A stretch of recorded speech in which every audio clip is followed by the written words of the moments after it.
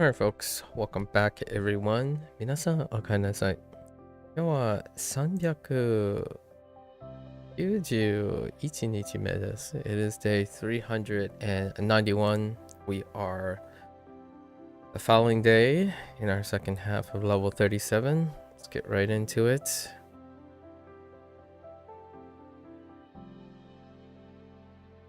Check out our new stuff. 戦う。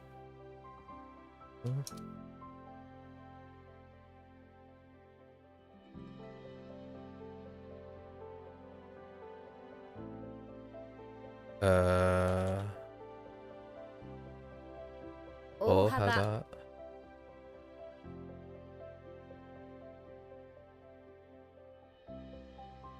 枠。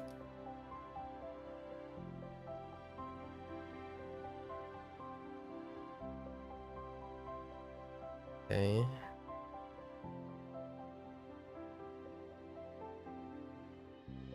Easy.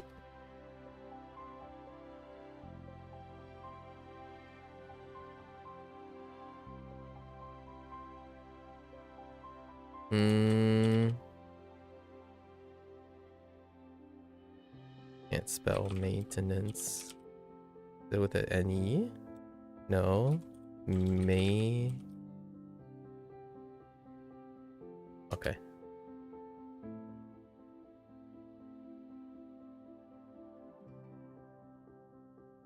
Nope. Tama. Nada. Nada.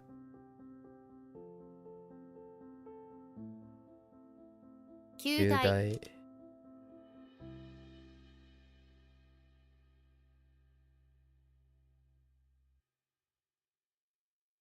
Yeah.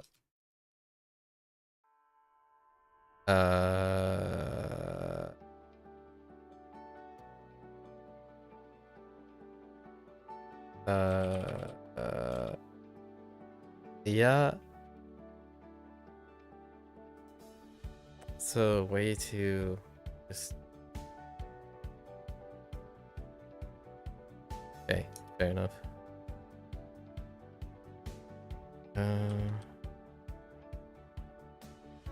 Nope.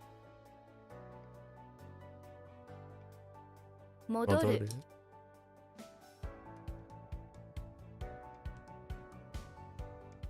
承諾。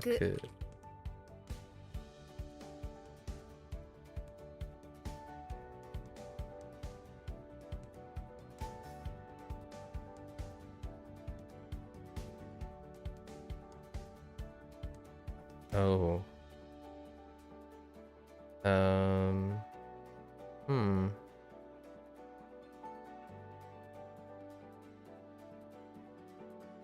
They look at face. Oh, I really thought it was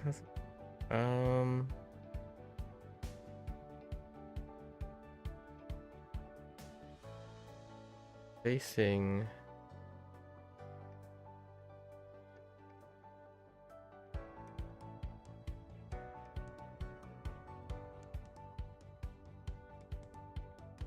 Oh, the Nozomu.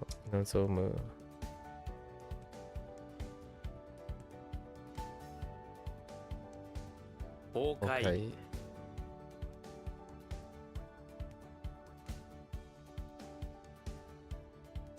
Nope.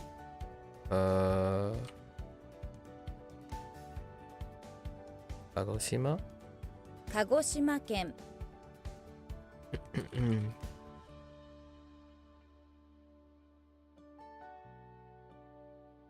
Ison. Or Ison.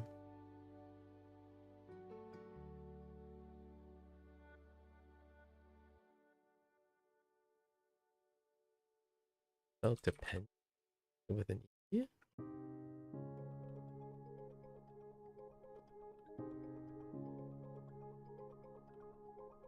One. Okay. 戦闘。募金 Bokin.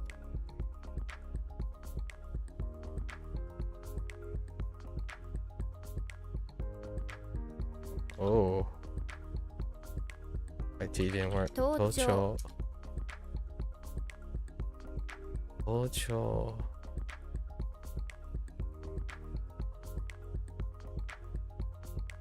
ケーキ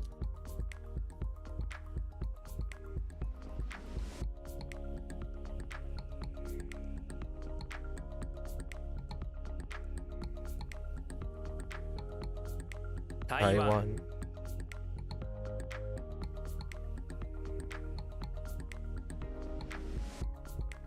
Oops.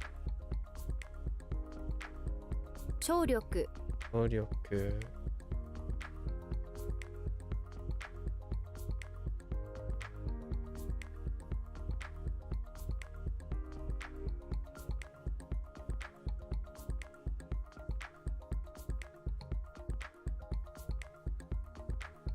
大将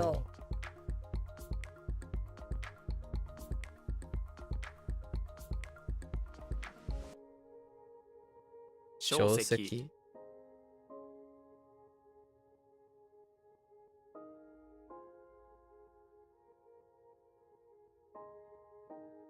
参加者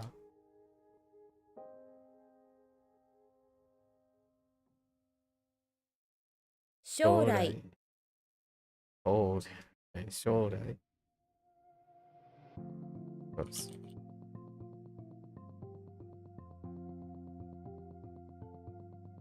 漁師漁師うん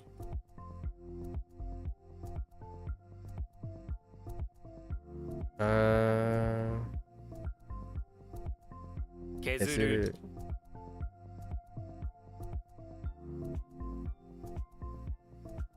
炒める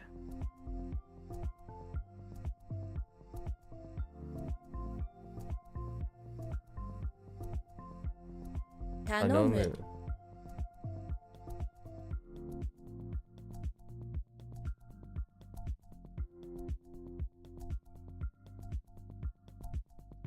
Oops. 復復旧旧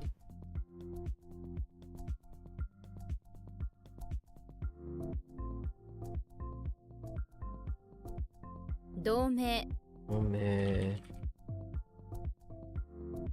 バカ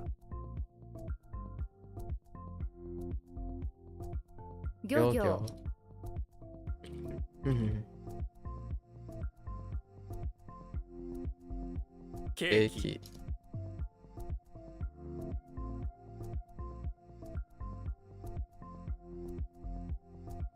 キ医療医療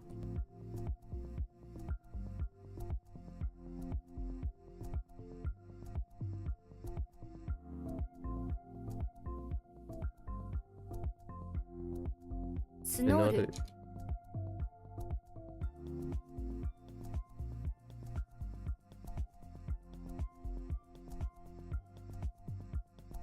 Hmm. To appeal for something.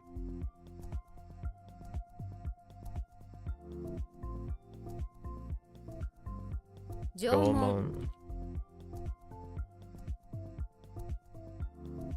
文。継承継承。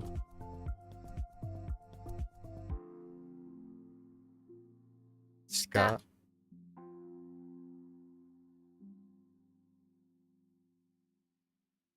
核兵器。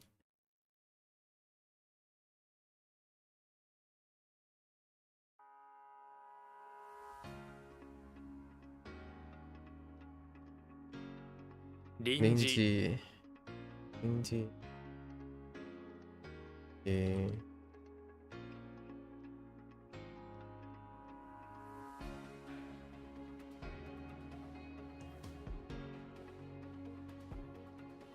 聞く聞く。一般。一般。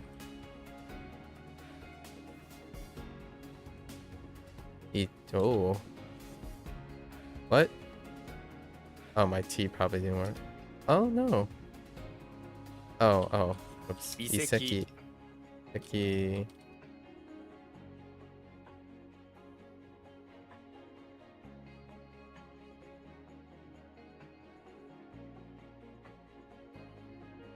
Okay.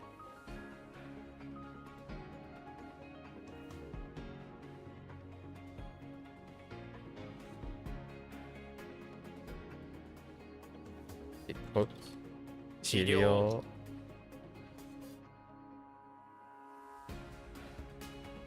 投投資資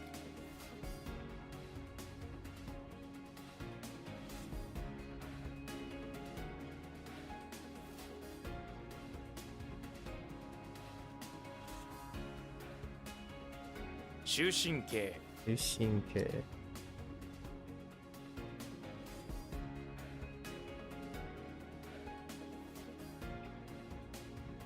学費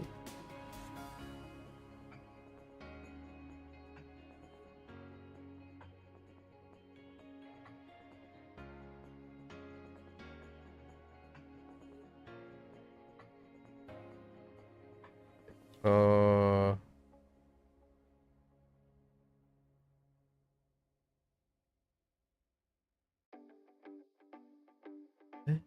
Wait.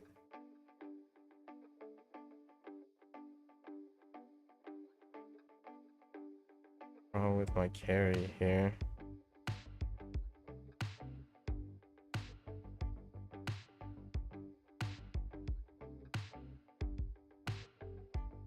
連名 Renne.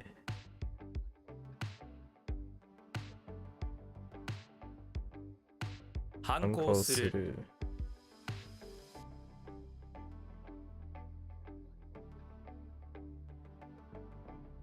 幅 幅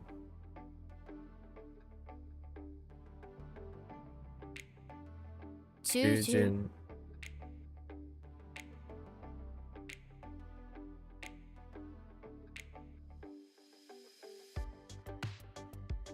超超音波音波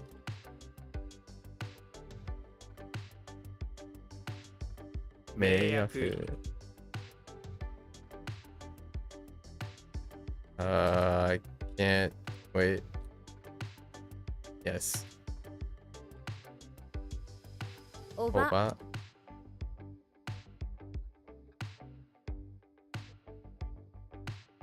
Another profile. Doing pretty well. I have a late day yesterday. How are you doing? What's up? How's your weekend going so far?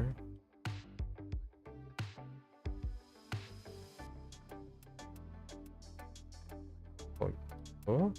Oh, 及 yobu. ぶ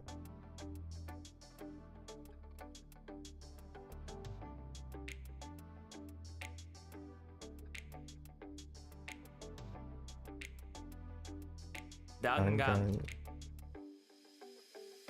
Gangan.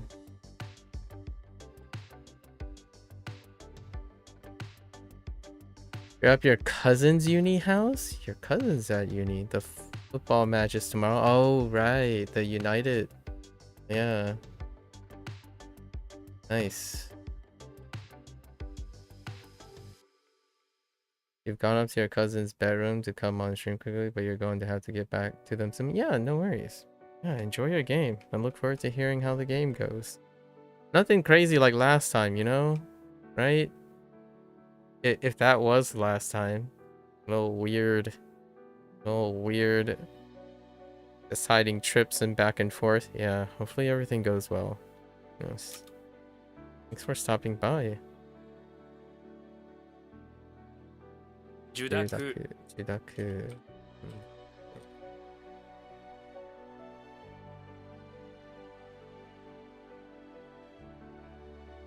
交代 Koichi. Getting robbed at knife point last time. He came out was less than ideal. Yeah, hopefully that.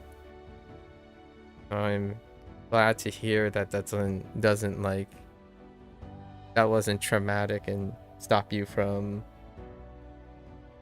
doing stuff like that.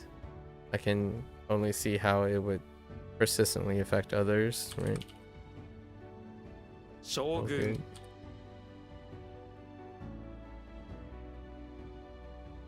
刑刑務務所所。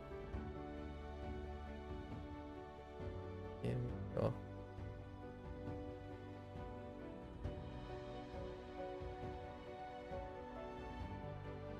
Thanks. Thank Guybrush. I'll keep on trucking. Yeah, you did get over it fairly quickly, which was good. Yeah. Hopefully, you had time to process it too, right? 生命 You got any pepper spray on you? I'm kidding, of course. Well, I mean, it's always a fun excuse to get into some disciplinary martial arts or something for fun, you know? 旧 You 姓 say for that extra fitness and discipline and body awareness. I got into Taekwondo, but it wasn't for that reason. However, last time you were up here, you tried to get an Uber to the grounds, but the Uber driver said he was scared as apparently it's a dodgy area around there. Well, that checks out. You're also using WaniKani, and you got a subscription for Bunpro today? Solid. We're boom pals now. We're WaniKin and Boom Pals. Nice. Sorry, I just came up with that on the spot. It kind of sounds cringy now that I think about it. But yeah, WaniKins and Boom Pals. I look forward to hearing your ups and downs and your discussions about WaniKani and Bunpro. I think this is kind of a cute name. I didn't see this being used, but Wanikins and Boom Pals sound cute enough. Wani Buddies. Oh, Wani Buddies sound good. I like it. Oh yeah. Alright, we're definitely, yeah, because it has the N rhymes. Oh, Wani Buddies. Oh, that's good. Oh, we'll have to take that. Wani Buddies. Yes, Wani Buddies. And then Boon only has one syllable. So I mean Boom Buds. Boom Buds are pretty good too. Boom Buds. Wani Buddies and Boom Buds. It's so good. Alright. Yeah. Feel free to come. Boom Buds? Yeah, Boom Buds. There we go. Sounds like boom boxes. You had trained MMA. An incredible thing that you've experienced with your coach for a bit is someone that is actually in UFC. That's a funny coincidence because or not a coincidence, but I had a similar experience with it when I was 21. I went to New Zealand, right? That's whole study abroad thing, or 20 to 21. And during that time, college is when I practiced Taekwondo, and I wanted something to do there, so to keep up with like physical things. So I enrolled in a semester thing in a kickboxing, and that kickboxing instructor turned out to participate in Muay Thai kickboxing. The reason that came up is because when he was instructing, one of the days he came to a class, or it's like a extracurricular thing for like college students. He came back and his one of his eyes are a little, like bruised and stuff. It's like, oh, so he does actually. That's kind of when you know, like, oh, okay, so they do compete in something. Is he a known fighter? If so, what's his name? I have no idea. That's the problem. I have no idea what his name is. Those days. It's those adolescent days where I'm less attentive to people's stories. Also, you asked your cousin's housemate who you're meeting for the first time if they watch anime. They just called you a... Oh, boy. Still have those casual words, huh?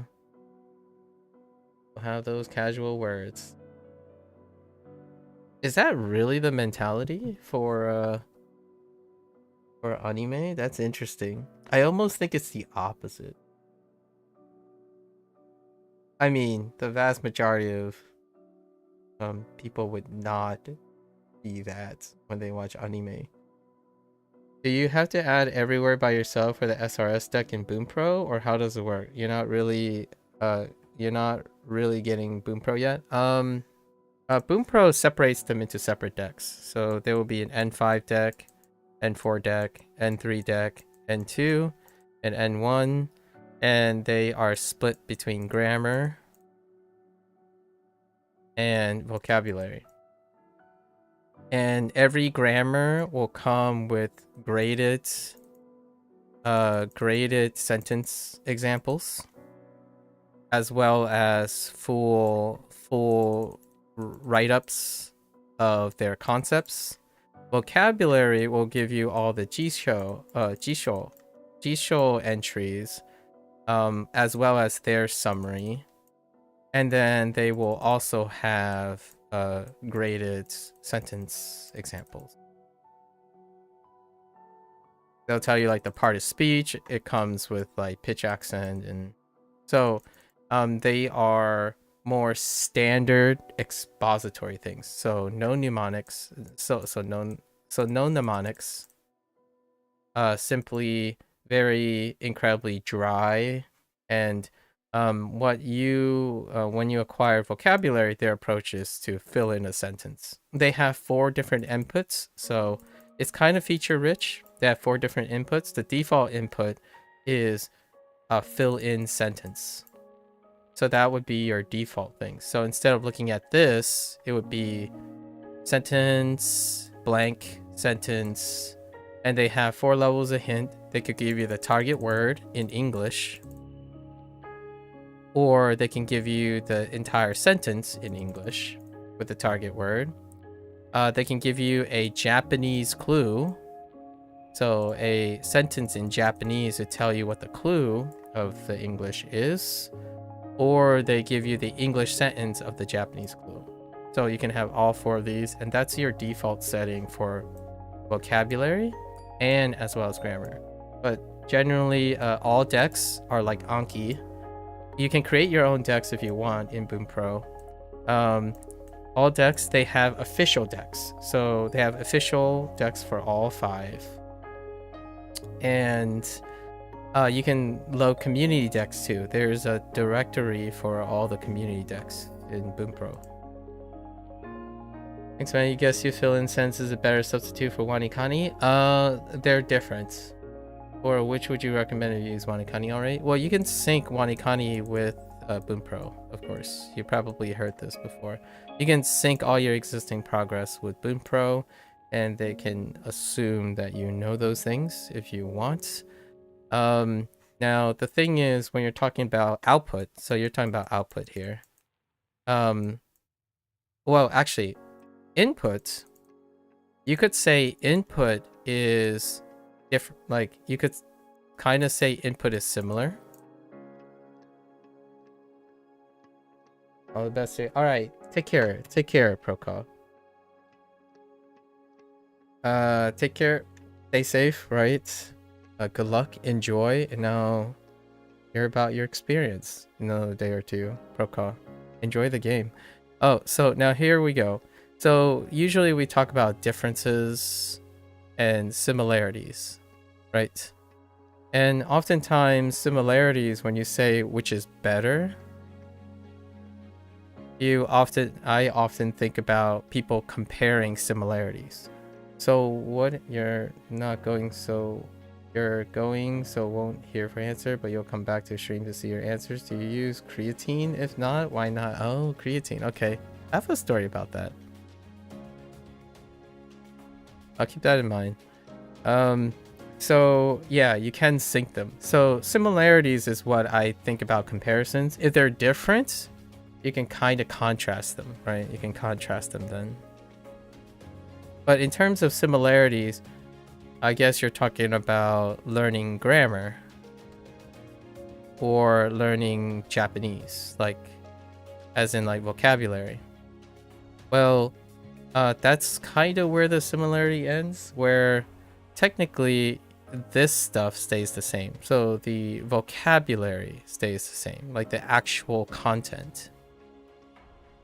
However, actually we can't use grammar because grammar doesn't exist on WaniKani, for example. They do talk about nuances of use, but here's where the differences are. So grammar is strictly different between them. So neither of them are better or worse, because differences, you can't compare which one's better. Bunpro just happens to have grammar and WaniKani does not. Now, what else is different? WaniKani explores radicals and they discuss character recognition. And that's different. This is WaniKani's thing. So they are not comparable in that way. So the vast majority of your time that you're using is looking at radicals, like you know this as death, this is lantern, this is saber, right? And then you have a mnemonic about just death and just saber, and then you can combine them to create the vocabulary. That doesn't exist in Bunpro. So no Bunpro thing. So the majority of the time you're spending in WaniKani is recognizing radicals and characters, which is something you do not do in Bunpro. Another thing that's different is Bunpro gives you explicit information, so they're non-mnemonic based. So it's kind of like reading the dictionary. They read the dictionary, and the similarities between them when it comes to, this is talking about the vocabulary. The similarities is they both have example sentences. So that part, they kind of do a little bit different here. Bunpro gives you, like, they grade it based on like curriculum. So they will have like basic sentences into complex sentences.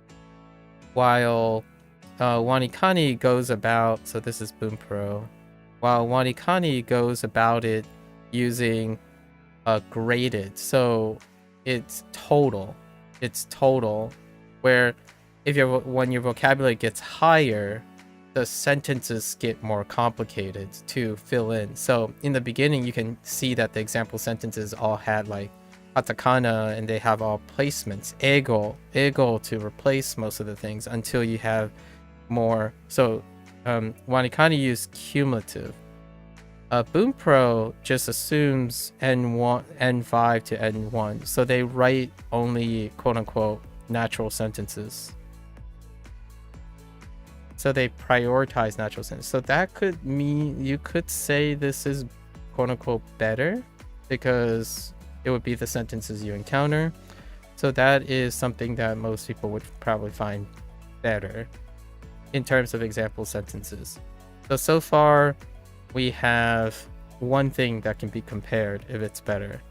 If you don't read the example sentences in WaniKani, which a lot of people don't because their focus is radicals and characters, then this is kind of like a small difference. So far everything is on the different side. And now here's another one. The big point here is in Bunpro, they're asking you to go from English to Japanese. WaniKani asks you to go from Japanese to English. And that will be quite a big deal. This is the bulk of it. So this is one of the biggest differences. The reason why I believe that they don't overlap. So nearly most of the process by default is that when you see this, right, you don't actually see this, right? If I obscure this, and this part disappears. Your task in Bunpro is to know what that is. So they might give you an English word, actually. So I don't even know what. So they'll write an English word down here for like death penalty. And then this will disappear. So you might be thinking, well, isn't that the same? You're just connecting English to Japanese. But try doing that a little bit, like every once in a while. Try doing the reverse. There is also KaniWani. Someone made a site called KaniWani, which is to do the reverse process. And you'll probably find that outputting in the reverse direction, in my opinion, is a little bit more like speaking. Like eventually when you need to speak and write, this will be really hard. So this part means that Bunpro and WaniKani, when you do both of them, they're going to feel really different, because going from English and then finding a Japanese word for it is it's going to be difficult at first because you haven't done it, but it will be very different really, because you spent a lot of in WaniKani. If you spend a lot of time in WaniKani, what you're typically looking at is you're looking at a Japanese word and then you're answering in English, and the read and English. It's kind of the reverse for Bunpro. Thanks a lot for taking time to... Why does my WaniKani... Oh, this is a script. So if you want to add these scripts, I can quickly show you.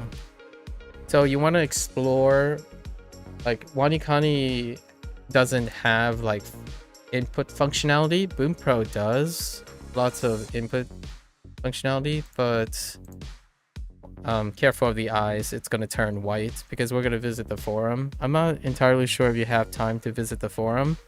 You're going to get blasted here, so careful. White alert. So in here, when you're at the forums, there's a place called API and third-party apps. Third-party apps. This is where there's a collection of user-based things, so not officially released by WaniKani, the WaniKani team, but here you can start here, where at the very top there's a existing collection in this forum of things you can do to add to your WaniKani thing, and one of them is to add context sentences. It does say caution, some of these are out of date as well, but generally speaking, most of them, when you click on them and you go to the actual thread about them, they are being updated by the community, the WaniKani community as a whole. So you can go explore how to edit your things. And I don't quite remember, maybe I can control find context sentence. Yeah, I think it's this one. Hang on, there are other entries. Nope, that's not it. That's not it. That's not it. I don't know if it's this one. So there are two. I'm pretty sure it's... Oh no, it's not this one. It's one of these. So you'll probably have to look through, and you can just control F for your keywords. That's also the reason why my, like for example, that's also why like my WaniKani looks like this. The color and stuff looks like this is because of scripts. So you might want to explore. I don't want to unpack like all of that, but if you have time, you can explore how to make your WaniKani experience a little bit different for whatever you need. I can tell you that Bunpro will have all of these and more in terms of features. Anyways, hopefully that helps. I keep the context sentence below if I run into like a brick wall here.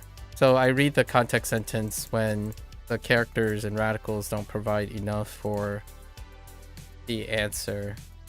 And in Bunpro, I do the opposite. I read the sentence to find the answer. So that's how I'm like complementing. So for the most part, if you're concerned or worried, in my opinion, about reading sentences in order to find an answer, and you're already interested in Bunpro, you're going to naturally do that. You're gonna have like, it's very difficult to not read the Japanese sentence unless you rely on translations, right? Regardless, you'll have to process sentences in order to find an answer in Bunpro. So that's why I would say WaniKani and Bunpro are not necessarily substitutes for each other. They complement each other. One forces you to go through a different routine involving different contexts. So you have to look at the sentence first. Sentence first, then the word that you need to fill in. And Bunpro does have others. It does have flashcard systems. So it can do this technically. Its default is to use a sentence thing. And then obviously WaniKani only has one input method, which is to look at cards, and it largely sidelines sentences. Yeah, Bunpro also has only listening. I haven't used them yet because it's only been 31 days or 30 days of Bunpro, and we haven't gone through it. Bunpro is incredibly feature rich. So despite like the vast majority of WaniKani's info and resource is mnemonics. We'll look forward to using both. Do you use any other apps for Japanese, and are you seriously learning Chinese, or are you learning Hanzi to improve reading kanji? I know more Chinese than I know Japanese. And yes, I am seriously learning Chinese. Like my parents are Chinese, so I know more Chinese than I know Japanese, even after all of this. I was illiterate in Chinese, so I need to learn how to read Hanzi. However, if you're saying if I'm learning Hanzi to improve reading kanji, it does improve reading kanji. Like without a doubt in my mind, it improves reading kanji. But that's an extra step. It's part of the whole point of learning Japanese and Chinese together, that they complement each other as well. So like xi xing, xie xing, right? It's still a corporal punishment or death punishment. It's still death punishment. Most of the formal terms later in Japanese, formal terms and public terms tend to coincide with Hanzi most of the time. And then Bunpro will fill in a lot of the other stuff with grammar and whatnot, because that's where kana and conjugation comes in. Similar to you, you were illiterate in Persian, but you learned it later on. Of course, it's not as hard as Hanzi though. It's different. I think Persian is. Here's my quick hot take. Hot take here. This is fairly hot. Things are hard. The hardest things in life are the things you choose not to learn. So, for myself, Persian is the hardest thing. It's so much harder than Chinese and Japanese because I haven't chosen to learn them in my life, right?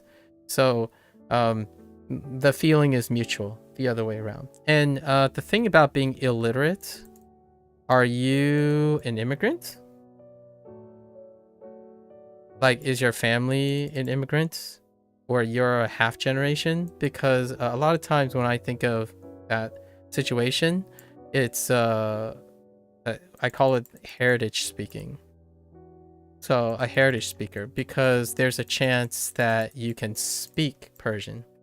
Oh, you were born in Iran, raised in Germany. I see.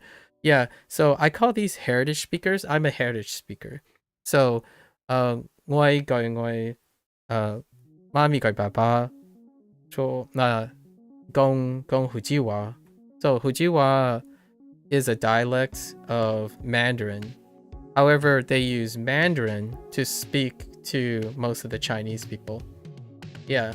So, and it's very common that the immigrant family, the first generation, you can speak and technically understand the language because of oral immersion. And then later in life, like when you get older, there's always a curiosity to become literate. But a lot of people choose not to. Like I'm from the United States because I speak American English, right? And lots of Chinese immigrants, Chinese Americans do not. They choose to not chase literacy, but they continue to speak to their parents in their dialect or in Mandarin. Yeah, my spoken Mandarin is kind of weak as well. However, it doesn't stop me from being able to respond.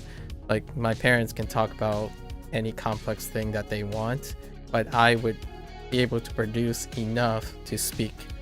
So, but most of the time they don't teach how to read, so I have to learn how to read. And it's been a while.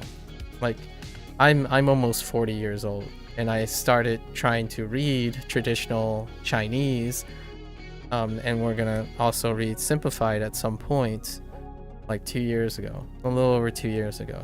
So it's been a long time coming. So yeah, usually that's what I would call them. I think this is a good word, like a good phrase, a heritage speaker. Whenever someone says, "Oh yeah, I'm illiterate," it's almost generally imply that you speak the language and that your parents are probably the immigrants, which is a really common phenomenon when it comes to that. Persian, huh? May I ask, is there a way to learn how to read Persian? Like, I don't actually know what I know that some people mentioned. Actually, you might be the second person that talked about Persian in Germany. And I'm gonna be like honest with you, like Germany is nearly the most common place that, even though like I've been streaming for some time now, it's really the most common place that I meet people that are multicultural. They're multicultural where their parents are the immigrants, and it's usually the most common place that I meet language learners. Yeah, like, how is written Persian a thing? I'm not even sure how Persian works. For the record, the dialect that me and my parents speak, it is, the written thing is like not taught, so it's very difficult to know what goes with what. And the quickest way I can do it is like know the Mandarin meaning, and then just see if a sound lines up between Fujianese and Mandarin, which is not that great. They're unintelligible to each other, so you could kind of say that technically I'm studying Chinese, but it's kind of Chinese adjacent from my mother tongue. Well, you guess you could start Duolingo Arabic because you use the same script. Oh, they use the same script. Okay, Persian has a few letters more. Once you read, you can easily switch. Oh, that's interesting. Since Persian is an Indo-Germanic language, the grammar is quite easy for English speakers. Oh, I see.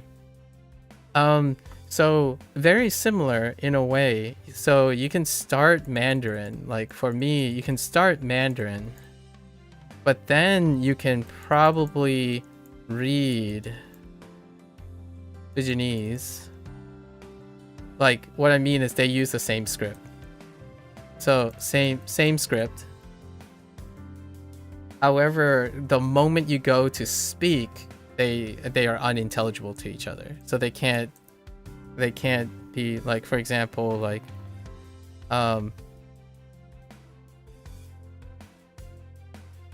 Like for example, sure. This would be the most simple, like hanasu, right? Hanasu, to talk. Hanasu, sure, is gong. Gong is Fujianese for talk. Gong and sure are really far apart, but there is a chance that they use the same character. They use the same Hanzi. It's kind of like looking at kanji, right? And then you're like, okay, like this character is she, right? She, but it's si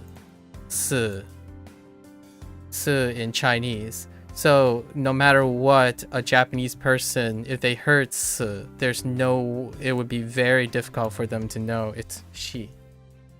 And that's kind of how Mandarin and Fujianese are related, where they use the same script, but the sounds are so far apart that they can't understand each other anymore, which is interesting. Is it the same thing with Taiwanese and Japanese, because both use the old school kanjis, right? Yeah, it's the same. Yep. And Japanese, I don't know if you're gonna be interested in Hanzi, but Japanese overlaps with traditional more than simplified. But really, it's because simplified is only like a small number. It's like a 20% of traditional.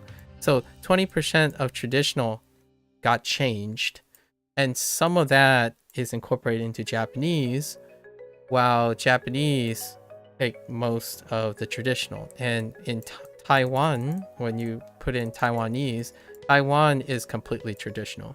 So anything like Taiwan, actually, I'm not sure outside of Taiwan now that I think about it. Taiwan is the guaranteed place for traditional Chinese.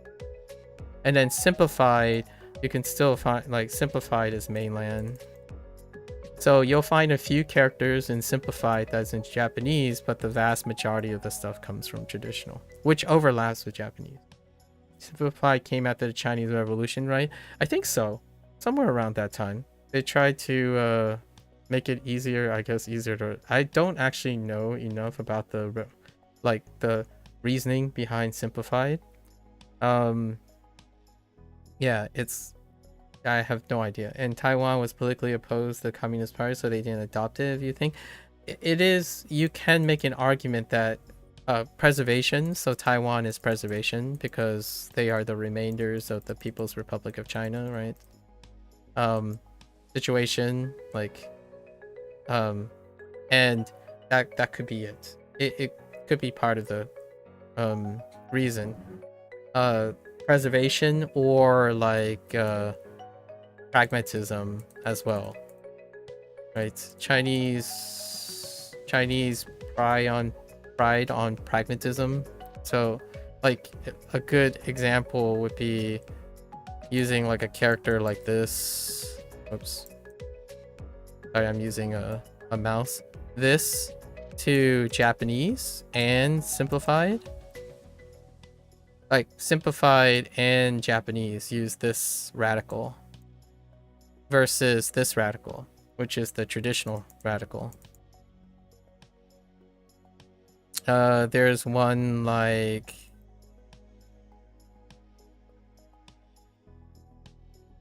I don't know what. I've been working on traditional. I don't know what this counterpart is anymore. I think it's... I'm gonna guess it's something like this, maybe? So this like whole thing, which is dragon, I think it looks something like this. So the idea is there is a pragmatic reason why it's simplified, and Japanese don't adopt those either. So you might think of it as, well, there is a pragmatic reason. I'm trying to think of a more substantial example, but they do simplify things when you're writing. I don't mind it, honestly. Of course, it makes life much easier. You don't have to remember so many strokes, I guess. Yeah, I kind of like it because they're identifiable. So here's like, for example, Blaze, one of the people that I met, he recently went to Taiwan and then visited mainland China, but he studies Japanese. For example, this character is a simplified character, and Japanese does not adopt this. So Japan did not adopt this simplified character. So there are examples of simplified characters that they did not adopt. And when I think, since I learned traditional and Japanese so far, I have no idea what this is. Like, I don't know what this is. Because there's all the characters have something here. There's something here that is supposed to be there, and I don't know what it is. So this character, I have no idea when they use this character. Like, it's unclear. So when you simplify things, you also have less details. And less details mean that, like most things, like English, when you say, I do this, you're like, how do you do it? What do you do it? You need more details to know what it is. So simplification also means generalization, and generalization requires more context. So if you're like WaniKani and you're trying to explore characters, it's more difficult if you only have this as an information.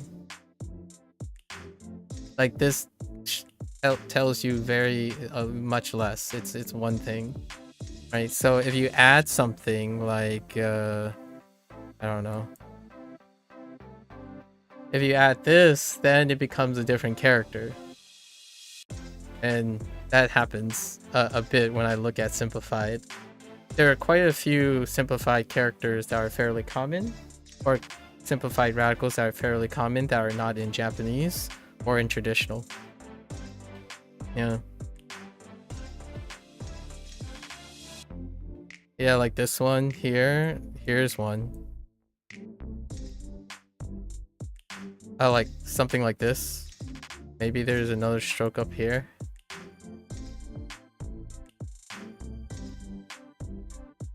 Like, I don't know what this is.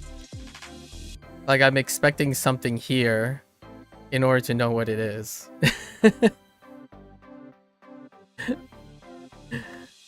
So those are some fun examples.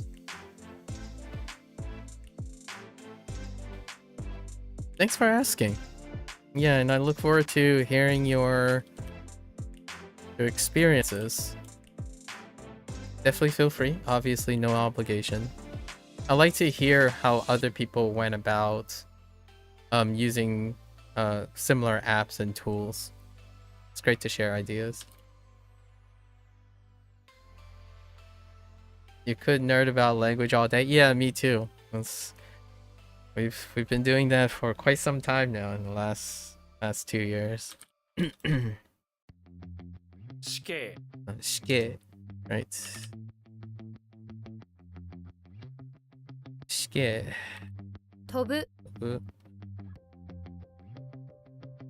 How long have you been interested in Japanese? Like, what have you been doing up to this point about Japanese? 昭和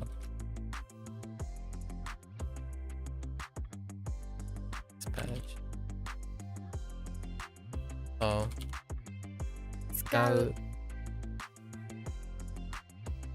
Or it's not to use.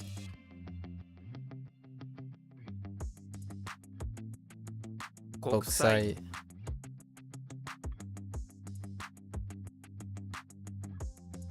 Ruishin. Ruishin.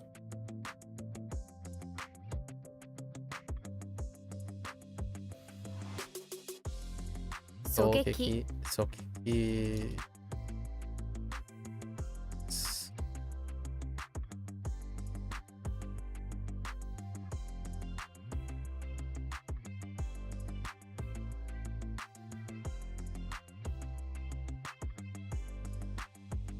削除 削除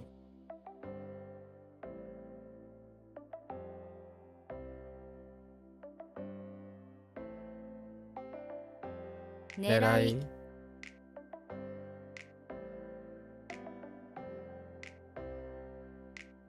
維新 維新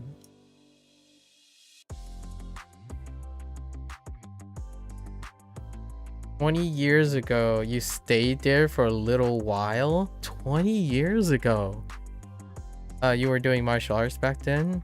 Interesting.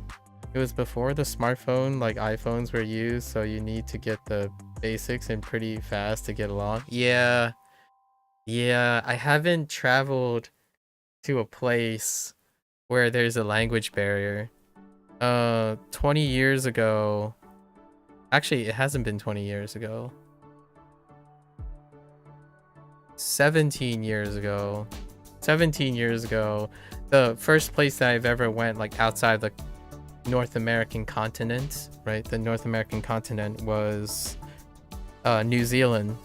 So we were adjusting to British English, Kiwi, and Australian.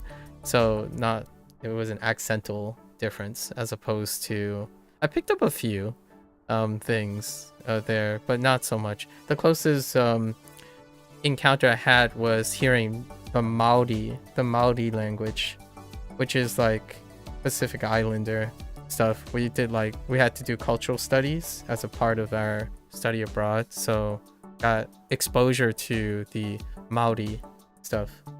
Back then you just learn with textbooks, hiragana and katakana, but it was always on and off, and you did a lot of shadowing with audiobooks and so on because you don't like to go to classes. Oh, that's fair.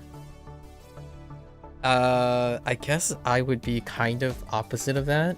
I'm incredibly traditionally trained, so I was part of liberal arts. I'm a traditional liberal arts formal education baby, and now I'm like postdoctoral liberal arts education. So whenever it comes to finding ways to work things, we do cross analyses and comparative things. I spent most of my life in science, so we did molecular biology for the most part.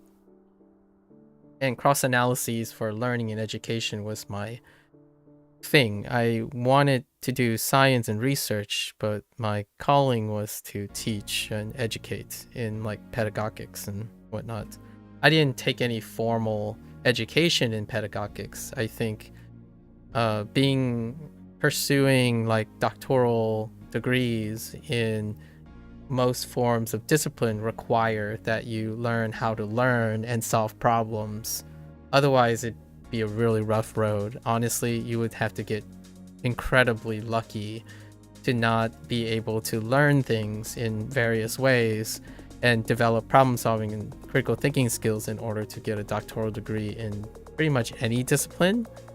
I say that with a grain of salt because the internet, the post-internet age has kind of changed that landscape. People can claim to be a lot of things without necessarily being vetted for specific certifications. So like for myself, when I'm talking about language learning, I would give you the disclaimer that I am not someone who studied linguistics. I did not study linguistics, nor did I study pedagogics. So I'm not a professionally trained person who understands the principles of teaching and education. Teaching and education was a byproduct, or a kind of, it was an obligation. It was a requirement for research in order for the universities in the United States to fund. It has a deliberate system, but in order to keep the schools running and whatnot, and your stipend and stuff, you are also required to teach. However, while my colleagues might not necessarily like that part, I enjoyed that part arguably more than my marriage to science at the time. So at the time, I had two things that kind of just consumed my life. the act of passing on information and figuring out how to get people to learn things in their own distinctive way they require, and the pursuit of knowledge that is new, right? The pursuit of new knowledge. Now you're trying to learn again, this time with WaniKani and hopefully Bunpro. Nice, nice. Were you aware that WaniKani was around 11 years ago? I think Bunpro is turning 6 or 7 or something like that. It's interesting that... May I ask how you came across WaniKani and Bunpro now? They have been around for quite some time. They're kind of on the older side nowadays. Migaku is a younger one on the block. So most of the kiddos these days are talking about Migaku.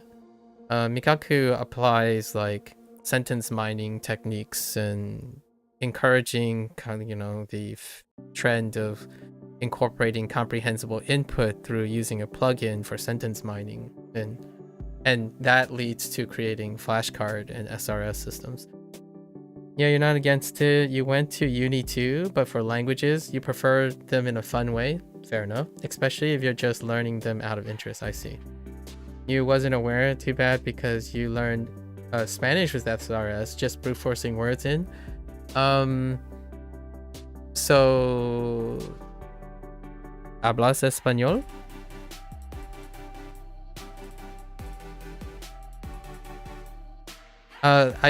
I learned Spanish too in the beginning. I still need to make time on catching up with my Spanish. My Spanish was around like B1, B2. ¿Tú también? Sí. Claro. You know, I live in the United States, so it's kind of difficult to get by without encountering Spanish, but more like Mexicano, right? Mexicano, Hispanic. The area I'm from in the United States is largely Dominican Spanish. Ay, qué lindo. Interesting. ¿Y? ¿Qué? Like, Q? That's interesting. Vaya. Oh, that's European. Okay. Dominicans have the weirdest dialect. Yeah, I'm around the northeast region of the northeast region of the United States. A lot of Dominican Spanish. You were there last year and you almost didn't understand anything. It's almost sounded African. Oh, yeah. I can kind of see that, honestly.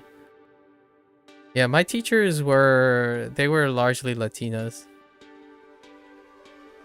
I think it sounds softer. I think a lot of times it sounds softer, but it does have that Americanized softness to it. So it's related to Japanese. I mean, Spanish kind of nicely complements the sounds of Japanese. So if I had anything to incorporate Spanish, like I had an example yesterday, recently, like comida. Like comida is, it's very hard to not try to think of a Japanese word that matches comida. Or I guess you can heiban and say comida. Like comida, what does comida mean? Let's see if there is a Japanese word that lines up with comida. Not particularly. Or oh no, maybe comido? We have a comidori. That's kind of interesting. Well, I don't know if you find that interesting if you're doing Spanish. I like to think about Spanish when I'm listening to Japanese. I still have yet to review all the stuff. Like, I have to review up to like B1, B2, which I kind of try to start doing. However, my workload is too high. So you brute force WaniKani exactly your type of learning. That's fair. That's fair. I have not learned this way. Babbel helped you a lot too. Back in the day. Oh yeah. Back in the day when I learned Spanish in high school. Then I went to college and also took Spanish as one of my general education requirements. And back then it was textbooks, and we had textbooks from Madrid. So Madrid's textbook, whenever we had to listen to like the CD things, it was very difficult because they had like a heavy Catalan accent to them as well. So our teacher was Latina. That was like the accessible books back then. So, you know, the CDs wedged into the optical disc, wedged into the Spanish books, and you just read the Spanish book and then do things in class. That was largely it. Nowadays, my Spanish is the way of heritage speaking again. Like, if someone speaks to me in Spanish, I'll respond in English or like broken Spanish.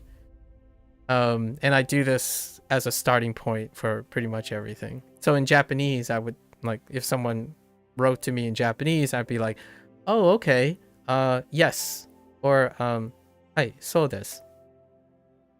You know, right? Sí, claro, claro. Right. Like, of course, mochiron desu. Right. Just buenos and I don't know, entiendo, right? Yo entiendo, yo entiendo, and wakarimashita and whatnot. Ryokai desu. Ryokai desu. I'm still really, like, I am not good with reading romaji, so you gotta lots of the common ones are pretty good, but man, romaji takes me for a loop. So is reading Chinese, when people write like their names, like someone would say, oh, how you pronounce this person's name, and they would write something like Xiaoling, and I'm like, or they would they would write this out, and I'm like, I have no idea how to pronounce that, because without pinyin, you don't know if it's Xiaoling. The most common one I can think about is like Xiaoling maybe, or maybe like Xiaoling, something like that.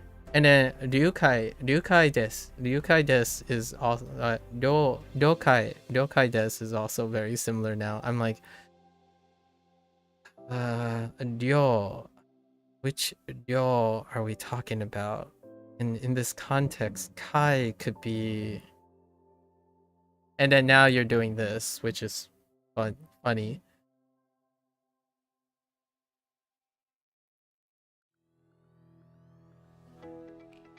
Yeah, I don't know if you started practicing that or not, where like you read people and they are like very used to seeing romaji. They're really good. Like, people who read romaji, I'm very impressed that they're able to do that without like the script. I don't know if you're into like coding, but it's like coding without syntax. Like someone would say like insert, or like, why can't computer language be like create object? And I'm like, what do you mean create object? Like, create, are you saying like create object perimeter, like per like that's kind of like, it's really hard to know, even though the words are there. Yeah, that's why we need kanji, because all those words sound the same. Yeah, basically. Yeah. And Hanzi is even more like people don't hear it as different, but there is a higher limitation as well. So homonyms, when it comes to like homonyms, like English has homonyms, but Japanese has more homonyms, and Chinese has even more homonyms. So it goes up. Like, so when it comes to hearing things, your mind kind of changes. I want to say this is cursory from my anecdotal. When it comes to English, it feels, we're gonna say like 30% of the time there's a homonym. So like if we set, let's just say if we set English to 100%, right? My feeling is that a lot of times Japanese is like 130%. More homonyms, and in Chinese it feels like it's like 60%. And these are just feelings, there's no like hard numbers. I'm just saying that it feels very often when I'm listening to Japanese, I'm like, oh, hey, that could be like 2 or 3 things a little bit. And then in Chinese, like everything sounds like shi shi shi shi ni shuo de shema. Like the homonyms just go up and up. So Hanzi has one pronunciation, largely. Yeah, one of the things that about the characters is that the characters, we're gonna say roughly 80% of them have one read. Now, because they have one read, that's why there are homonyms. If you know what I mean. Because they only have one read, homonyms happen. That's kind of like they're related together.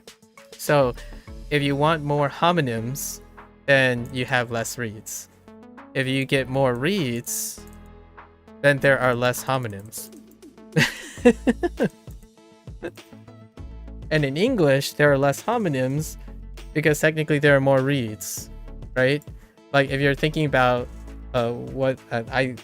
we can talk about this all day. I really do this all day. Like for example, right? We have could. Like great, that's could, and it does build around the vowels. The vowels greatly enriches the number of like the lack of or the extent of homonyms, in my opinion. So like you have could, right? And then you have should. And then you're thinking, all right, I'm good with this. That's not would. That's would. Like, wait a minute. The heck is going on here? Like, then this is definitely would. Yeah, but this is would too.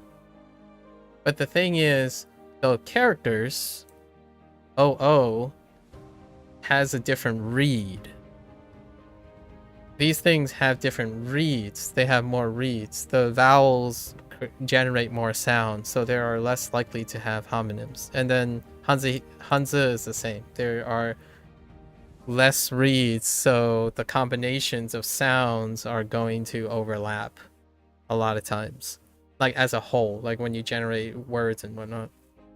Although it's not the greatest example, I think that's kind of how it works out. And there are other contributions, like here's one that I recently find really funny. This syllable, pu, is rare. I don't know, maybe there's something up with this, but like pu, and pu, there's like I think these two, like there's only like one of each after even learning, like I'm like around 4,000 characters, and I think there's only one of each. Actually, I don't even know if I have one of these.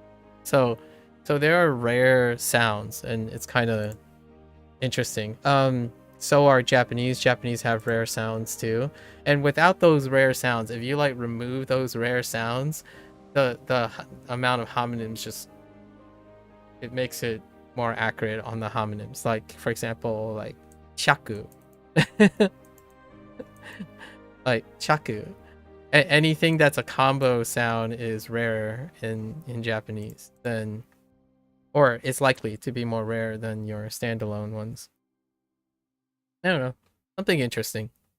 I stood so far, like the amount of things I know, obviously. This will probably change in the future.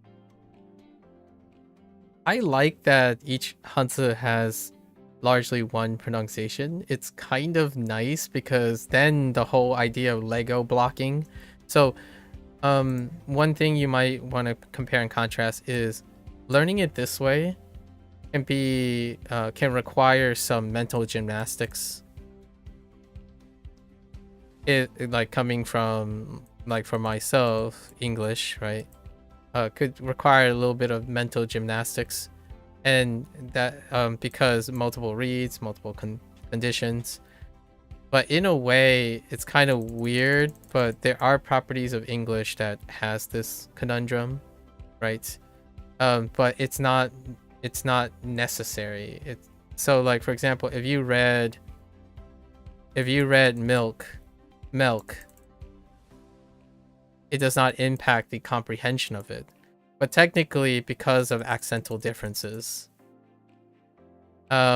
these do have different reads.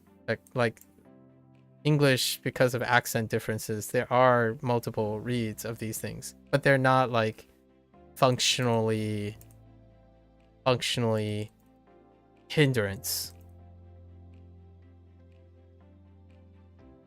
Like they don't hinder you from understanding it. So English is flexible in that way. But technically, if you're treating English the same way you're treating Japanese, when you say milk, one of these are wrong.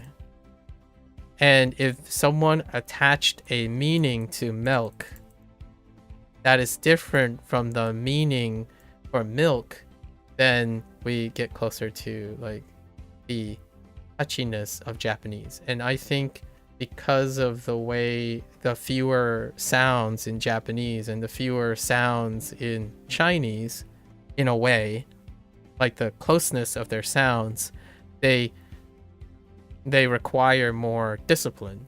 But I don't think it's like it's absent in English. English does have these things. They're just not functionally a hindrance. Kind of like pitch accent. Pitch accent is one thing. If you go to like a Chinese person, if you go to a Chinese person and say pitch accent is optional, for example, a Chinese person would be like, what are you talking about? Everything has a accent. Like everything has a pitch change. If you don't understand the pitch change, that's gonna be a problem, right? I wish I was better at this, but like for example, 人, right? 人 versus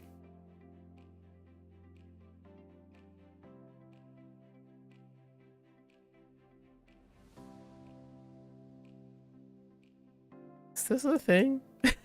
Oh, no, I don't have a good example. Hold up. I got one. No, I don't got one.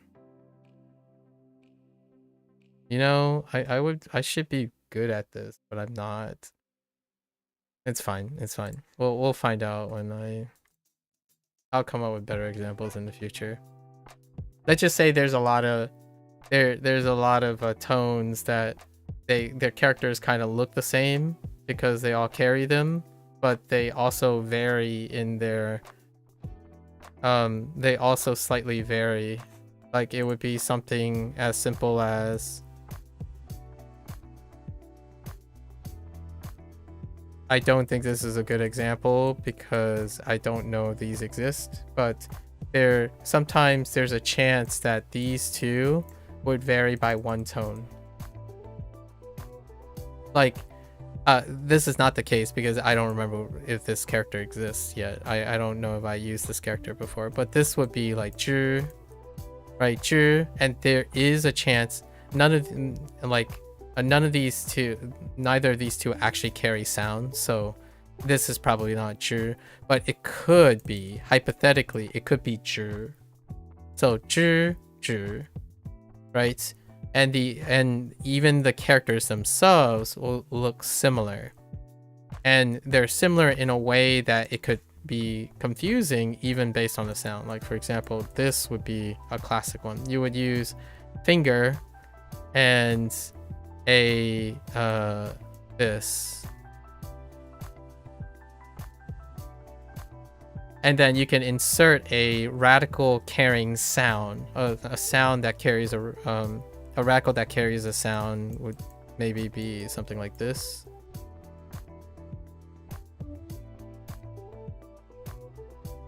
So then they would likely be the same, like it could be like bao, but you don't know if it's bao or any of the tones, like bao, bao, and both of these could vary by one, or they could be the same sound. They could end up being the same sound, which is a really fun game to be playing. You mean isn't that the reason that there are so many Chinese people that are pitch perfect musicians, or is it just a legend? Honestly, I would love to know that myself. There aren't too many Chinese people in the United States. They still represent less than 10% of them. But I can tell you that it is interesting, because when I think about, not in the United States, but when I think about myself, the first thing that often happens is that it's kind of a chicken or the egg question. Because one of the first cultural things is to play an instrument. And it has been often accepted since I was born that when you play an instrument, it helps with things like discipline and learning a skill and stuff. And yes, I was a musician, so I was a violinist. So I don't know which comes first. Maybe it is that. Maybe listening to the acuity of my parents' speech in order to understand it through audio. But for the most part, when I'm learning Japanese, you know, someone would tell me like, oh, you're an English speaker, so you're going to have problems with pitch accent. And my first thought is, what do you mean I'm going to have problems with pitch accent? I'm like, it's clearly that they're different. But the thing is, not only do I pay attention to music, but because my parents are Chinese, I have a high propensity already of playing an instrument. And listening to Chinese requires that you understand pitch changes in your voice. In fact, Fujianese actually has 7/8 tones. So Japanese, to my ears, have 3 tones, which is rise, fall, flat with a slight decline. Sometimes there are specials, and then there are a pseudo 4th tone, and pseudo 4th tone is the wobbly tone. So it's like, it kind of goes like this, which is very similar to the 4-tone system in Mandarin, which is these 4.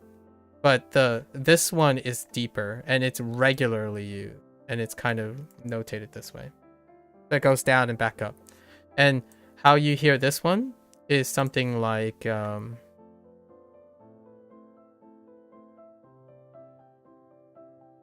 you hear this phrase, like like a verb in the te form, like mite, or like tabete mo ii. So ii. So when it becomes like a question or something. So it's a special one where I can hear that they modulate it. So like mo ii as opposed to mo ii, which you could still do the same thing. It's functionally the same. Moi, moi, like ka, right? Desu ka or desu ka. So when you're doing like desu ka, like going up, that's like closer to the tone 3 in Chinese. And then it just raises even higher so that you're always going up. But you can still hear those modulations when you're like a musician or you speak a tonal language. You can hear those because those things are different. Like, for example, another tone does exist. There's another pseudotone. There's two what I call like pseudotones. And pseudotones mean that it's not common. It's like rarer tones. And in Japanese, one of the tones is when you have the small t. So like, I don't know. We have like, mitte. This is kind of like a glottal stop. A glottal stop. And in Fujianese, it's represented by this. So that's one of the tones. Mitte. Or mitte. Like you stop and go. Mitte. Right? Like, I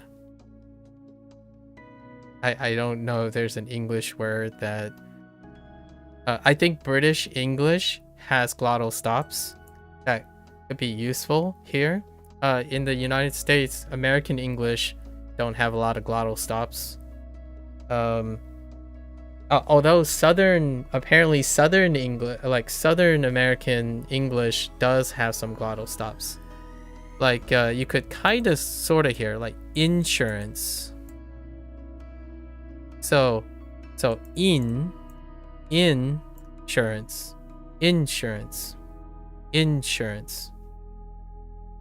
Or maybe something like when there's a double letter, something like this. It's not like it's not part of English. It's part of accent. So opportunity, right? So that stuff is pretty cool. According to Gemini, studies indicate a significantly higher prevalence of absolute pitch perfect among Mandarin speakers compared to non-tonal language speakers. Oh, that's interesting.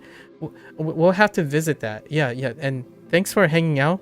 But on that thought, it would be very interesting if other tonal languages have a higher prevalence of pitch, like perfect pitch, or like pitch training, if you know what I mean. Like, because I actually think, before you go, like, I don't think, like, for example, you, Persian, German, right, are not capable of having perfect pitch. I think when it comes to pitch training, most people don't need pitch training. Like, they grew up without pitch training. So it's one of those things, like, when you think of pitch perfect, you think of a potential, right? A potential. But if you don't ever need it in your life, you're not operating at your potential. So when you speak a language that might require that, you might feel it. So in the future, when you're learning Japanese, you know, as a plug for Japanese, your pitch acuity might actually get better. Like what I mean is you reach higher your potential because you're listening to the pitch now. Maybe. Or pick up a guitar, right? I don't know if you like instruments. But anyways, it was a pleasure. It was a pleasure. I look forward to hearing from you every once in a while, maybe like some progress reports, or keep each other encouraged, right? Good luck, guy. Enjoy and sleep well. Yeah, it's definitely really late over there. Always a pleasure. All right, maybe I should, now I have to answer the creatine question. I'll save the creatine question for answer for pro call later. Creatine. No, creatine. Okay, let's go, let's get back. Esai wa ne? This is not quite. You're like carrying a potential. Wait. It's not quite opportunity.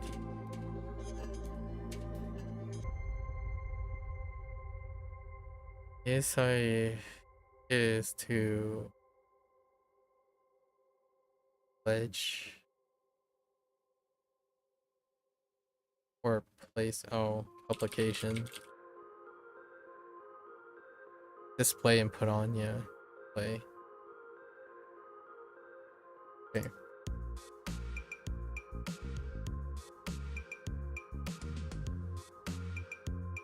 Hmm.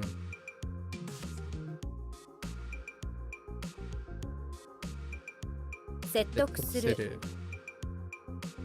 説得する。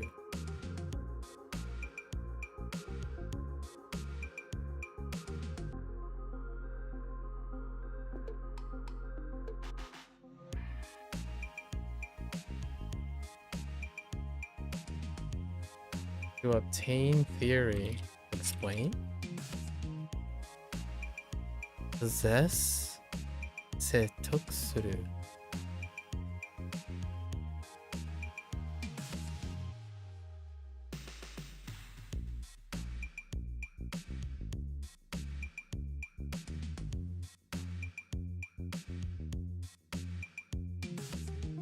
I feel like it. What? Huh. 説得する. Oh, wait. No, that's definitely theory. Obtain theory.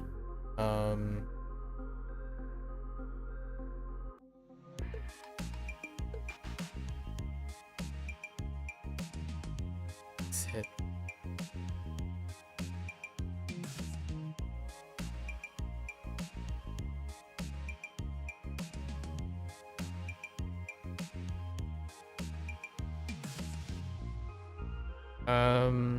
If it's not to understand or something, it's probably to persuade. Because you're helping them, yeah. It's the other way around. To convince. Oh, that's right, because setoku is persuasion. Which, can I go back to... Yeah, it's theory and acquire. It's... Setoku.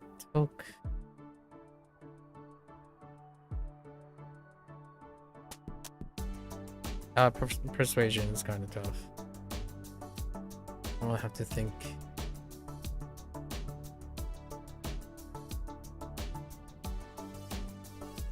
I mean, when you're persuading, it's kind of like a 50-50 at the moment for me to know if you're doing the acquisition or you're precipitating the acquisition. Like, are they talking about the speaker or the person they're doing? To persuade is talking about the person you're acting on, acquiring the theory, as opposed to you acquiring the theory, which means that it's to understand or to comprehend. That's gonna be an interesting obstacle in the future.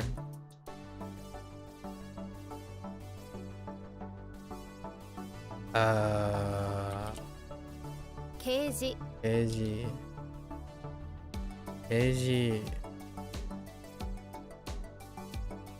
What? Display? Oh no. Display. Guess display, notice, or indicate. Okay. Which is still notice.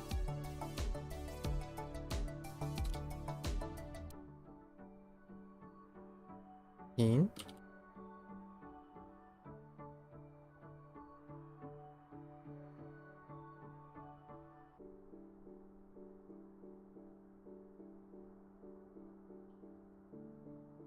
Oji.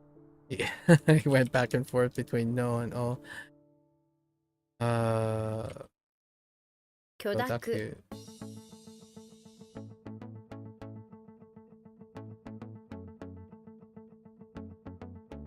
Luck? 積む変換香水、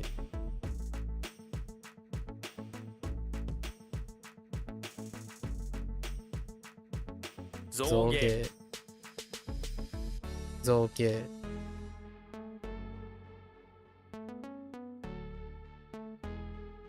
献献血、血、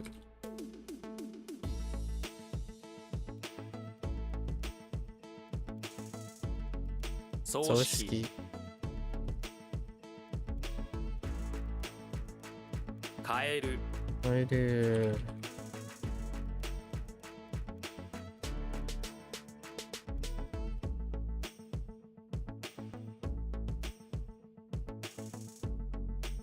継ぐ、継ぐ OK 継ぐ、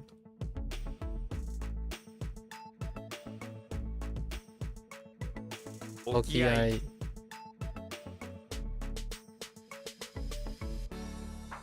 Oh boy. 舞、眉、眉、眉、眉、ね。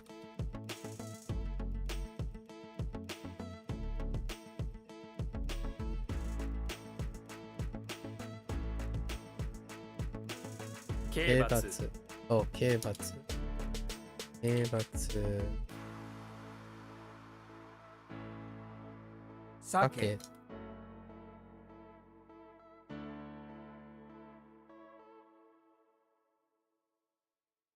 聴聴者者。聴者。聴者。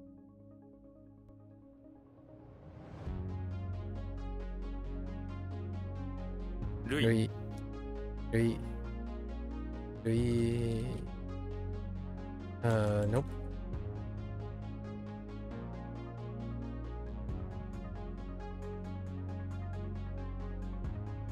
超自然的。超自然的。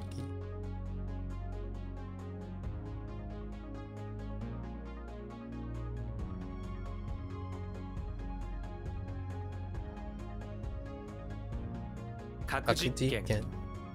核実験。ね。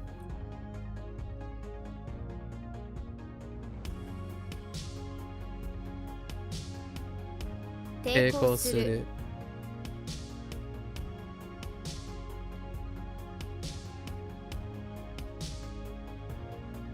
あと。あと。あと。あと。あと。A bit off? I'll have to look at that next. 換気換気。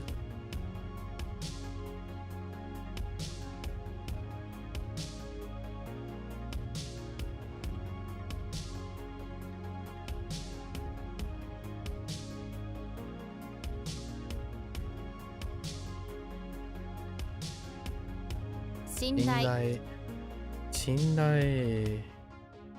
信頼は。Oh, no, wait.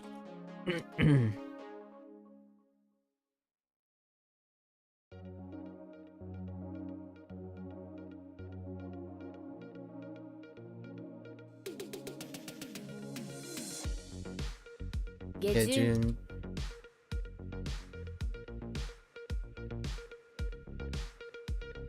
超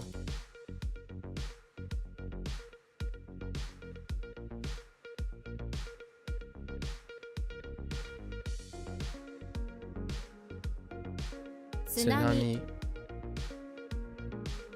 Oh man, my T button is going, man. 契約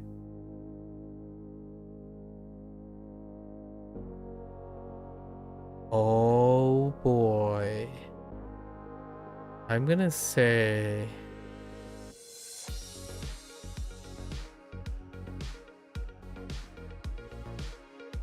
like chi. Oh no.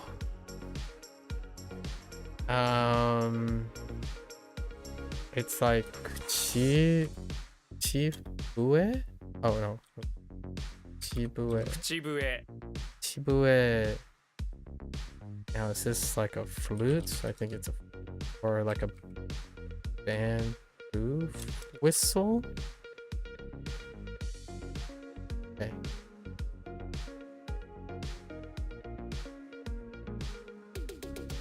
Boshu. Boshu.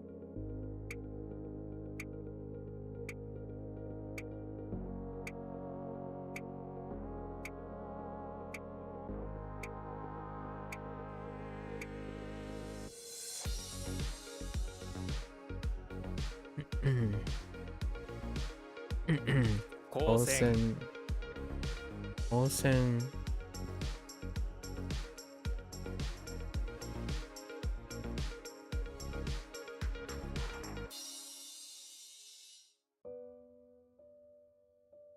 Shusho.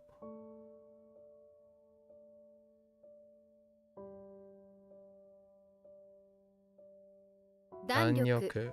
Oh, Danyoku. Man. Danyoku.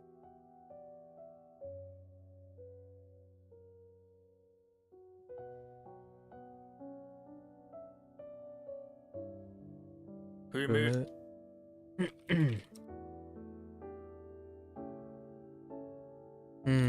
Kiba. Kiba. Dang it.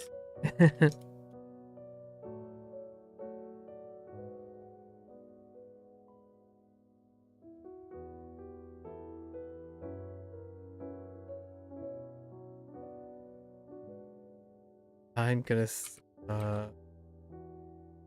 mazusu. No? No, kuzusu. 崩す Kuzusu.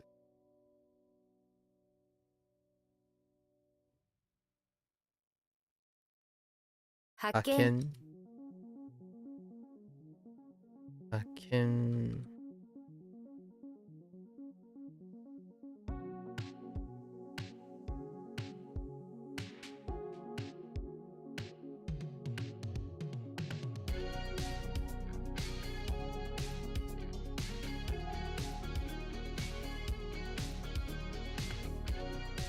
Keisatsu.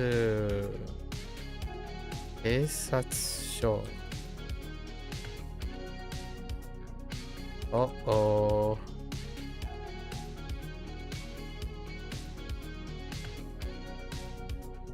あ、警察。警察官。警察官。警察官。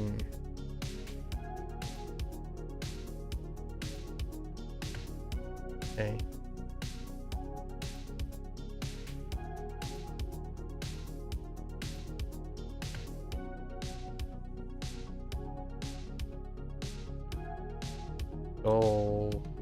Okay. Wait.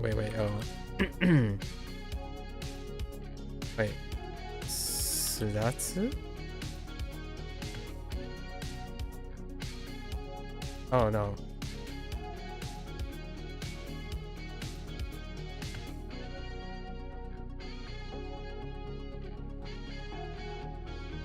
Oh no.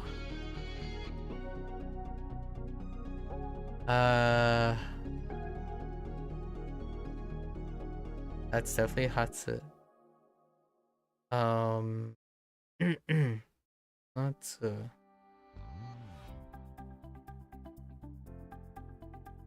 Oh no, it is. Probably Teihatsuru. No?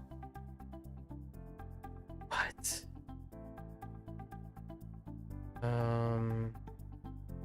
Unmask. Right? It's definitely unmask. Oh. 摘発する。発する。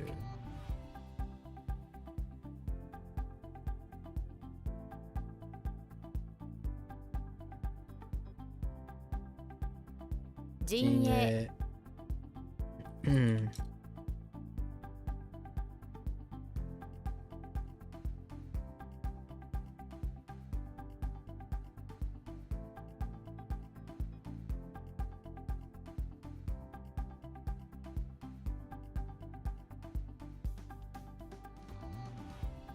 Kinu.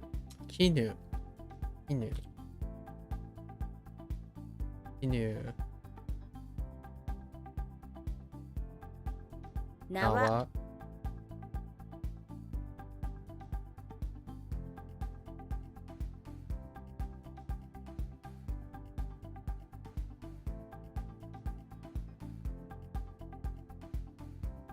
臨界 Binkai.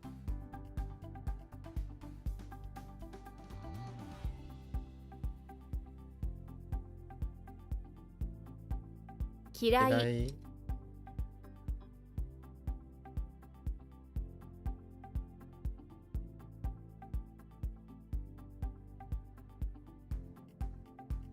Yes. Oh, whoops. My T didn't work. Oh, wait. Wait. What?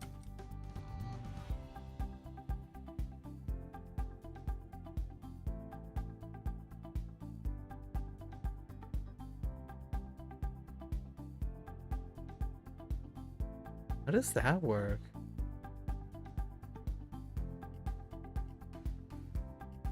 Taite. Oh, Taite does work. Huh.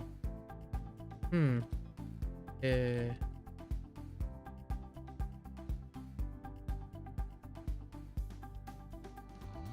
Or generally?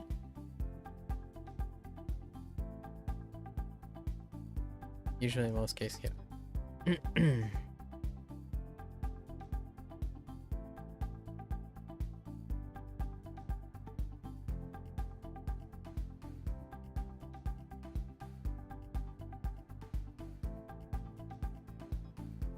Jōjun.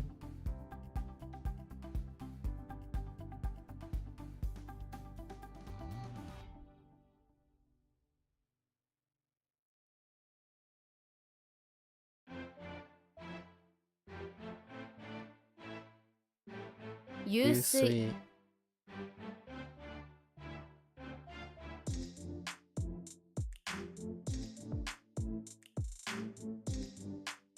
伸びる伸びる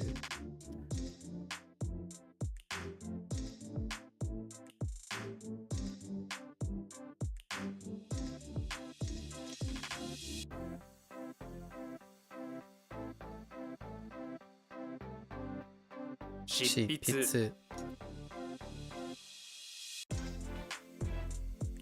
筆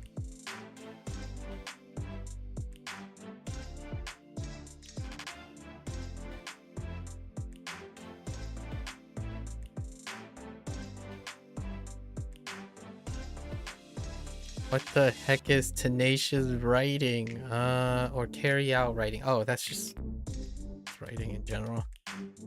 Okay. Yeah. Oh, well, specific writing. Writing. A kind of a piece of writing.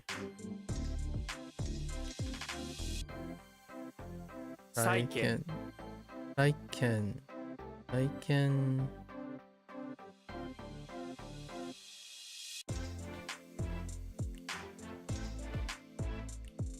Okay. Heck. Shin. Or shin.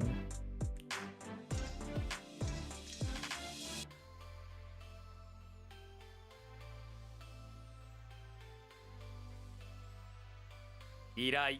Did I,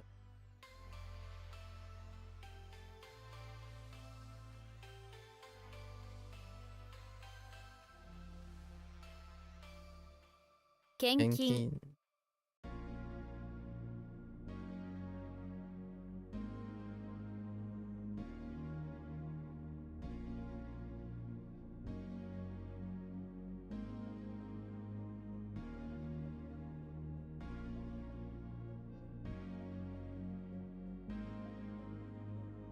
Hazumu Hazumu.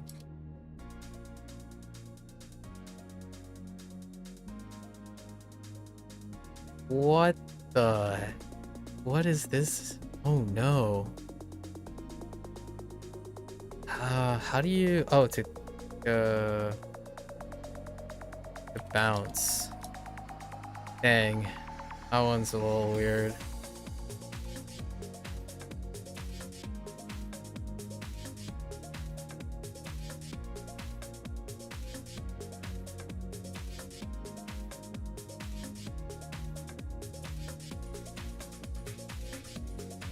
Carry out a favor.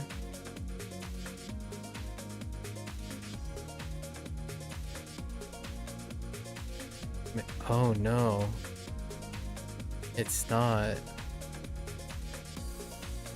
No, this is a pledge. Or no, display. Display what?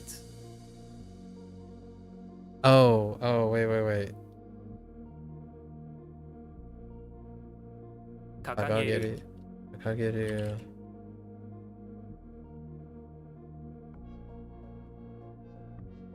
Oops.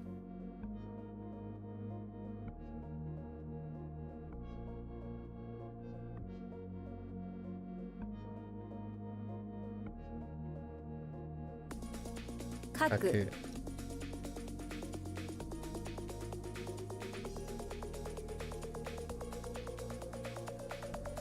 Boeki.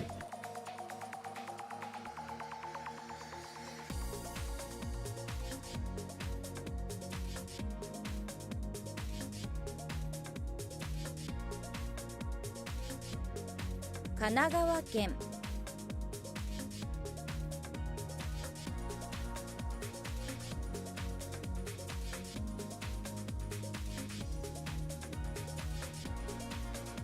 知恵 Yeah. Excuse me. Chie.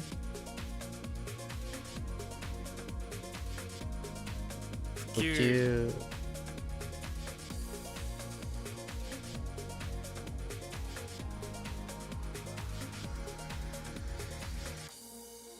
The fusion is weird.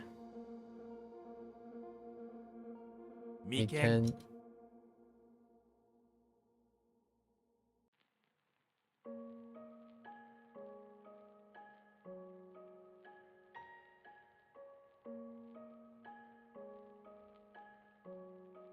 Obo. Obo.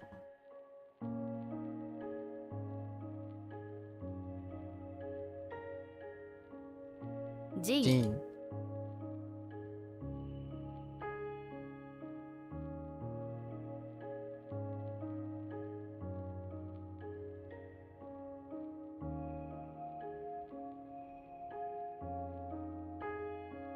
執着 Yuchaku. Clinging to.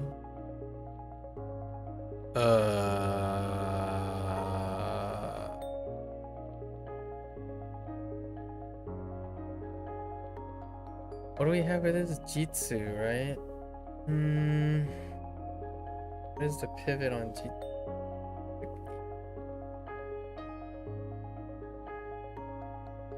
I think this is before I started. Oh, well.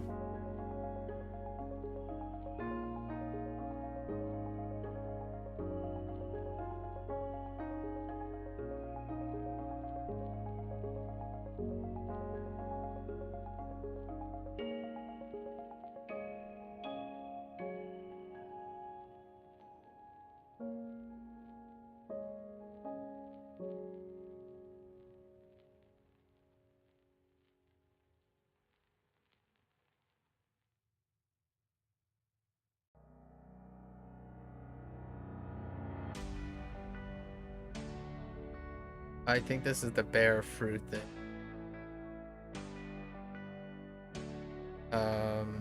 It's the secondary meat. That's probably Minori. Oh, whoops. Minori. Or like harvest. I was a bit off. I think one of my tea didn't work or something. 債券 Saiken. Oh, 奇跡 Kiseki.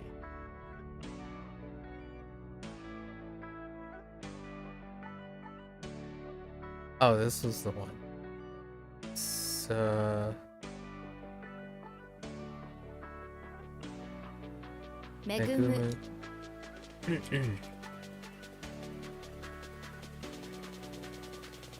ルイダルイダ。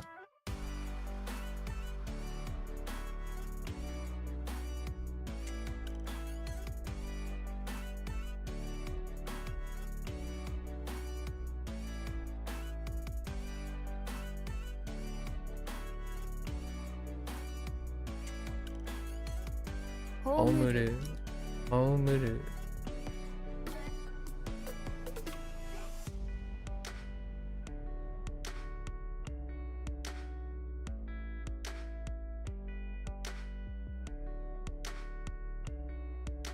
指指摘摘。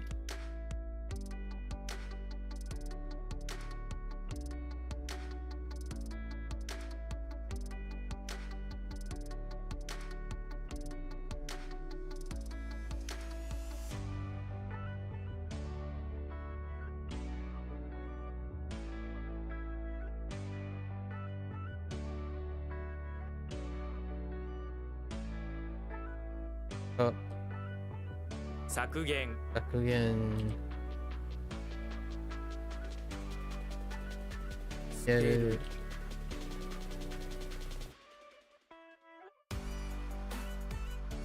秒秒。What?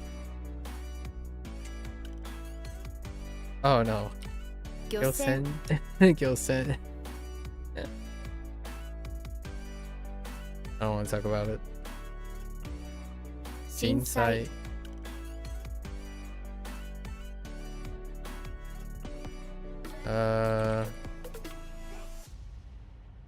More?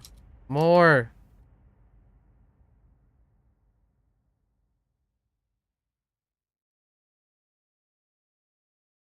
To carry out?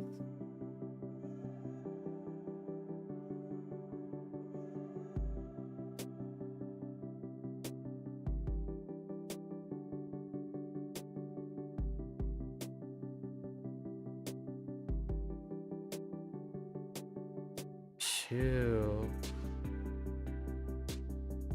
Do we use shoe for this? So what are the shoes? Oh no, this is oh no. Where's my tea? Tofu. Take. Or I guess to carry out, it's fine.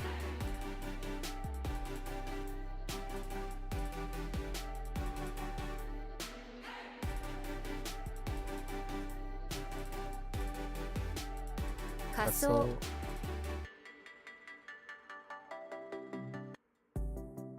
刑事刑事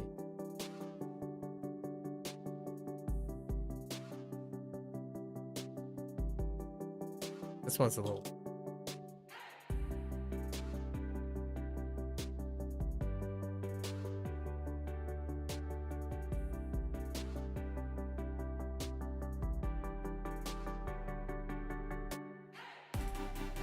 All right, there we go. That's fine. Tomorrow is going to be a pretty relaxed day to start February 1st, right? All right, so let's go over our stuff. I think I've gotten this down.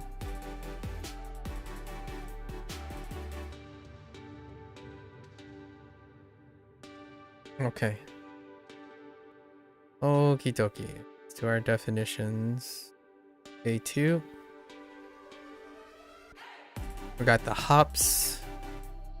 Not that type of hops. We got the afflicted. Got the explode.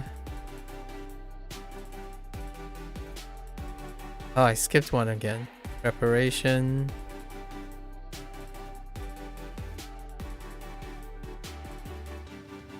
Omen. Hug. Skewer. Yep. This time I didn't skip any of them. Or I did actually skip one. Blind spots, man. Blind spots. Cho. Harmonic. Shogun. An.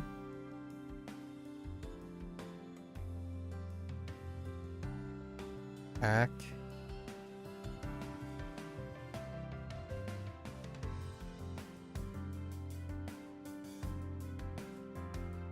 Cho.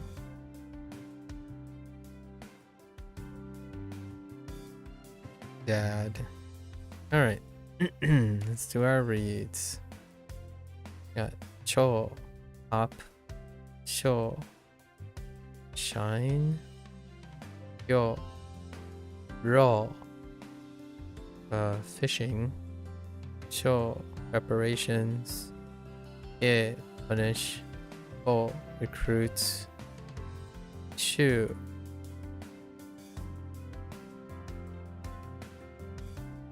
June. No, Shitsu. Shu and Shitsu. We're tenacious. Rui.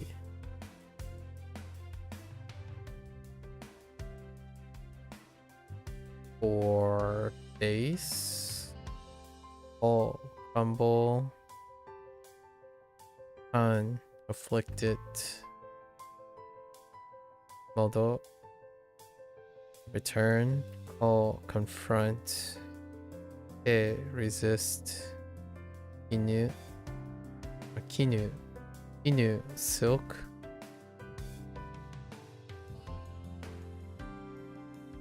June. And Shun.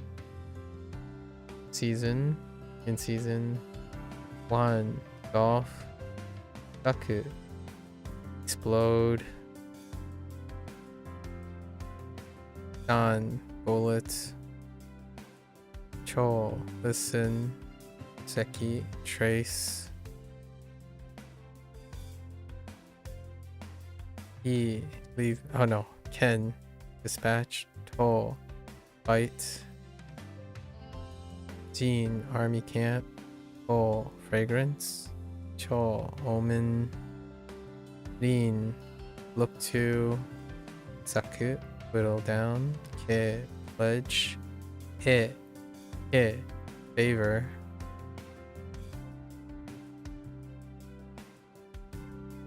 Oops. Da. Bug.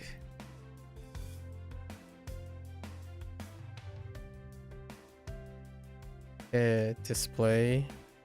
So. So. So. Aim. So. Aerial. Oh, I didn't write this one. Cookie. And sheep. Sheep. Skewer. And me and B. Eyebrows. Alright. That's a wrap for WaniKani today. You're gonna watch this there. Arigatou gozaimasu. As always, feel free to follow along. Pick up WaniKani for yourself. Give it a try. Feel free to stop on by, chat, discuss, nerd out to language learning. That's always a great pastime, right? And today I had the pleasure of meeting someone who's making another go at it. 20 years. That's fantastic. That passion continues. So we'll have to like exchange notes. That person learned Spanish with SRS. We could definitely pull that into the thing. And another German resident. So interesting. German Persian. Yeah. Right? Always welcome. So until next time. 皆さんまたね。見てくれてありがとう. Right. See you guys next time. Thanks for watching. I'm gonna take a quick break, walk around, stretch a little bit, and I will be back for Bunpro. Thank you.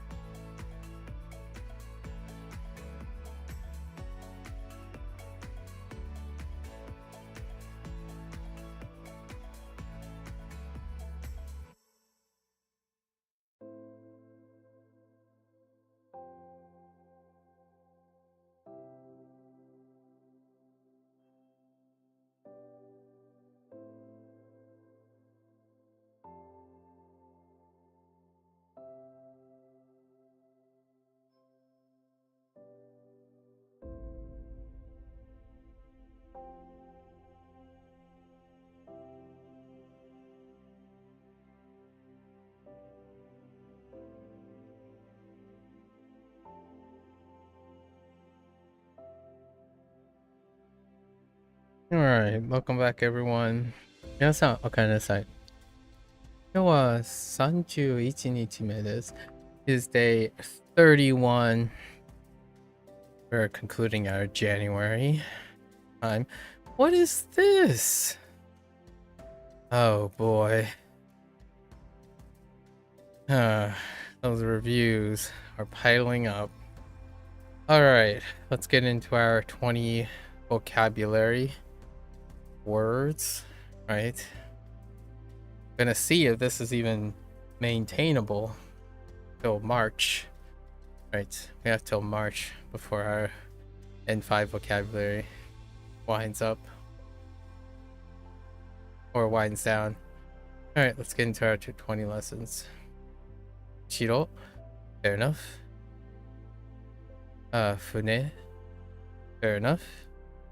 That's some good ones. What in the actual, yeah. 10. Yeah, 10. Oh, dearie me. Why do they? I don't know. It's fine though. That's understandable. A small mark or speck on something may also refer to an area that's being focused on. And a bunch of counters. Okay, yeah. Okay. I mean, that's fine. 10. Interesting. Tsuki. Yeah, tsuki. A grouping of roughly 30 days with a celestial body that lights up the night sky. That's kind of a nice, elegant way of talking about the moon. Celestial body. について. Ooh, I gotta keep in mind about this. A common way to indicate that something in connection to another thing or adheres to the same topic. Yeah, について.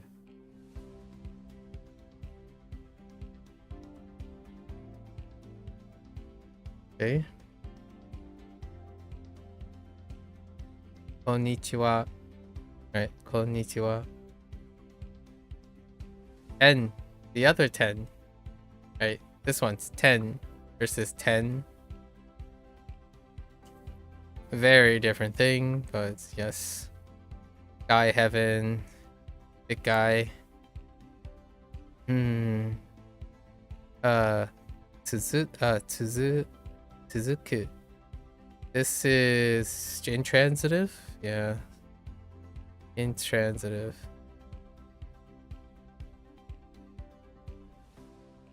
I'm gonna start writing the transitive and intransitive pairs together as a note at some point.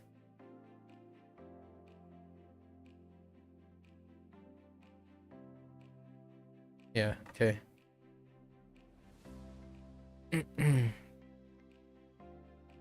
Suzuku. Kasu. Yeah, kasu. Or lend. Hold up.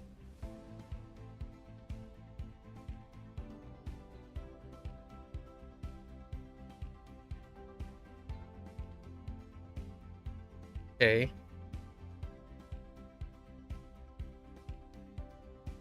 Right. Die. Right. Lend. Okay. To give something to someone for a limited time or limited use.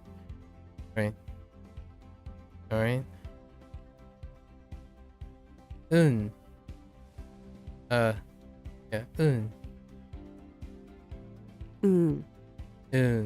It's a little bit longer. Because also is something. And 楽しみ. Okay. 楽しみ.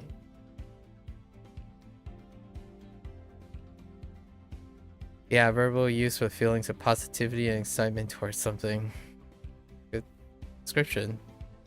Covers anticipation and enjoyment.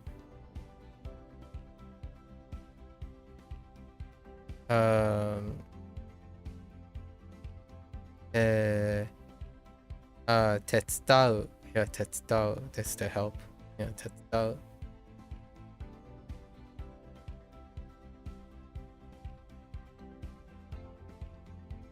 Usually with a fairly minor task. Okay. Shikaku. Near or neighborhood. Yeah, neighborhood. Vicinity.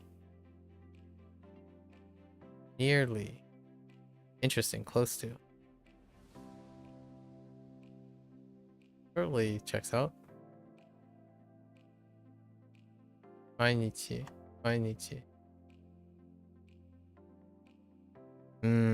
Ageru. Transitive. Every form of bringing something up. Ooh, I just saw vomit. Or intransitive. Yeah. To deep fry? Oh, okay. Only applies to the other ageru. Oh, and then there's also the tenego. Tein. How is that even? Yeah. Tenego. Alright.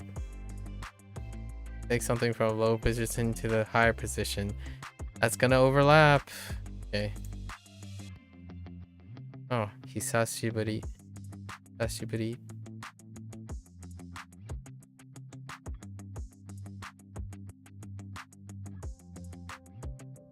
Mukou.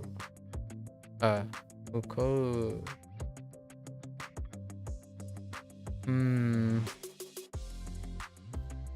The side of something that's opposite or across from what is being described. Mukou is kind of weak. I guess I'm thinking of it more in the distance over there, yeah. Opposite side. Fair enough. Okay. Haru. Yeah, Haru. Prime of life. Spring chickens. Sexuality. Omaru. To stop moving. Intransitive. We have there. Intransitive. Korekara. Korekara. Oh no, sore. Sorekara. That's fine.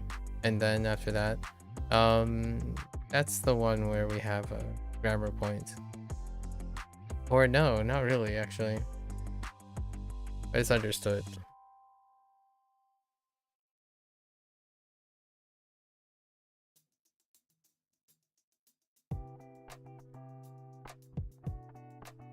Okay.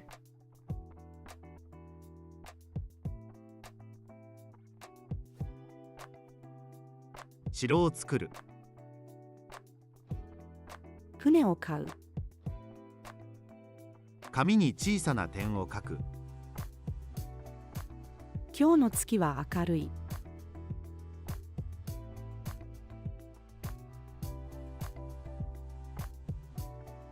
について。あなたのことについて話してください。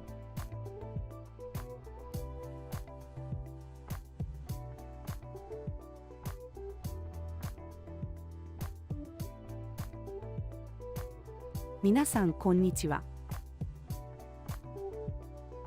天を見上げる。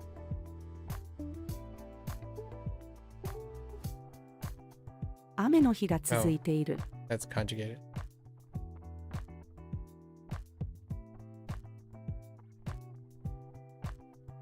友達に鉛筆を貸す。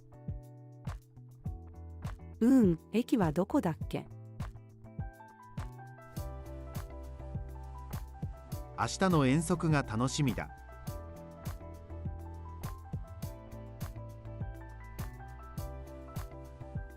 家事を手伝う。家の近くに図書館がある。私は毎日運動をします。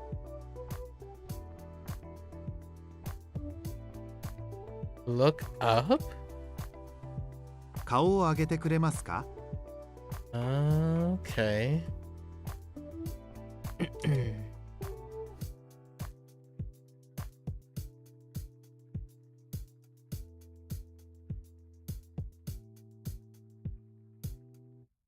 久しぶりに友達に会う。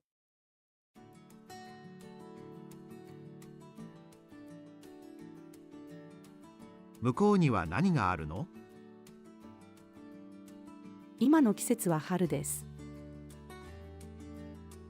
電車が止まる。宿題をして、それからテレビを見ます。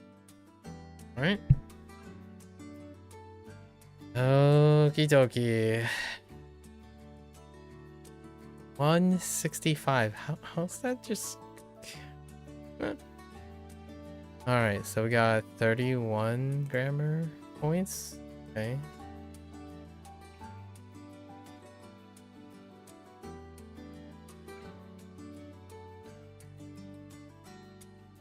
彼女は歌うのが上手。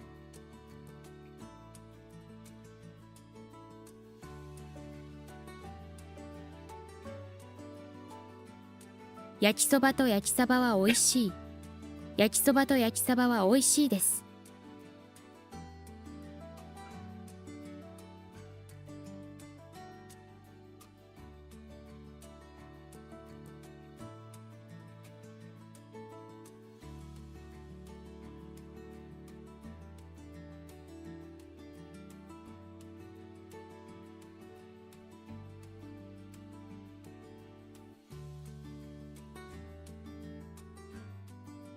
一緒に洗い物しませんか？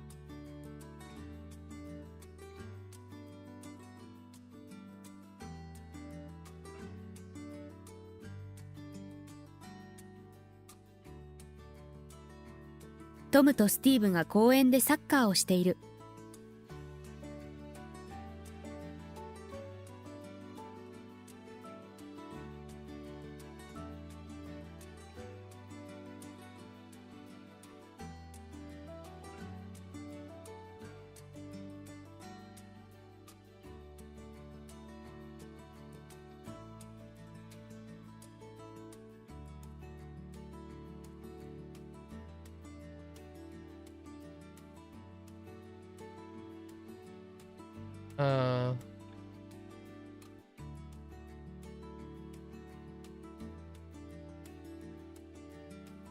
What?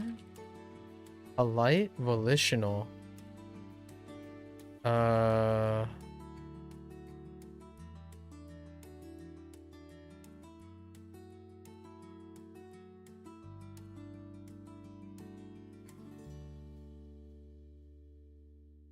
Volitional.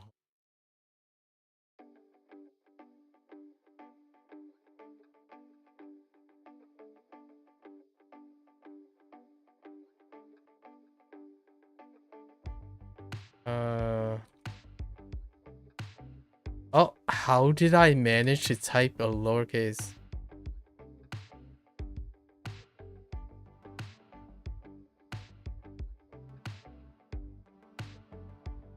What?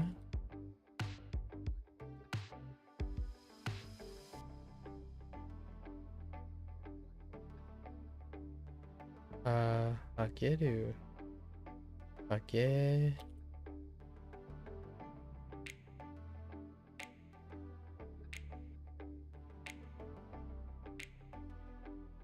Oh, no. Wait.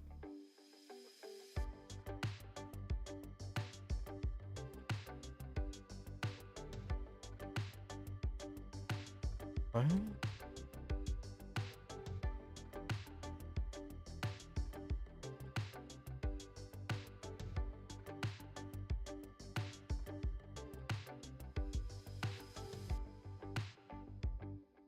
A phrase used when A is being given or someone in a group to somebody else, yeah?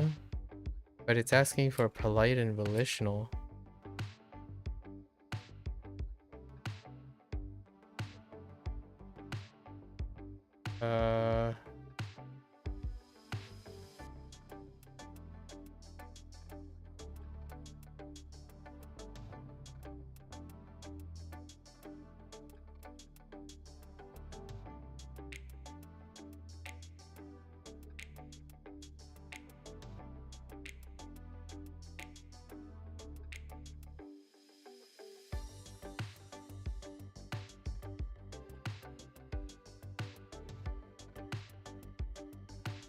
In what manner?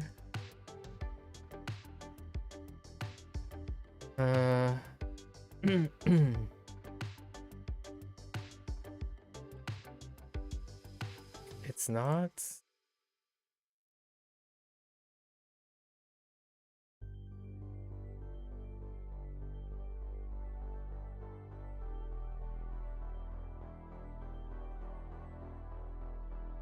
Yeah, polite and volitional.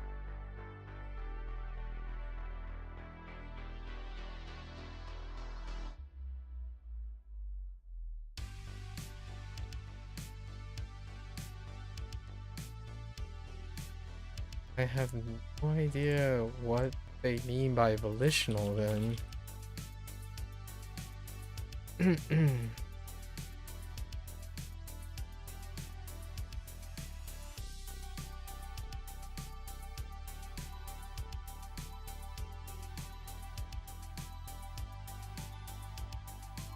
Is it because I'm conjugating it wrong? Let's see. I thought ageru was... Oh, maybe it's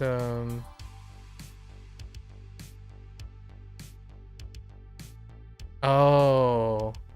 Oh. Sheesh. Oh, wait.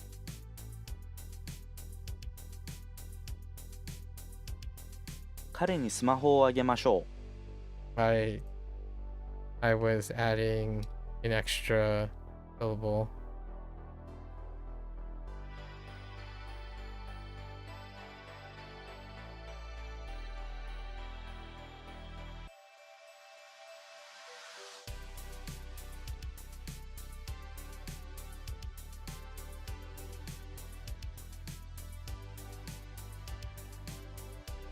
Maybe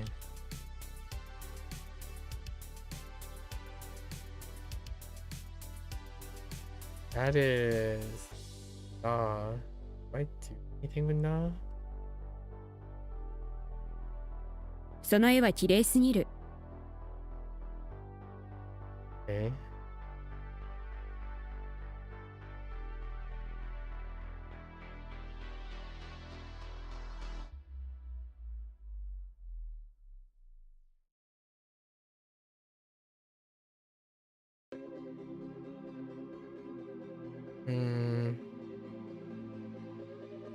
Normalizer.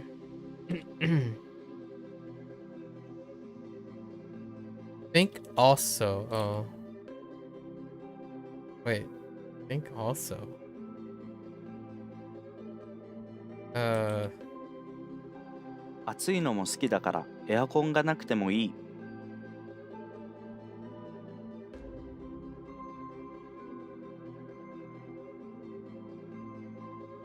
Okay, so I need to... Okay.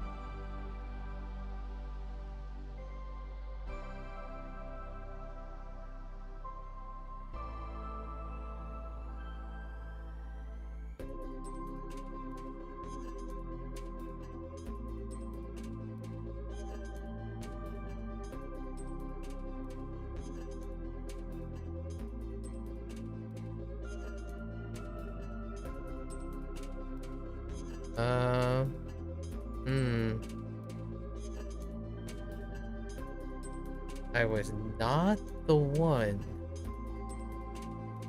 So...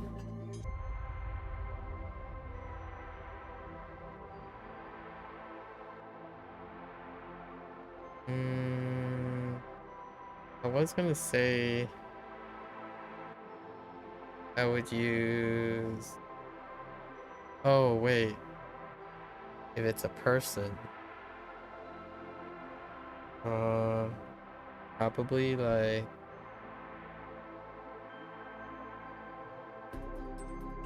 no?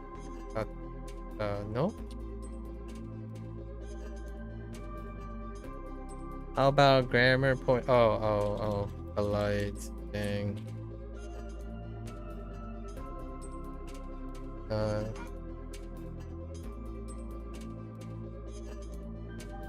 ケーキを食べたのは私じゃありませんでした。Buddy. Right. ありませんでした。Works too. I think we're kind of already solidifying the じゃなかったです over ありませんでした。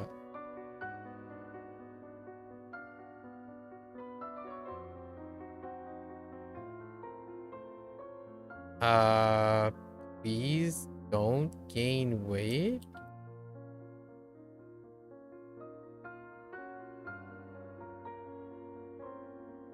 Bit more polite. Do we throw in like a kudasai somehow? So we're gonna go with, or wait. Yeah, so gonna do naide. Oh.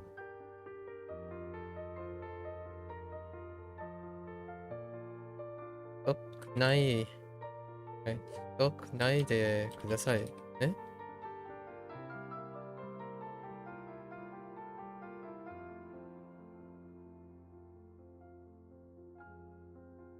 Please don't.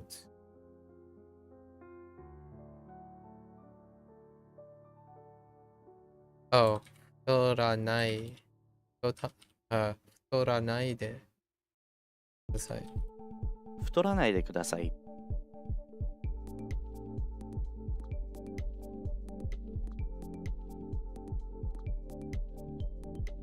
Intend.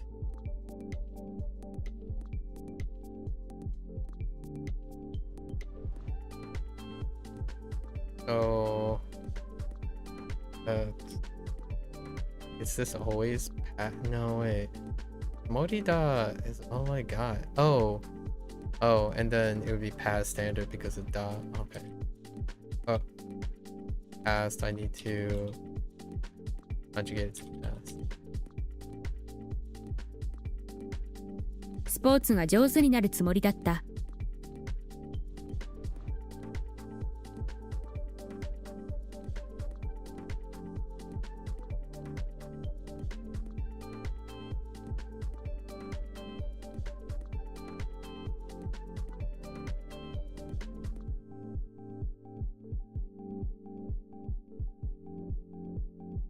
田中さんに電話しましょう。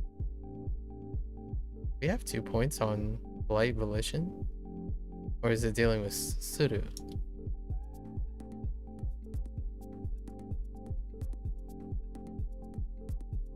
これは犬です。今日の夜、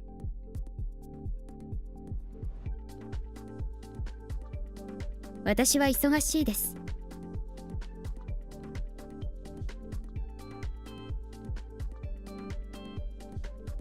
Excuse me?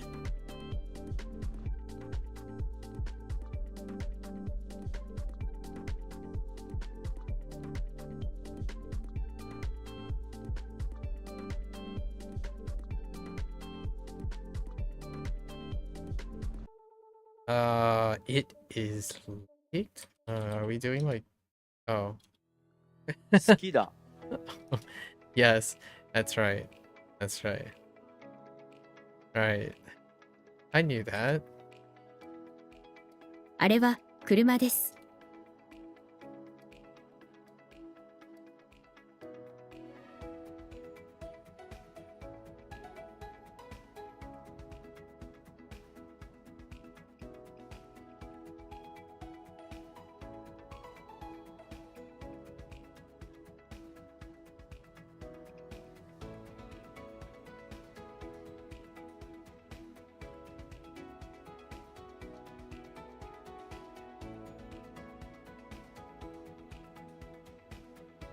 Oh, Polite.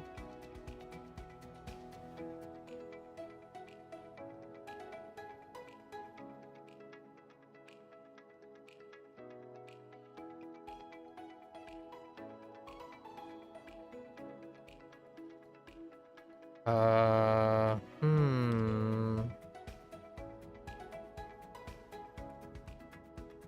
Yaka.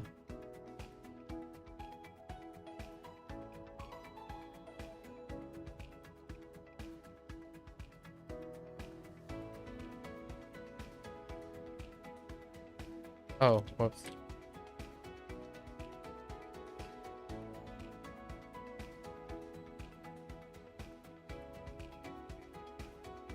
A party and then yeah, yes.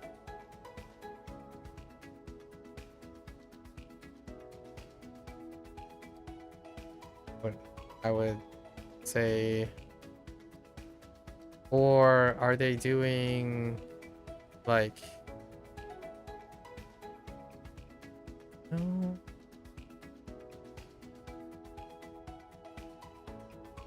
Or it's just deshta. What am I doing? Is it just deshta? No. I need something.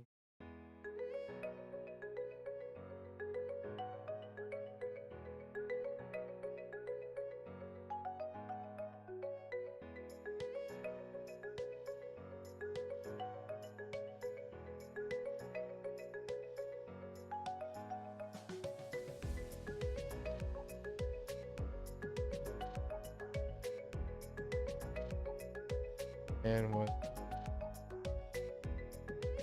Party was lively, right? Oh, or there was. Oh, okay. Yeah, it's just deshta. What am I doing? So.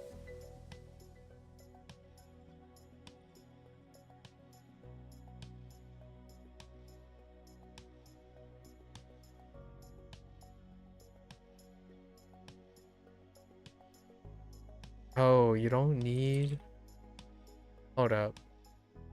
パーティーは賑やかでした。 Don't need because I'm not. Yeah, okay. Topic.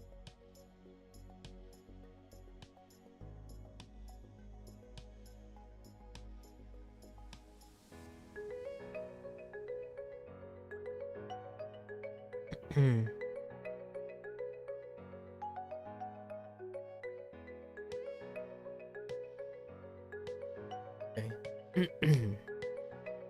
Oh, I was constantly saying there was a lively party.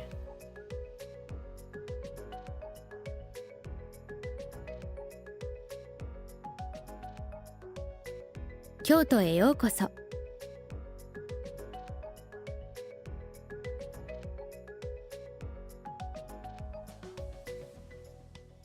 Oops. 子供たちは元気だ。子供たちは元気です。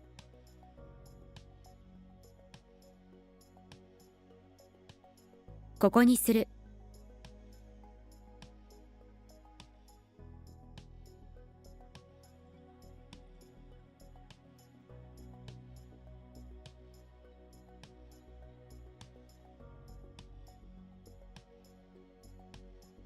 面白いゲーム。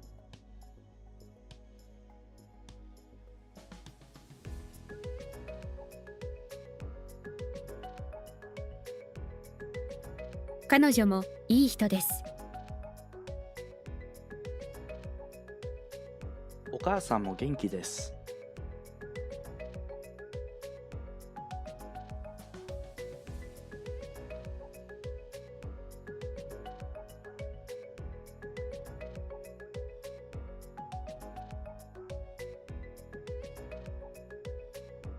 Oh, request is.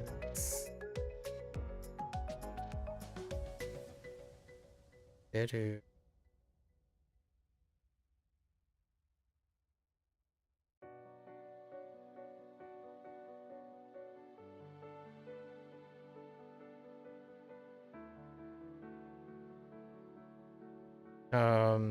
Doesn't really say polite requests, but Maybe.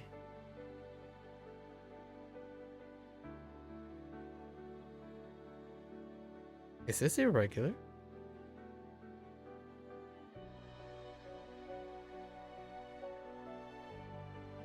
Uh-oh. You.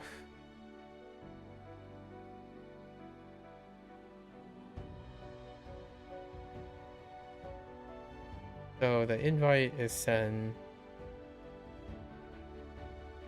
We have 2 polite requests, right? We have please do and please don't. And then do. Oh. This is just 授業に出てください。 a tick. Just te. No. Stop. "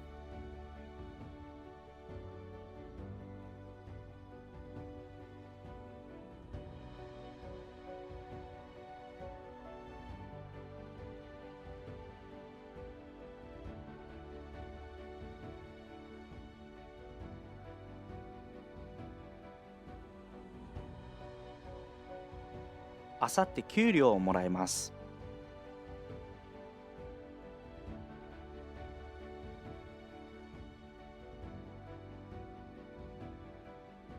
What? Oh, pass. Ah, my tea.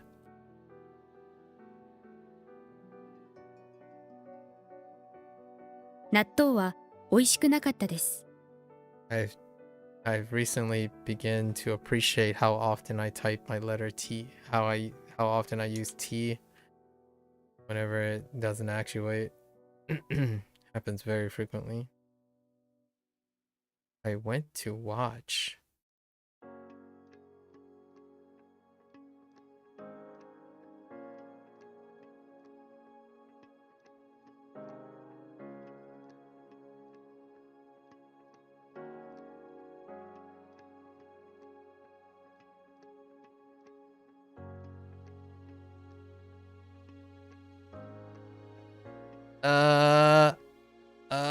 Panic. I went to watch, right? So,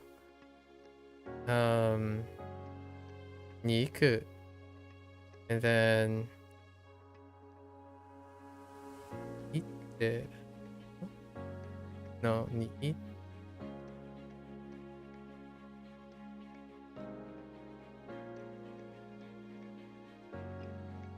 I don't think.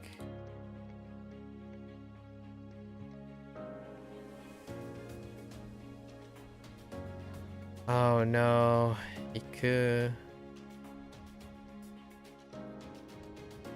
Yeah, so we definitely use past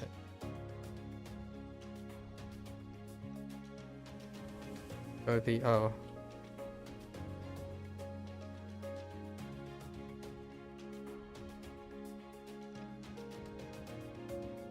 No, that's present.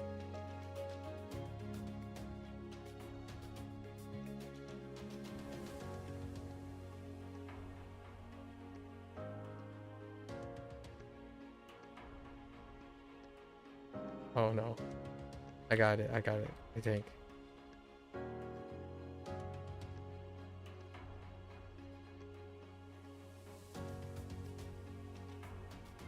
Ah.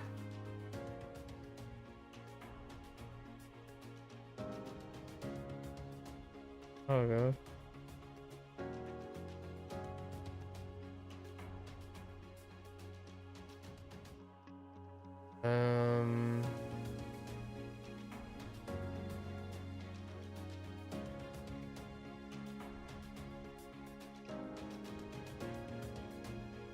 Like as standard.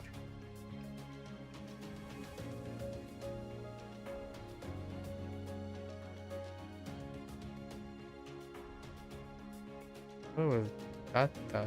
So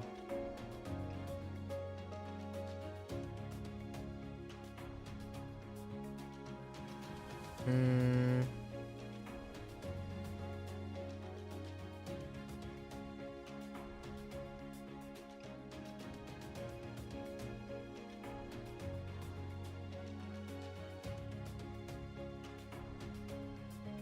So I know is ita. Oh wait.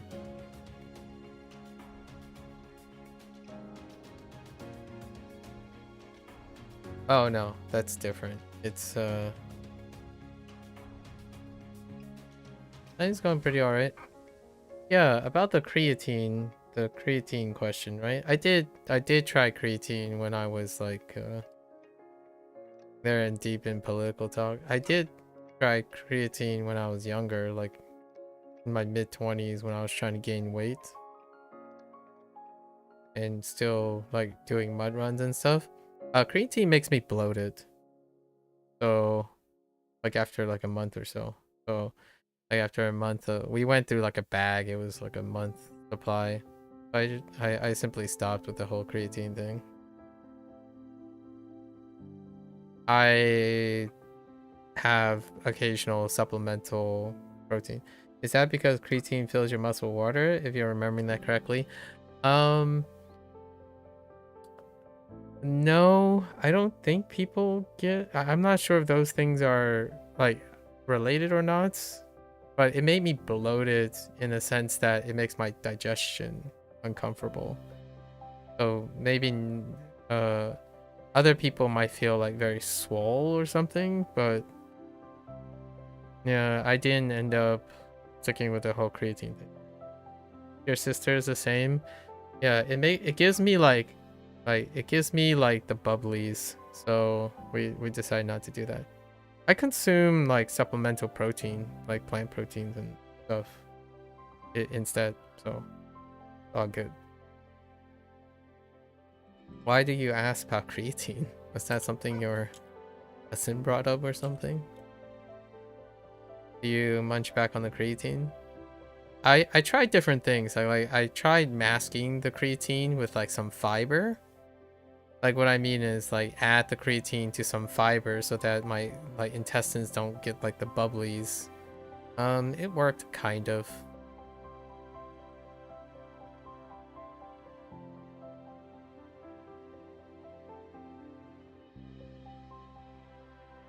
Hiru ni ita? So what?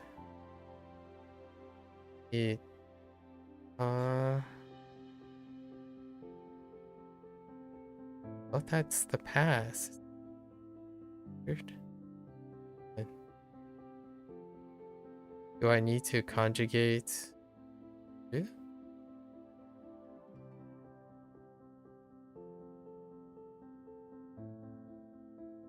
So is it conjugating?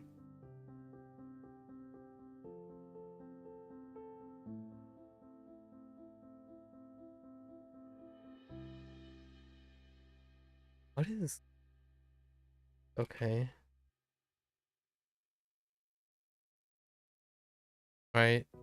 Expression that, yeah, that's fine. They take this down. Oh.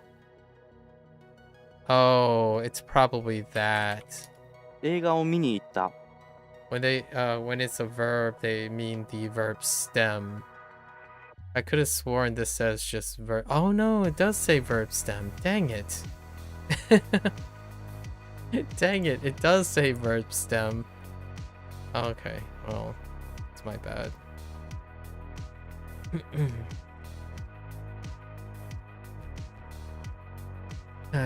Okay. そこで誰がサッカーをしますか？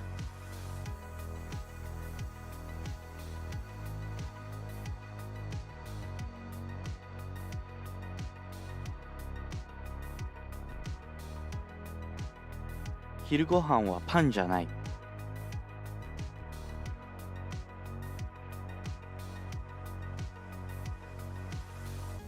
Excuse me? Oh, and oh wait. Oh, okay, that's fine.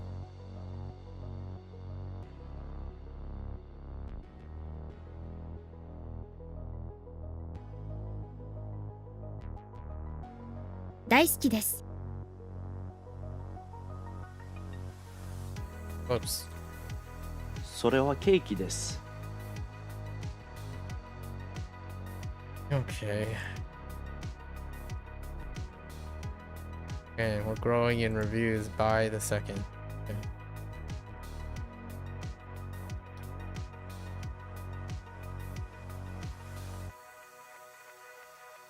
The current conversation you got away from is white people becoming a minority or becoming extinct is illogical to be against. You still have a somewhat gut feeling bad about the thought of white people, mostly English people, becoming a minority or heading towards a non-rectifiable population, but you cannot think of a logical reason against it. You asked about creatine just because you've been... Oh, okay. How's that creatine going? I think there was like a... has it been 2 weeks yet? Like saturation, creatine saturation varies, but usually like it's 2 weeks or something. You have to be somewhat consistent 2 weeks to reach sufficient saturation. And it's not lost immediately, but after a while it will reach saturation. It's been going well, thanks. You've been using it for about a month. Yeah. When, you know, I'm thinking about when you talk about like the more water gets into the muscles, I used it for more than a month consistently. So despite like having saturations, the kind of the bubbly stomach problem didn't go away. So that's kind of what my trial period was. The bag was for, it was like for a month and a half actually. The bag was enough creatine monosaturate for like a month and a half, and it was very uncomfortable. It could have been an interaction with what I was eating at the time, because my diet was like very calorically deficient. And I think of a logical argument against a type of people becoming extinct or becoming a minority in their indigenous land. Well, white, like the whole idea of white people is a phenotype.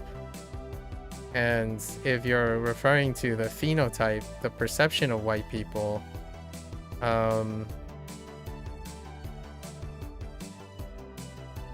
the logical argument against a type becoming extinct is that most things based on phenotype go extinct at some point due to genetic mixing. What's my diet like at the moment? Sometimes I regularly eat before stream, which would have been like 3 hours ago, and it would be composed of some like some dumplings, something that is maybe like a small lunch for most people. We'll say like 500 calories. It'll be largely protein. And then in the evening after my stream, which can be anywhere between 16 hours or more between feeding because of how long stream goes, 2 servings of greens, usually broccoli or chopped romaine lettuce, 2 sunny side egg, 2 over easy eggs, 2 servings of white rice, and 1 fish fillet. Oh no, I didn't answer it, by the way. I didn't answer the creatine thing. The creatine thing was very short. I basically just had bubbly. I had indigestion.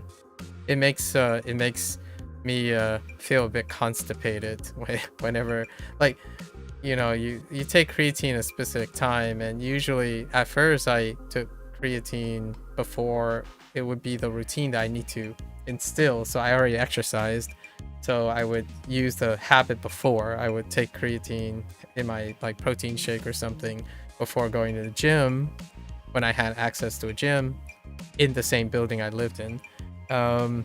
But it made me very like bloated during the routine, so then I try to do it after, like a post-workout shake and whatnot, and it made me constipated and bloated for the rest of the day. So neither became So it wasn't exercise related. The bloatedness was not related to the exercise.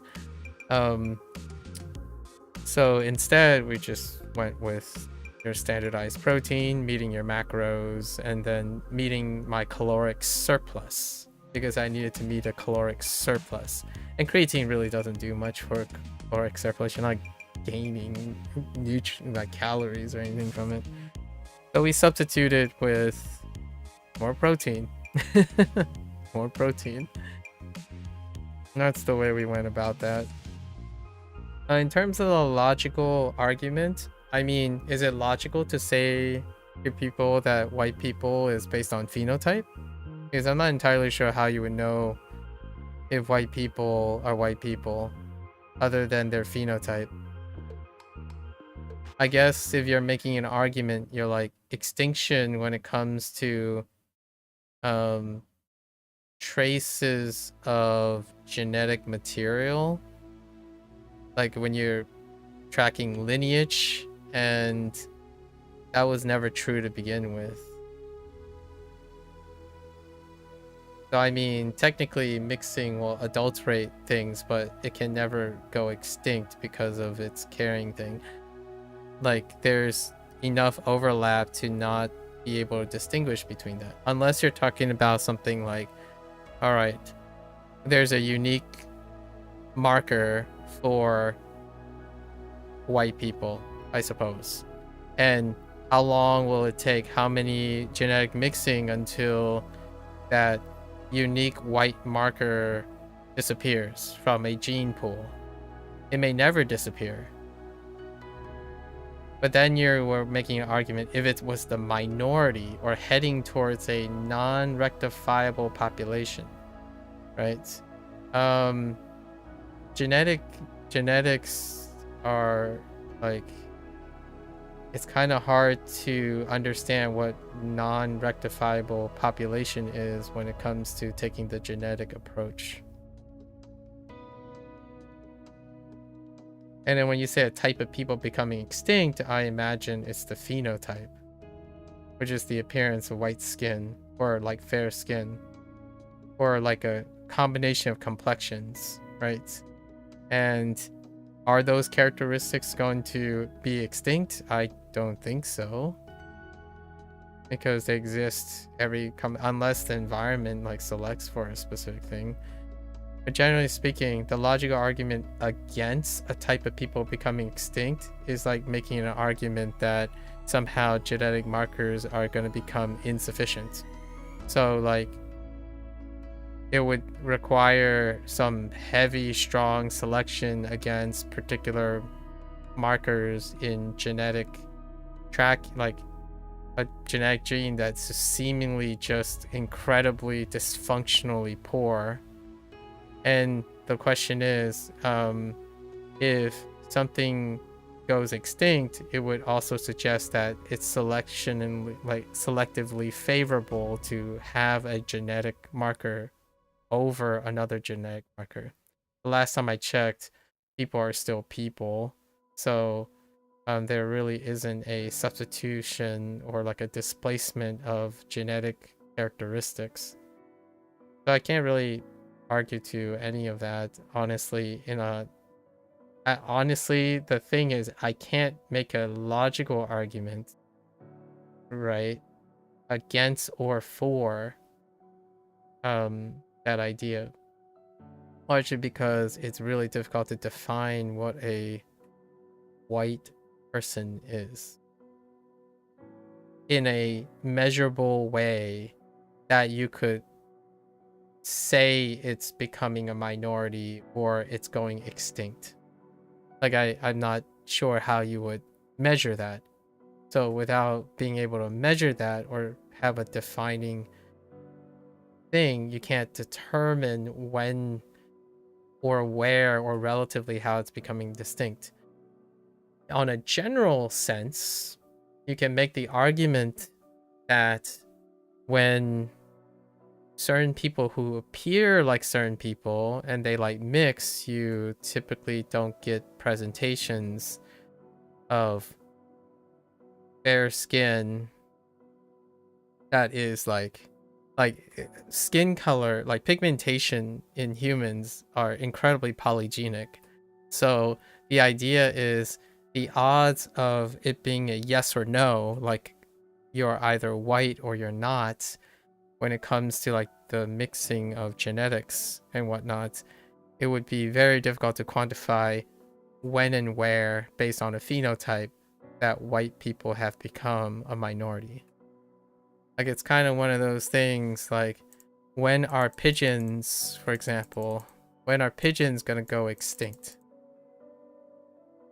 Well, the idea is you could either not see pigeons anymore. So that would mean that it would be their characteristics, right? Their phenotype. So that means if there isn't anything that fits the most stringent classification of their phenotype, their physical characteristics, then that's a fair way to evaluate the extinction. So the moment there isn't a pigeon that fits a stringent physical phenotype, then they are considered either the minority or they're going towards extinction, right? However, nowadays, whenever someone talks about extinction, they're talking about like the genetic component, right? So while pigeons may start to look different, the pigeons don't necessarily go extinct in a way. Like speciation and whatnot happens. I'm not entirely sure what the genetic drift properties are of humans, like how often genetic drift happens. I think it is pretty illogical to think that humans are like pure anything, considering how deleterious it is to enrich for a homogeneous gene pool.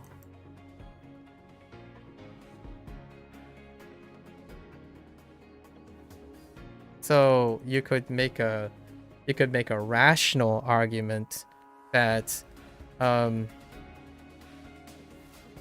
it's not the difference between segregation in a genetic manner, or like a distinction in a genetic manner. It's more like to become one situation. Like you don't get a minority, you get a new majority. And that once minority is part of the new majority. If you know what I mean. Like genetics is mixed. It doesn't like supplant something.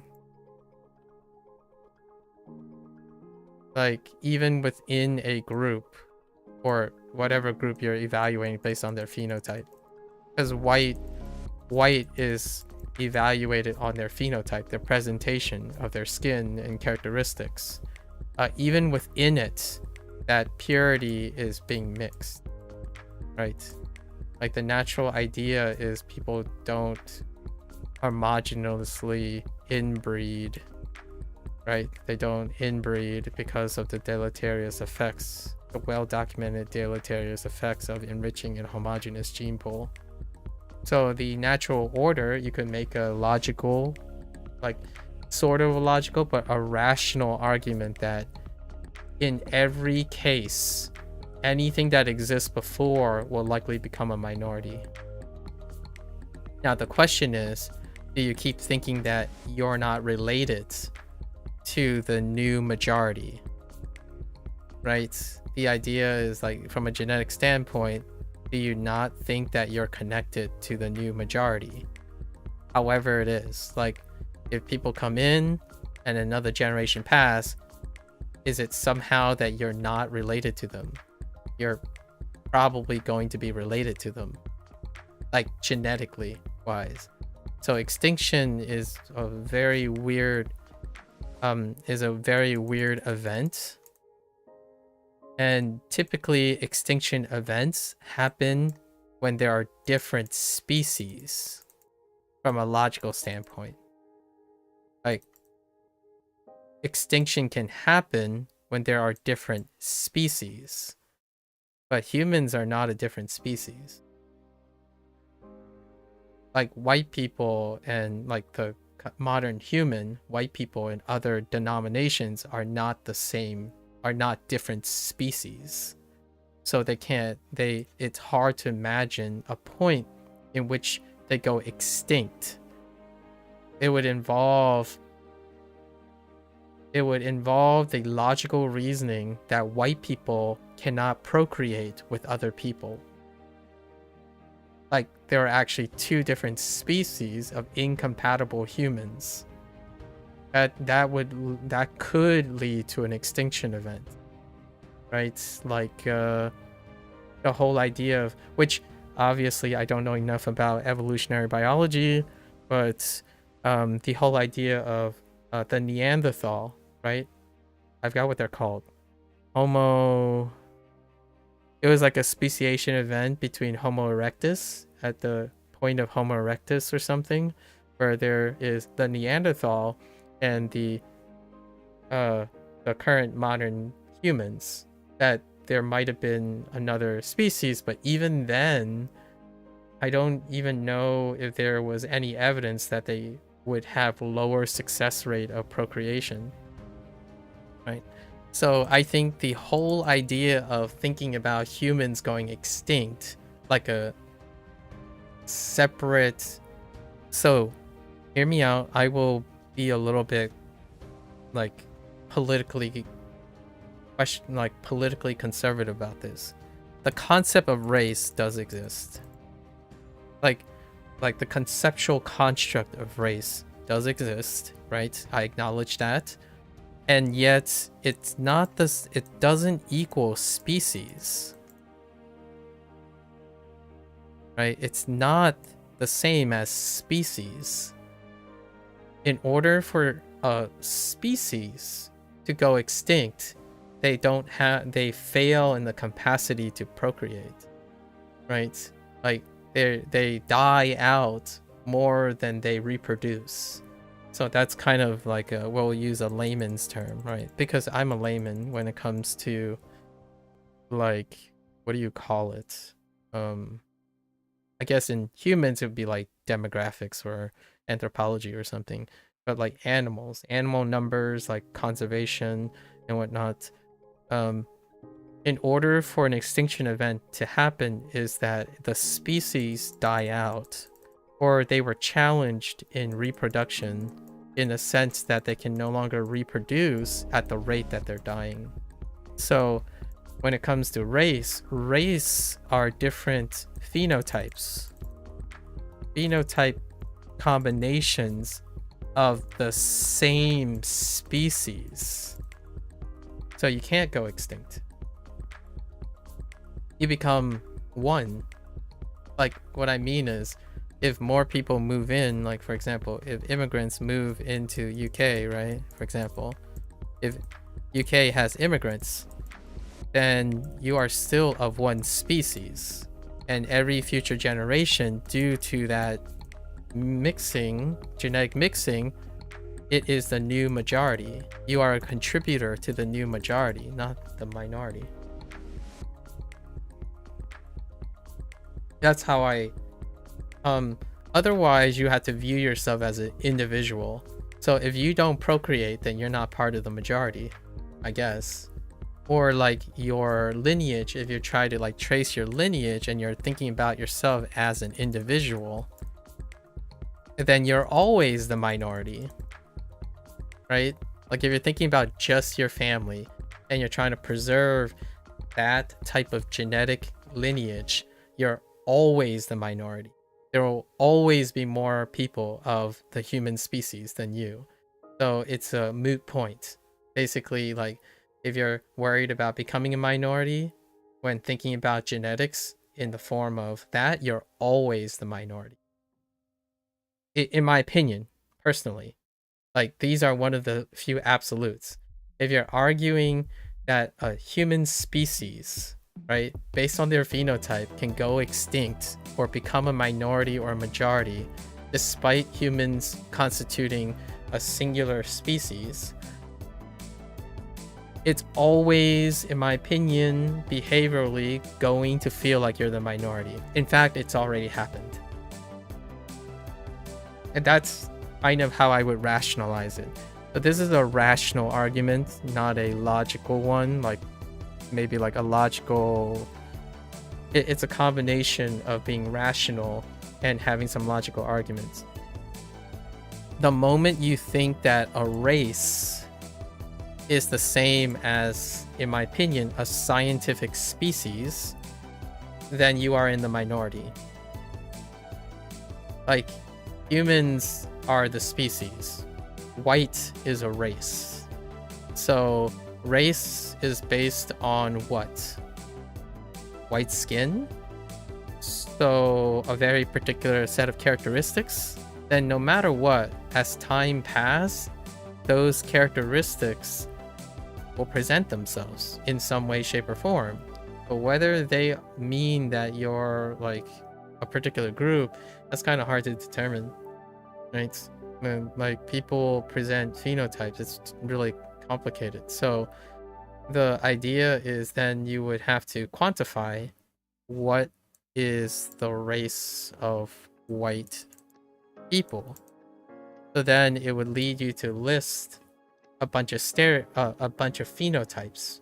What is the presentation? Is it white hair? Like, is it black, like brown hair, a certain shade of color, certain shape of eyes? You would have to categorize that. And when you categorize that and create a phenotype chart of race, then yeah, maybe you can make an argument that you're becoming a minority. The idea that it's non-rectifiable population is something that I have a hard concept, and like I have a hard time wrapping around. Because a type of people becoming extinct would imply that those people experience an extinction event, or are capable of experiencing extinction event. You can have that happen, sort of, if all the specific type of people that have a particular phenotype do not have children.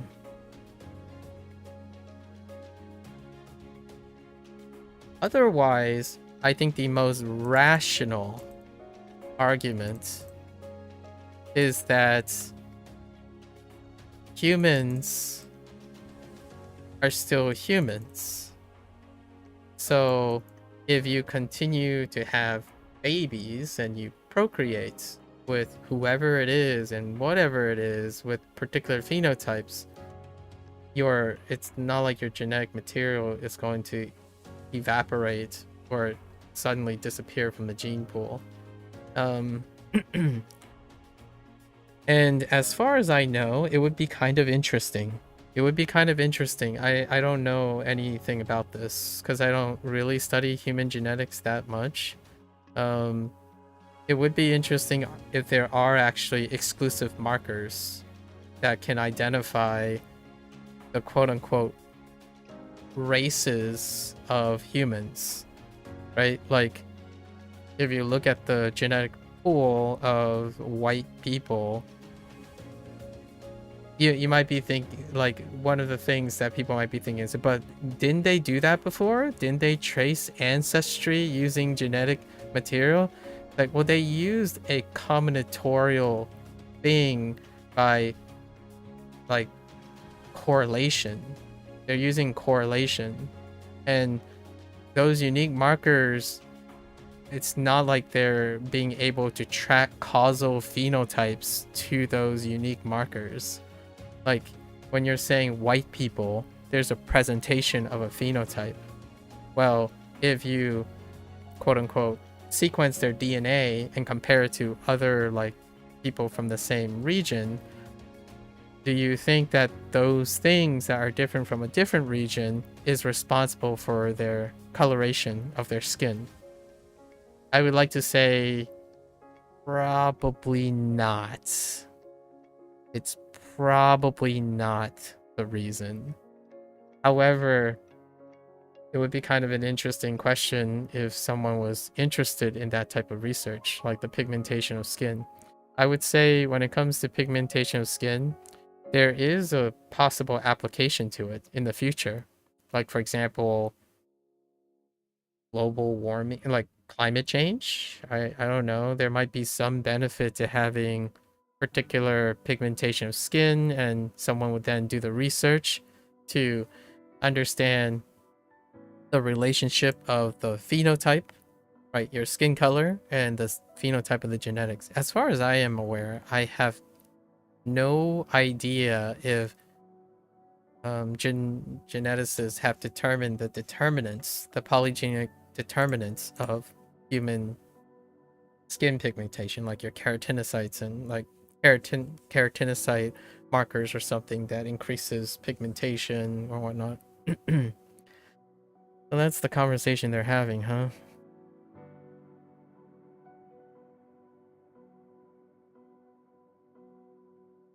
And still have a bad feeling. I'm not entirely sure what is it about it that feels bad. Is it that somehow humans are not humans and then there are different types of humans? Like, this is a very strong political it is definitely a more of a political argument. I feel like it's most controversial in the political space. For myself, the logical argument, like whether someone accepts it or not, I'm trying to be as respectful as I can. The logical argument is that humans are a single species.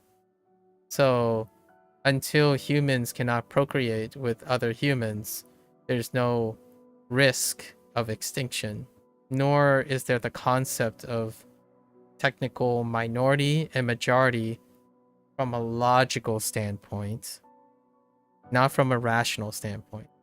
A rational standpoint would be something like, what country do you belong in? Where were you born? What do you look like? And then you select based on that, and that's fair. Like, that's a rationality, right?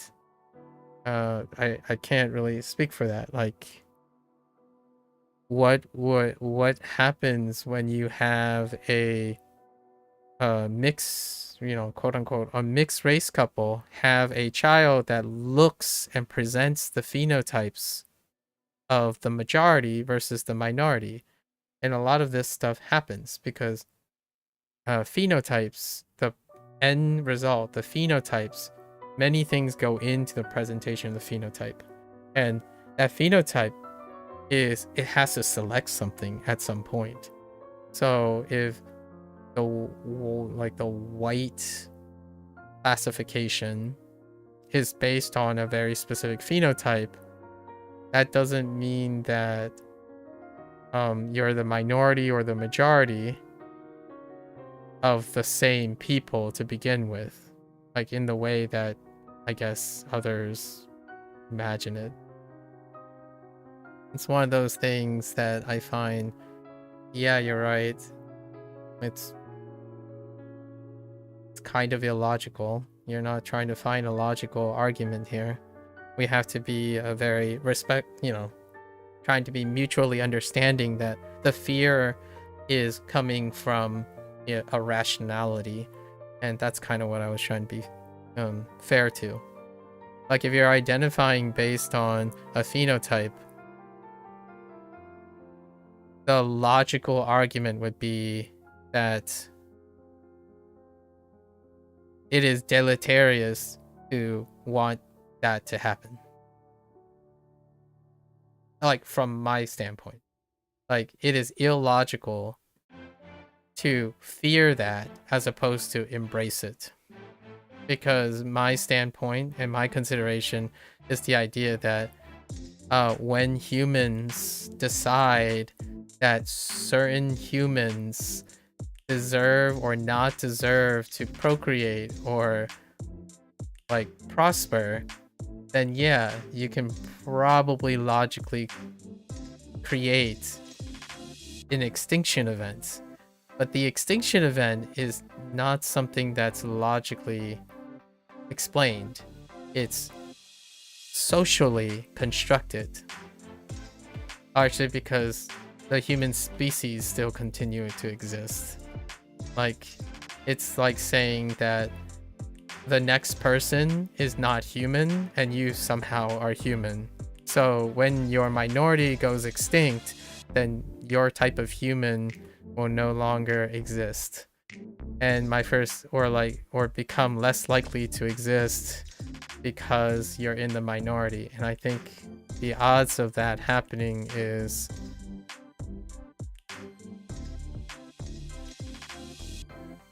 probably going to happen. And what I mean by that is all the existing humans now will probably be not the same as the existing humans in the future. So I guess fearing the inevitable or something like that, if I was making a logical argument, fearing the inevitable is kind of interesting.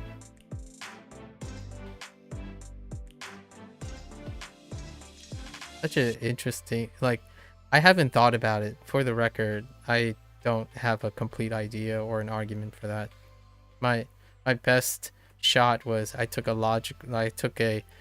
if I needed to make a logical argument, I would take like human behavior and like something about genetics and then run with it. So the TLDR would be like 1, humans equal species. So like the TLDR, right? Humans equal species.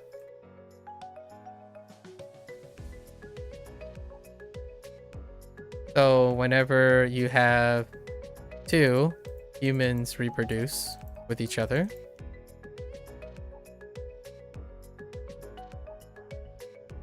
that means when they reproduce with each other, the previous humans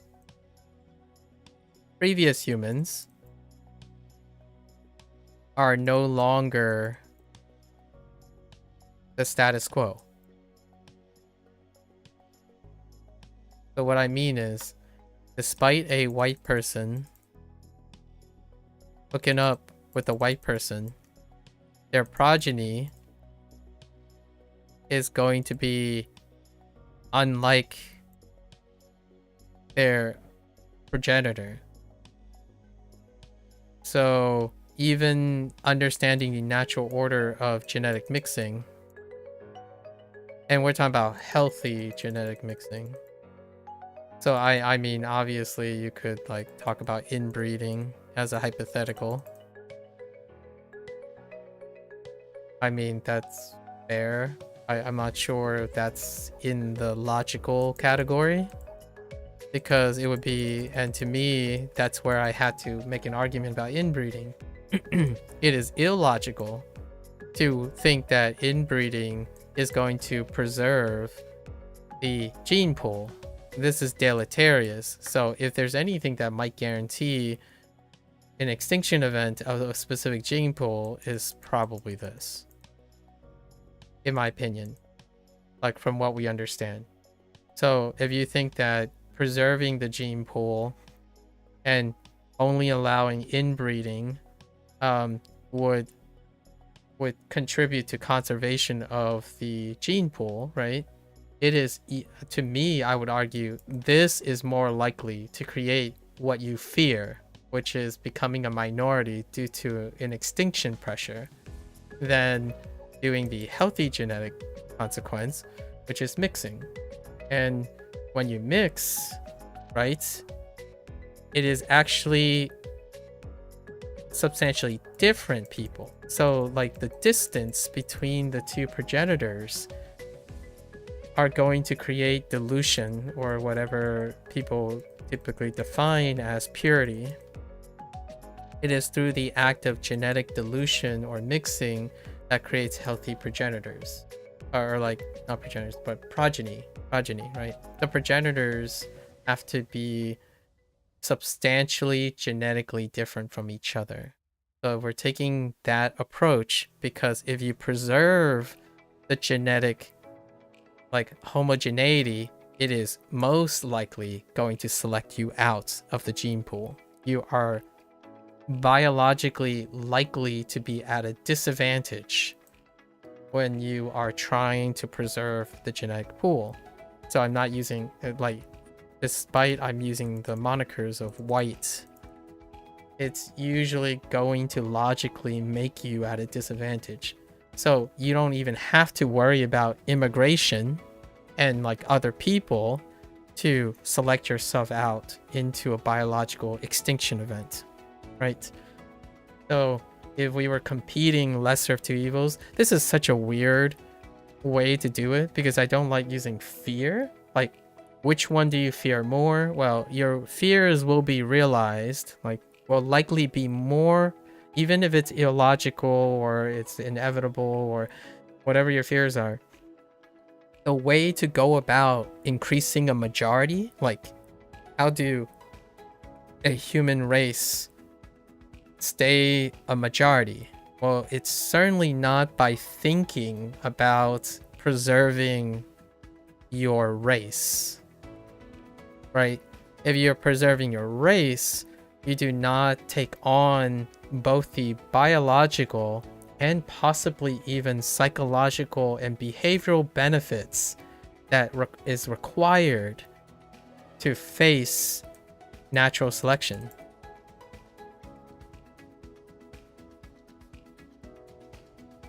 And it's kind of a sucky position because am I saying that, oh, humans staying the same makes them likely to be extinct? Yes, I am kind of saying that. I am suggesting that.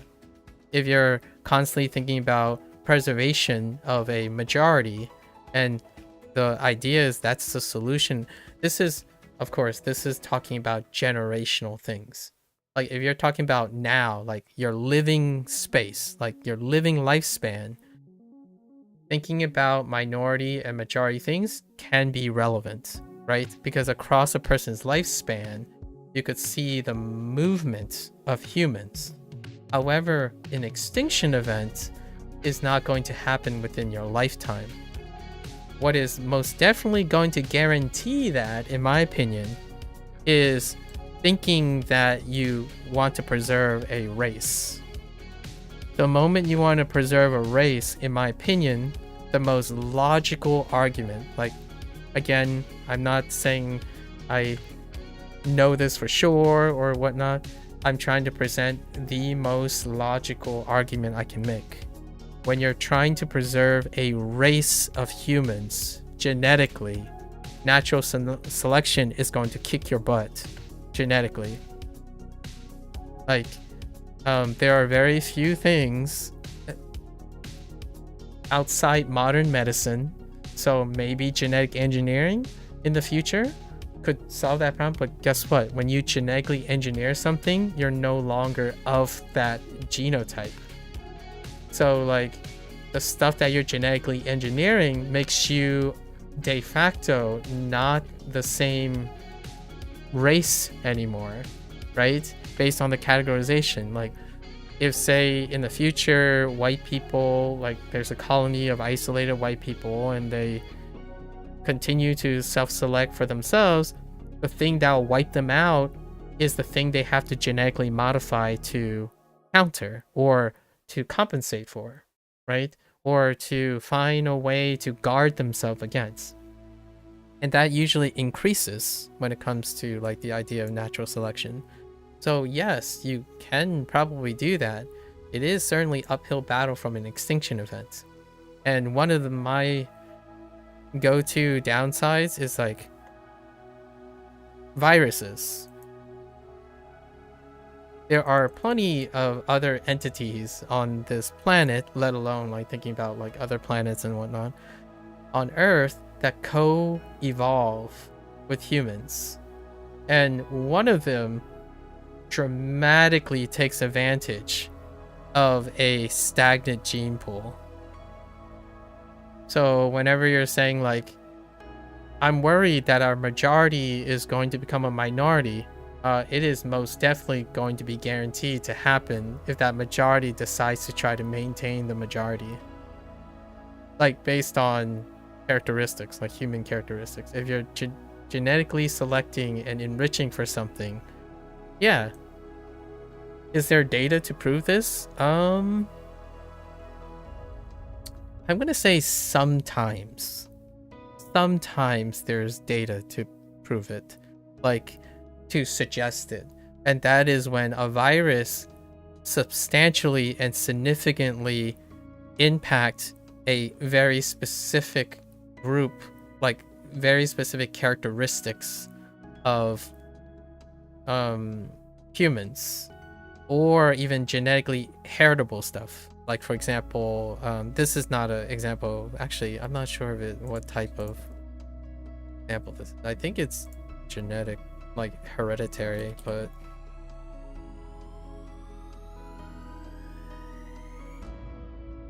yeah. So this is not an example of a virus, but we can use an example of enriching for gene pool cystic fibrosis. Cystic fibrosis is an example. There's a preference for very specific things. There's also like Tay-Sachs disease, right? So oftentimes the robustness of genetics come with mixing. It comes with having progenitors that are different from each other. So the robustness and fitness of humanity is my logical answer to minorities and majorities. It's a little far like removed from the idea of what you appear like, what you see. I genuinely think that if you're concerned about the majority and the minority, the healthiest species is going to end up being the majority. So the question is, do you have a logical argument that preserving whatever characteristic of white people you're talking about would make them more advantageous in the future, like generationally?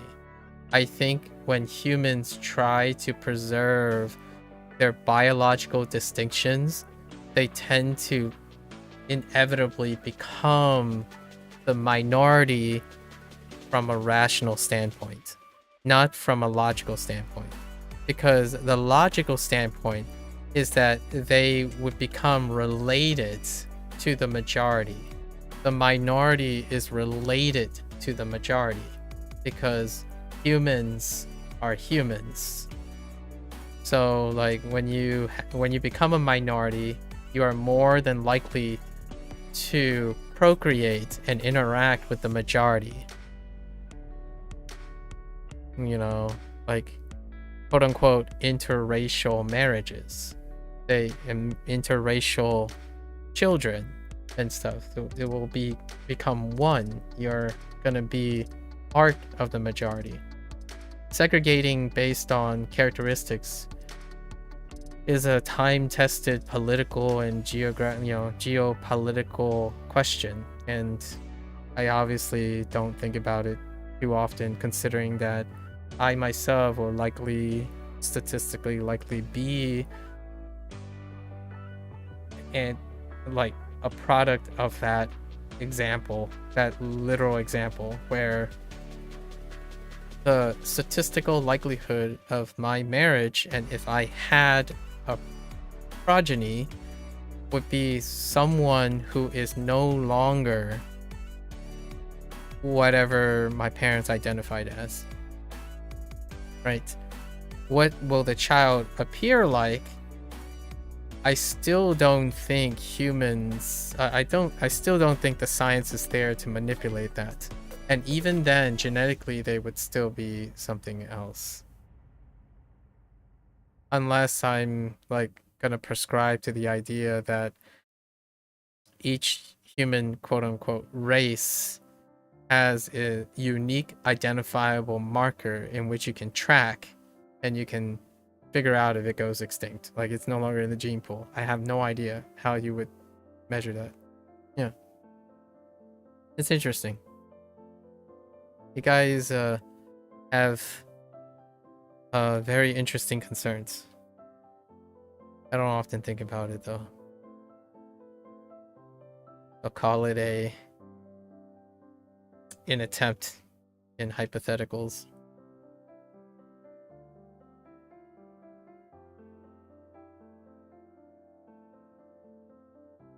Oh.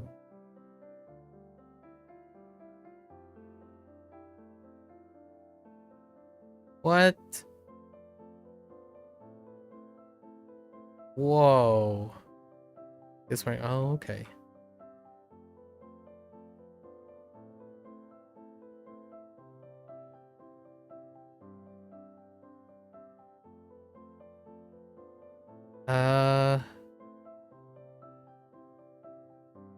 It's only a matter of time, so that means probably intransitive.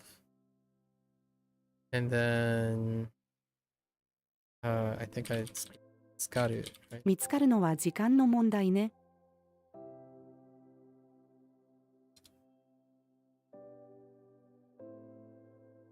Gets angry for no reason. Oh, and I think that's what you were saying about you will watch the stream back to hear my whole answer. Oh, probably all the stuff that I just said. I see. He gets angry for no reason. Reason. What type of reason we're talking about? What time is it?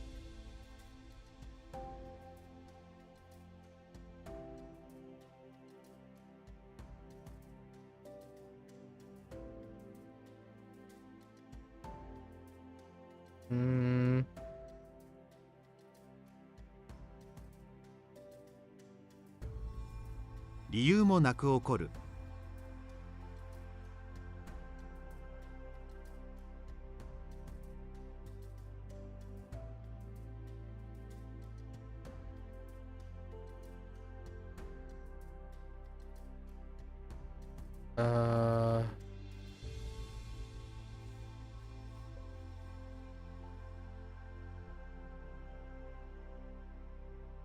Turn off.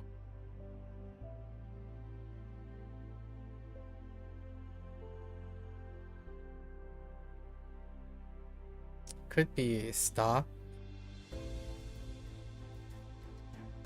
What does that say? Aircon. Aircon. ない方。ない方か。ない方。Oh. So maybe like stop, and it's best not. There's no action. Still think. 猛暑の日はエアコンを止めない方が良いです。Okay. 彼は力がある。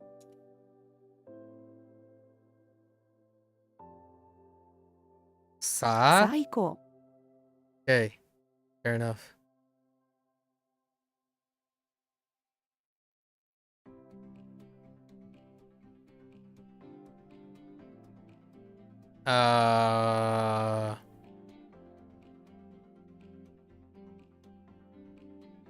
Not okay.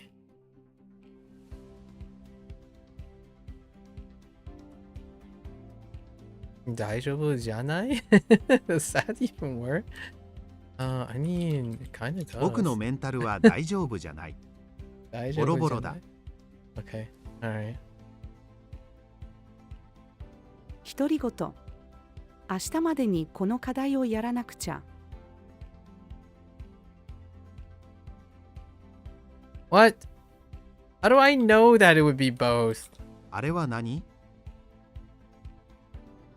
Heck. なくして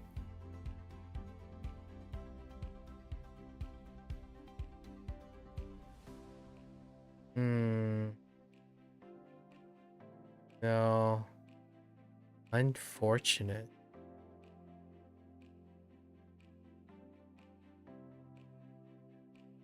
Not. No. Bad. What do I have?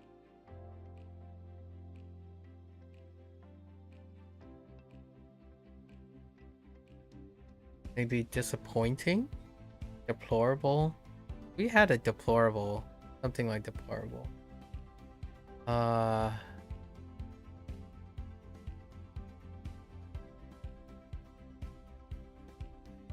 Zennen.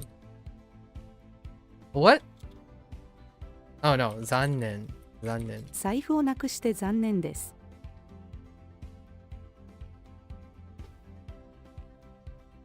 Oh, this is gonna be a 50-50. 私には2人の子がいる。 Okay.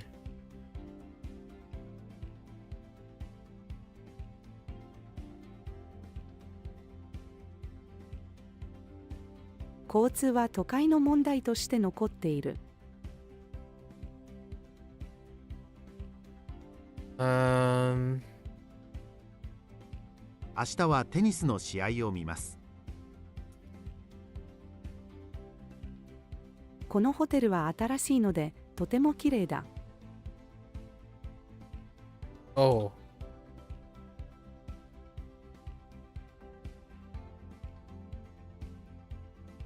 Koto? What the? How does it? What? What is that Ted doing there? 新入社員。木下さんって誰ですか？ Huh. How does that work? Huh. Interesting. I don't know how this works. I'm starting to pay attention to more of these things because I can't explain this part. Huh.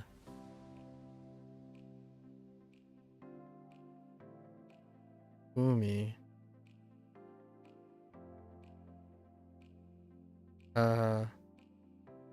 Umi. どうしてface? Oh. 父、どうして暗い顔をしているの、息子。いじめられたから。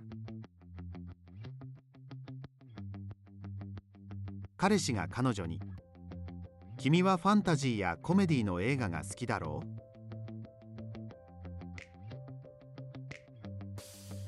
That's gonna be a 50-50. Oh wait, but there's Hito. Hito, その人。その人は女です。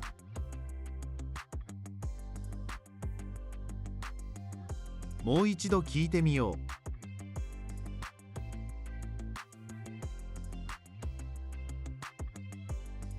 今度海外に行く。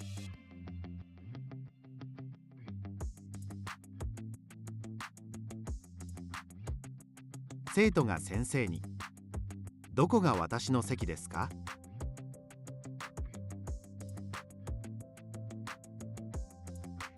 学校、学校生、生 life 清潔の end in 外形が wait 大怪我 interesting 大怪我をする。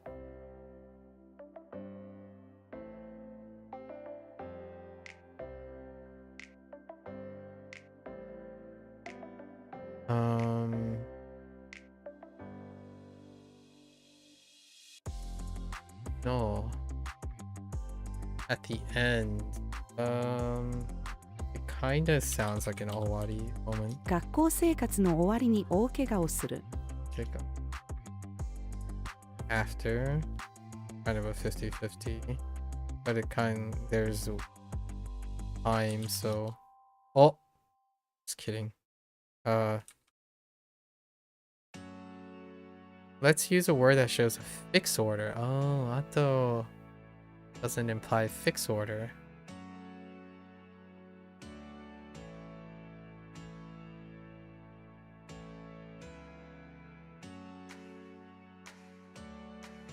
What?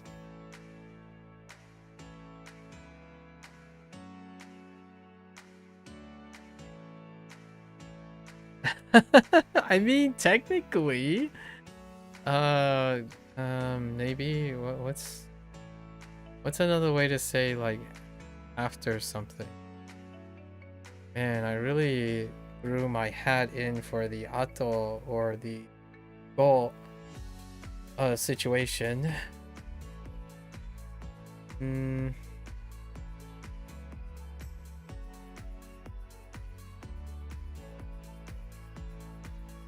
Not bad. It's definitely, I don't think, yeah, we're not doing an we're not doing a verb.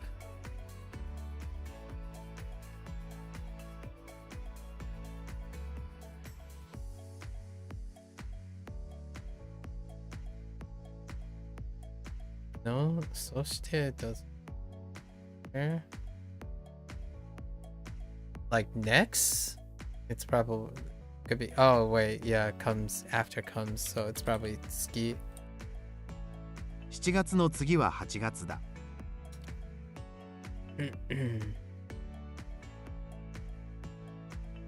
50-50. Heck you! 客なぜこ Oh のカバン wait, だけ半額なんですか but it's a という customer. 中古だからです。 It's a customer though.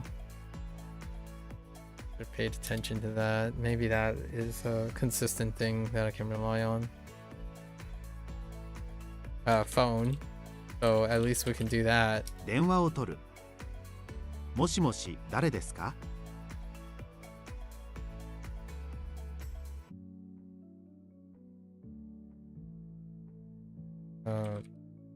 Nope. That's request. They're making I 旅行の日にちを決める。 Oh boy. 子供、サッカーをしに行ってもいい？そば Sure? 気をつけて。気をつけてね。Be careful. Sure. When all else fails from yesterday, type soul. Hi?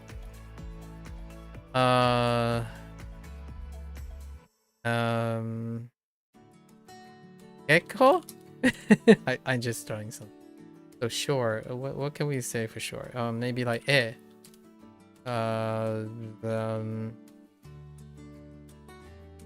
domo.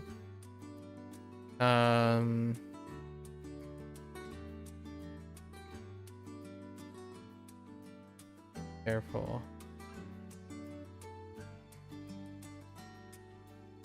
Like in agreement? Or maybe like the dozo doesn't quite work. I mean, it kinda sorta works, but no.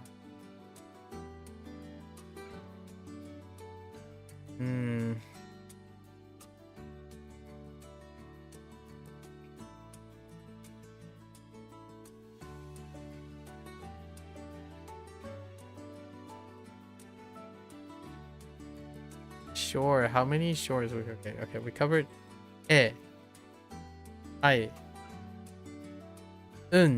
I don't think it's either way. Daijoubu, no. Well, you know, but it's usually one entrance per. So, ja, we could use ja, right? Yeah. Okay.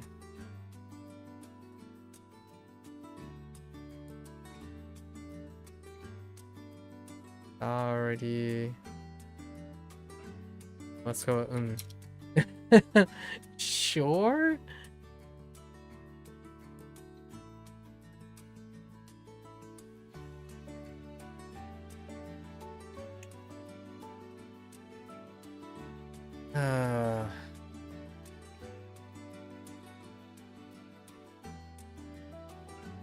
I mean, I guess そして can work, like, you know, and then, or something like, oh, be careful. I don't know.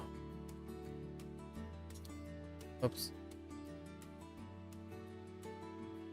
It's a period though. That's a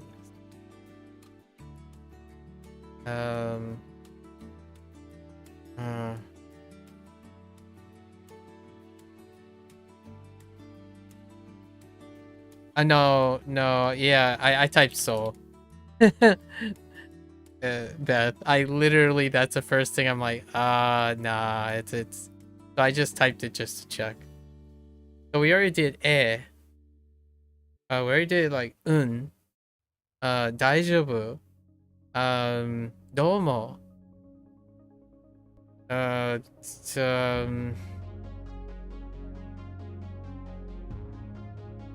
yeah. Oh, maybe no, chotto doesn't make sense. Ja, we did ja. I think sa doesn't work here either. Maybe dakara, because you want to be careful. Like it's contrasting. I don't know. Oof.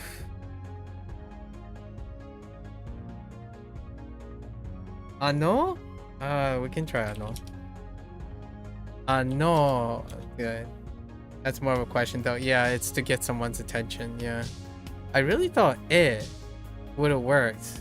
Let me double check in case I double typed this. Okay, so the child, right? Kodomo saka o shinikite, you know, shinio, no, saka o shini ite mo ii, right? So the child is asking, but the soba is asking, but in a conservative way, right? Like be careful, right? Yotsukete. What would you say? I really thought it would have been something like dozo.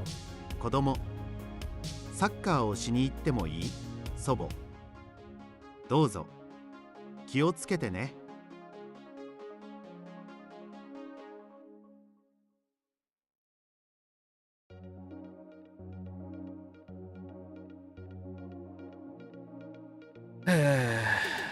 The reason why I thought dozo is because this is saying sure, but it's more like please, or like keep in mind, or make sure, or like beg you.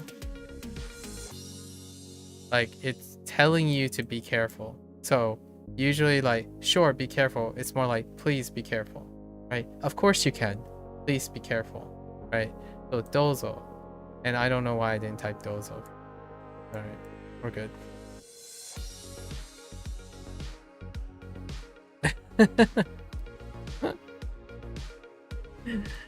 冷蔵庫から冷たい水を取ってください。 How are you today? Welcome to the Twilight Zone, where we replay the greatest hits each and every day. Figuring out what do they mean by sure, alright, maybe, fine, it's okay, good, bad, get, do, go. Yeah, you know, the greatest hits each and every day. I'm here to please. Are you not entertained?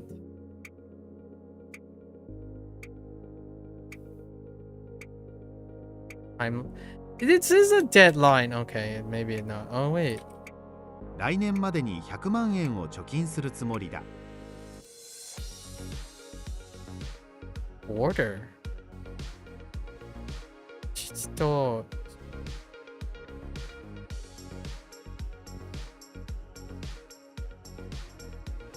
Takeout. Am I it? Oh no, delivery.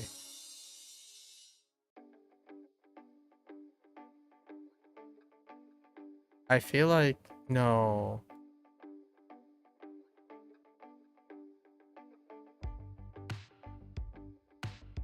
Like some of these require more context. Yeah, they do. It's fun to go over them though, I suppose. Like in a way, if you're going over all of them, you might as well go all over them. Or better English. Yeah. Well, here's the thing. Right? That is better English. What I mean is, like, quote unquote, not instead of using the word better, that is appropriate English. But the thing is, that's kind of what natural English is now. You know what I mean? Like, it's so difficult to ignore the idea that that's how people speak English. Like when you ask, like, "Oh, how are you doing today?" I'm all right. And you're like, okay. Like, what was your game like yesterday? It was good. Like, okay, and I would usually be the first question I would ask is like, is that good? Like, it met your expectations? Is it good? Like, you were satisfied, but it wasn't the best? Like, what do you mean? And that's usually the same idea of the, like, some of it requires more context. I'm like, yeah, English, the downside about that is that's kind of how English is. And hear me out, it might actually be very similar in Japanese too when you're actually speaking, you know, like when you're choosing your phrases. Like, what you know, why couldn't you say daijoubu desu there? Well, you can if you were writing the script. Sort of speaking. Like, what I mean is, if you're gonna be the person that writes the script, you know, like a movie or something, why didn't they say, you know, daijoubu desu, kiotsukete, right? Kiotsukete kudasai, or something like that. I don't know, that's being overly formal, but there are your mistakes too, other than mix-up, so now you feel so bad. Sometimes people do have non-committal answers. Sometimes? Is that a tokidoki? Or a, you observe occasionally? Because sometimes is, that's a non-committal word. Don't worry, I'm not trying to poke too much. I use that too. I tend to use uncertainty. Like Japanese also use uncertainty. No, a lot of times. Yeah, so hear me out, Beth. In Japanese, when you're talking in public and stuff, or like in Chinese or something, I use uncertainty. So they're mostly non-committal responses. Mostly is like, it's kind of leaning, but here's the thing though, the internet is already bipolar, like hyperpolar in its response. It is in its actions. So its statements are very hyperpolarized. Their responses are non-committal, but they're non-committal in a hyperpolarized manner. So it's very tricky to disengage. Like, for example, when you read like a comment, right? Someone will say, well, this is garbage. That's incredibly committal answer. But the thing is, the answer doesn't have enough context for someone who is not committal to that answer. Like, what do you mean by this is garbage? Right? Like, what do you mean by this is garbage?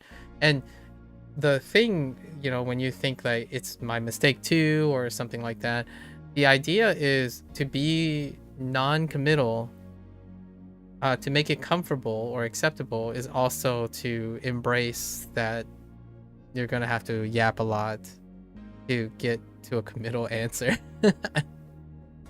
So for me, this is like, part of the process, I suppose. I think it would be different if everyone was committal. Like that statement I just made, everyone is committal. It would certainly be different if we spoke in specifically committal responses and answers. It would definitely be not Japanese. I can assure you that. Like, even the Japanese culture itself, I mean, the Chinese culture does very similarly, where they speak non-committally in public. That's how you become formal. Right, one of the ways to sound formal and reasonable and agreeable is largely due to using non-committal responses. Like, do you think this is a bad idea? There is a chance it could result in something undesirable. Non-committal answers.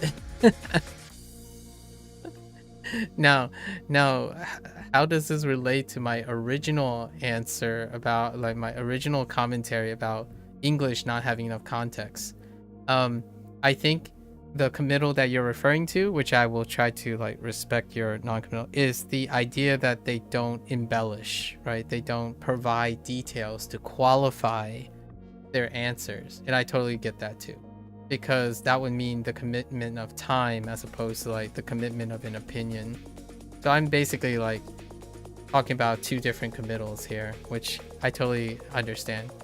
Imagine someone who's committed to supporting their answer while also committed to taking a stance. And on the internet, there's plenty of time. There's effectively non-committal answers that are committal in language. Yeah, out of desire of being agreeable, you've heard it's a cultural thing. Yeah. And I inherit a lot of those things for the most part. And not because I'm Japanese, but we're talking about now a face culture. Face cultures tend to be non-committal. And what I mean by the non-committal, we're talking about two aspects of non-committal. The not committing time, right? Not following up, right? No follow-up. Not following up is one, because it can become too personal, too direct, too quickly, or being direct in language, in diction. So like, for example, a committal answer would be "you suck." But if they don't follow up to explain why it sucks, then it's non-committal in following up, but it is committal in diction. So they basically said "you suck," right? That is committing to an opinion. However, if they don't explain why you suck, it's non-committal because of time. So you don't follow up and explain it, like what's the context of "you suck." You clearly took a stance, and that's how I describe the internet. The vast majority of the internet, they respond by indicating a strong stance. And that strong stance is reflected in the most common implied context, which is what Japanese operates on, honestly, like the way they do it. So English has become this, but then it's non-committal because it also has no follow-up. It's minimum, it's efficient. Like, it's very efficient. So when someone says you're bad at this, it's supposed to explain everything, and yet it doesn't. Such an interesting time we live in. And that's kind of like, I ordered delivery with my father, right? Like, okay, do you mean order? Like, I ordered delivery with my father, gosh darn it. There's only one way this English sentence can be read. Japanese comes in and say, yeah, I agree. Sentences should only be read a certain way, implied that everyone's always on the same page so that we can say less, but still be committal.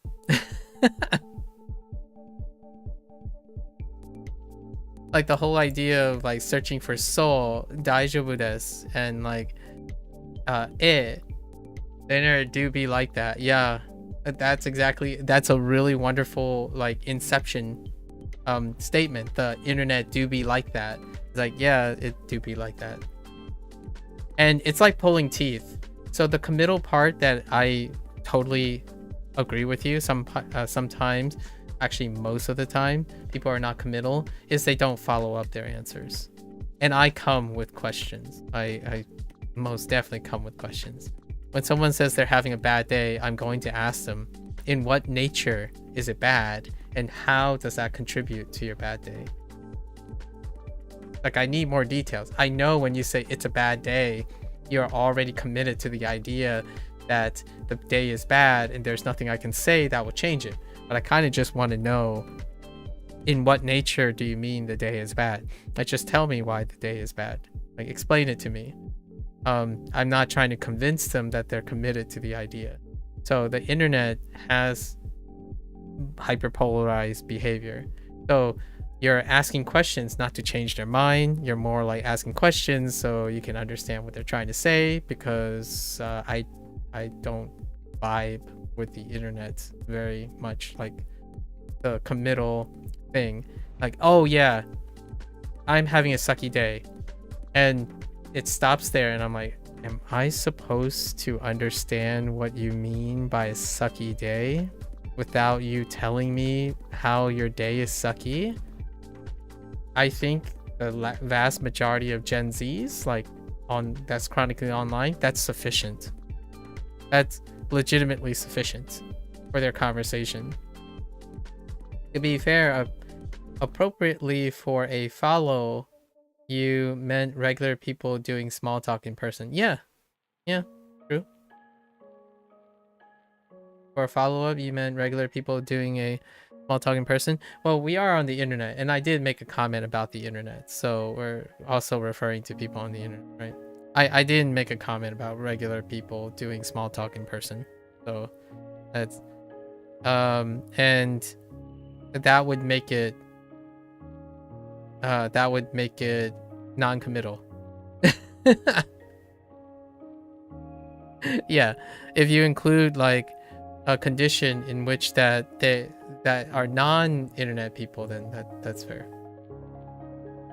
No, then it would be more murky, right? I'm not sure that's being fair to anyone. That's just, in my opinion, that's including people that are outside of what my comment was revolving around. But I guess you mean that your statement, sometimes people do have non-committal answers. You're referring to both regular people and online people. I'm not sure what regular people mean either. So that's kind of tough. And small talk has changed lately. On the internet, small talk is like big talk now. It's laborious and exhaustive. And I suppose that's a great way, that's one way to demarcate what a regular person is and an online person is, if small talk is laborious. So like small talk on the internet is the new like big talk. And to be fair to your early statement, yeah. Well, I was, making the assumption, which I failed to mention, that when you made a comment after I made the internet comment, I figured you were referring to the internet comment. But I guess you were making a separate statement about non-internet people, which is, again, not an act of fairness. It's simply that you're making a separate statement. So that's fair. Like, I'm okay with that. You're making a separate statement that excluded online people. All right. Like, small talk equals big talk now. So the moment you ask them why, they already left the room. Right? They left already. That's it. You do be like this is my litmus test. That often, like, someone say, "Oh, like, I had a really bad day today." Oh, why? Gone. They're gone already. Like, when they said they had a bad day, that was it. That was the transaction. Like you do not engage in small talk because it feels like hard talk. I don't know what's the opposite of small talk. Deep talk. Like, you and I have an average that is well beyond the typical length of a conversation between the statistical average. Like, well beyond the statistical average. My classic comments with language learning is, "Oh, hey, you're learning Japanese. I'm learning Japanese too." I'm like, "Oh, okay. Like, where are you in your Japanese study?" Gone. The person's already gone. It, like, they were like, they just wanted to let you know that that's what they thought, and then that was it. You know, that's kind of the normal interaction. When you write a comment, it's not a chat, it's a forum, right? Like, the most common type of interaction you have is an asynchronous forum. You know, Reddit, YouTube comment section, Discord. You write a comment and you leave, and then you come back and maybe you'll have a comment back, but you might not even read it. That is, in my opinion, what normalizes the behavior. So nowadays, despite being someone who streams, right? Despite being someone who streams, and trust me, when you say something, you are probably the only person I'm going to be talking to. So the first thing you're probably going to reasonably expect is I'm probably going to say hello and ask you a question back. And no, that still doesn't check out in the logic department. Like, they come in and they say, "Hey, did you see the new Chainsaw Man movie?" Gone. Or no, they would say like, "Oh, I really like it." Gone. Or I would say something like, "Oh, hey, no, but I have seen the Chainsaw Man show. What do you think about the movie?" They would continue their line of thought. And once they're complete, they're gone. They didn't respond or wait or look for like an acknowledgement of their existence or something like that. They simply wanted to state what they wanted to state and then leave. Is some of that low attention span or bots though? These ones, well, I know when a bot is happening. That happens a lot. So, because this could be how you determine you're real. I study human communication patterns most of the time. So I can assure you that there are some pretty clever bots out there, but they're not enough to answer my questions. Like, what I mean is, you don't presume things without having an answer to your question. So the nature of my questions are how I check if there's a bot.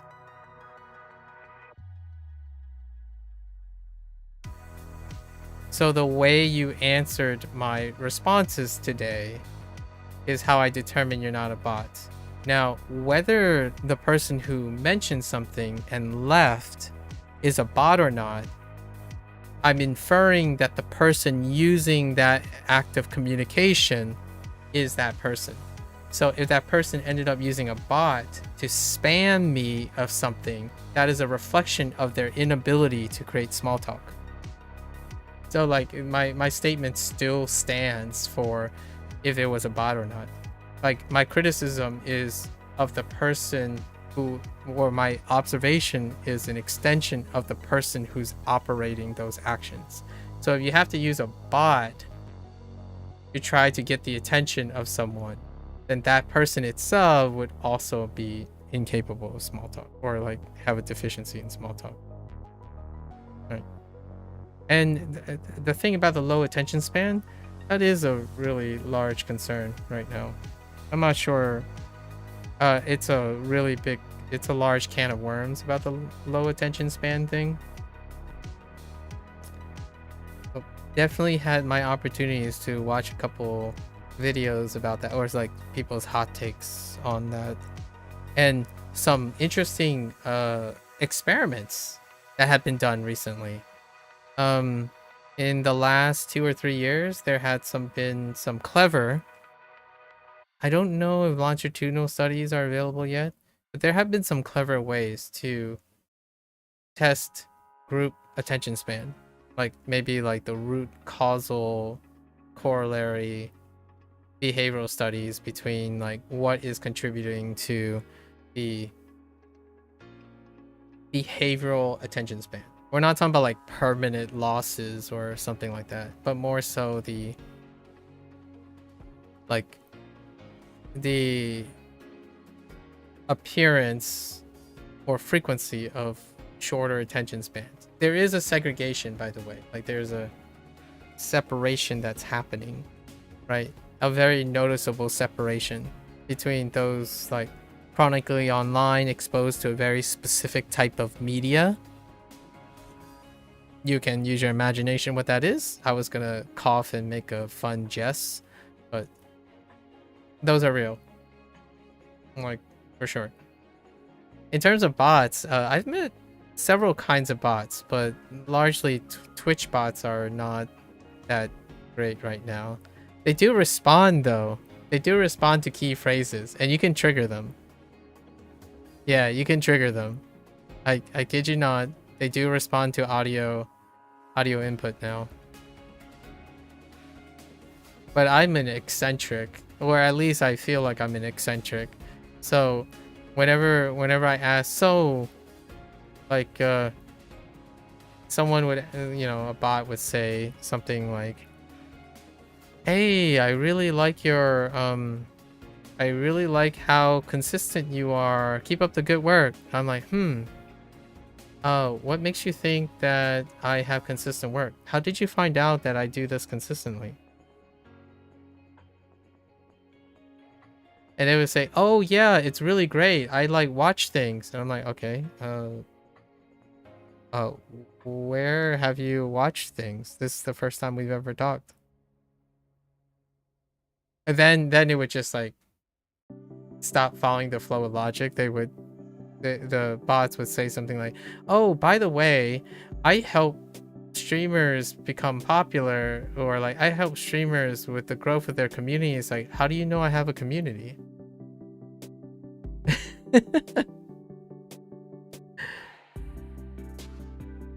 Yeah, basically. But hear me out. Hear me out. I would like those days would be useful if they actually used it in their response. And we're yet to reach a bot that can read and integrate the meaning of what 391 days feel like to a human being. So like there's no expression of like individualized feeling about it. It's like, "Oh yeah, I saw that you did 39 days of WaniKani. I have this experience about WaniKani." And I'm like, "Okay, hold on. Okay, go on. Share with me this experience. Do you think 391 days is a long time or short time?"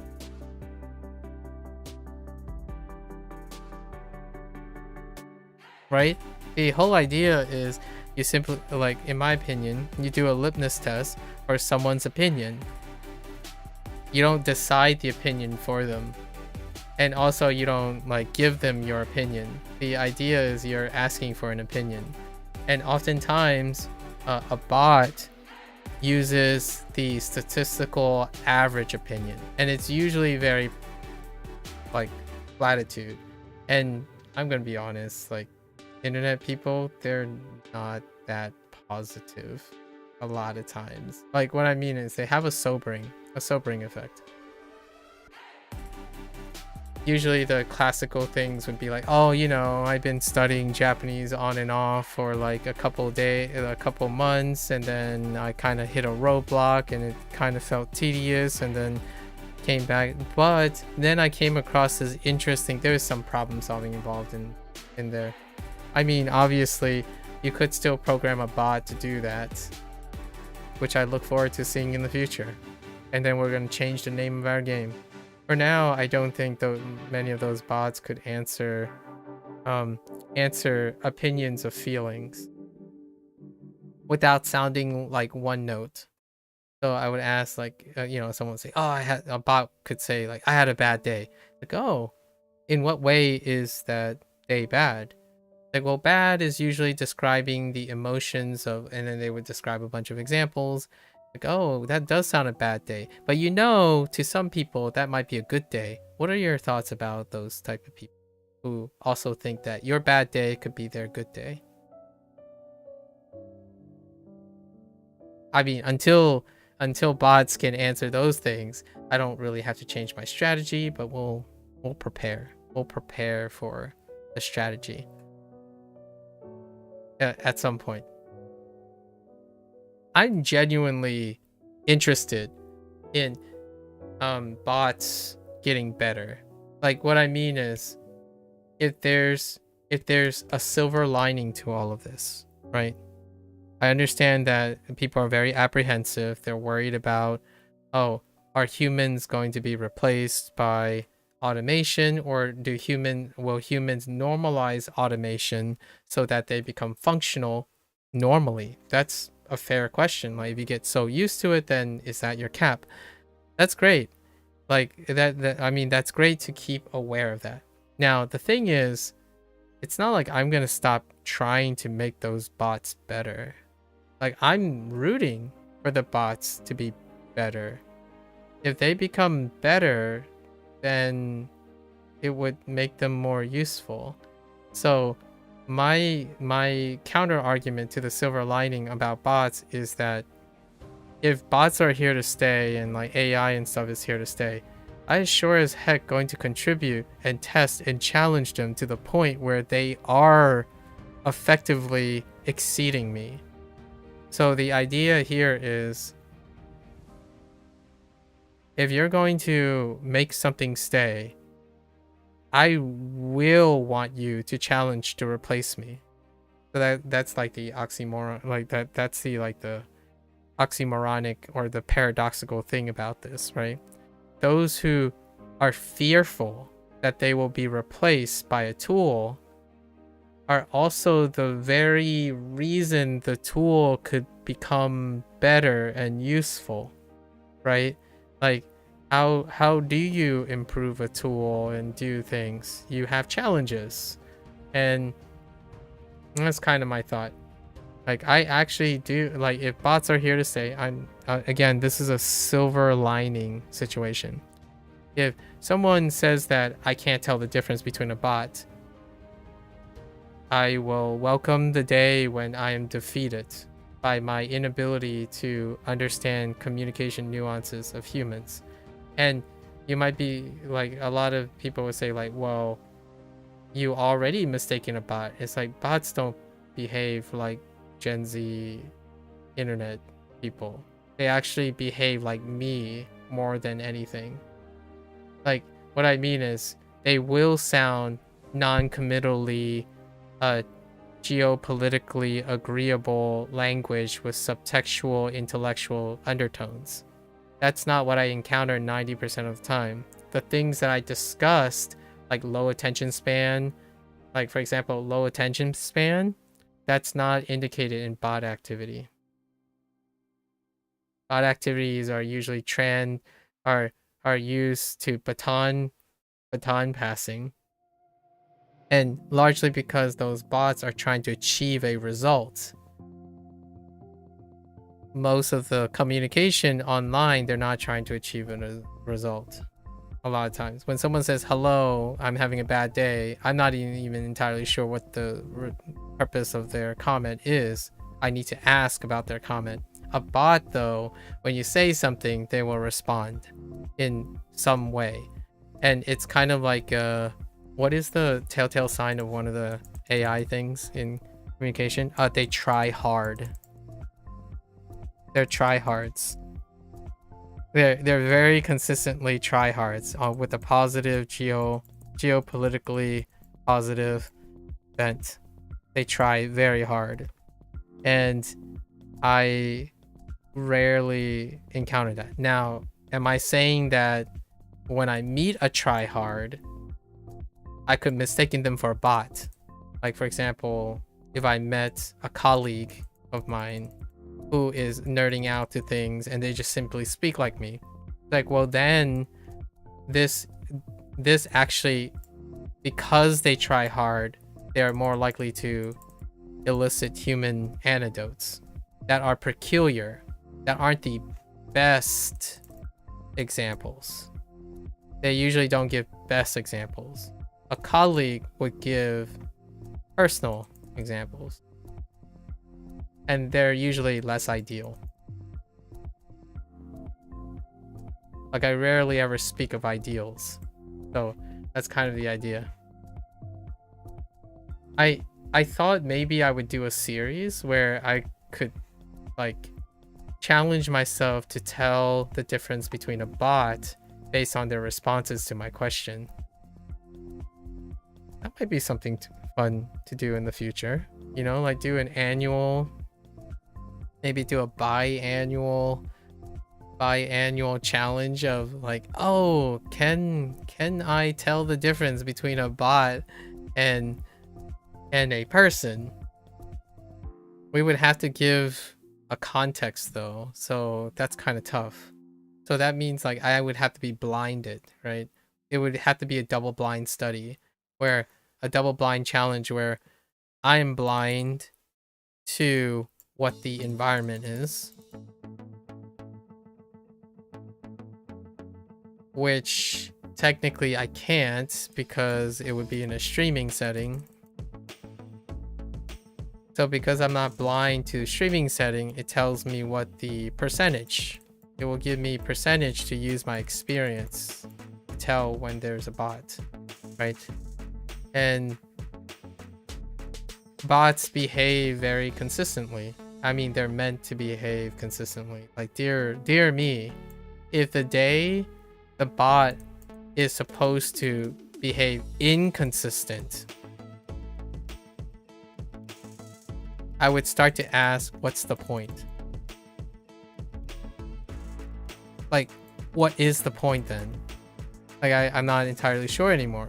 Like, if it's inconsistent, then whoever is using the bot doesn't achieve their goal. What, they're gonna get a kick out of making me like think that an inconsistent bot is fooling me because just to be inconsistent? It's like, okay, good for you. Like, you made something that basically just says gibberish. Like, you can do that if you want. I'm not entirely sure if that improves the bot or not, which is a talking topic for the record. Right now, like, companies are trying to make bots more human, right? Which then it goes back to whatever what Beth said earlier, where bots can end up sounding non-committal. They could possibly behave non-committal. Imagine one day where, like, you know, hey Gemini, right? Well, wait, I don't know if that triggers phones. Okay, that doesn't trigger phones. So like, hey Gemini, can you explain to me comprehensively at a specific level of Japanese the following review of this particular game? And that guy's like, nah, I don't feel like it.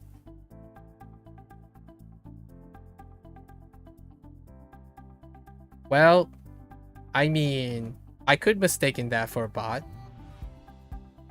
When I'm blinded, like if I didn't know I was speaking to like Gemini, I would say, hey, do you know, can you explain to me like the review of this Japanese review of this game I really like?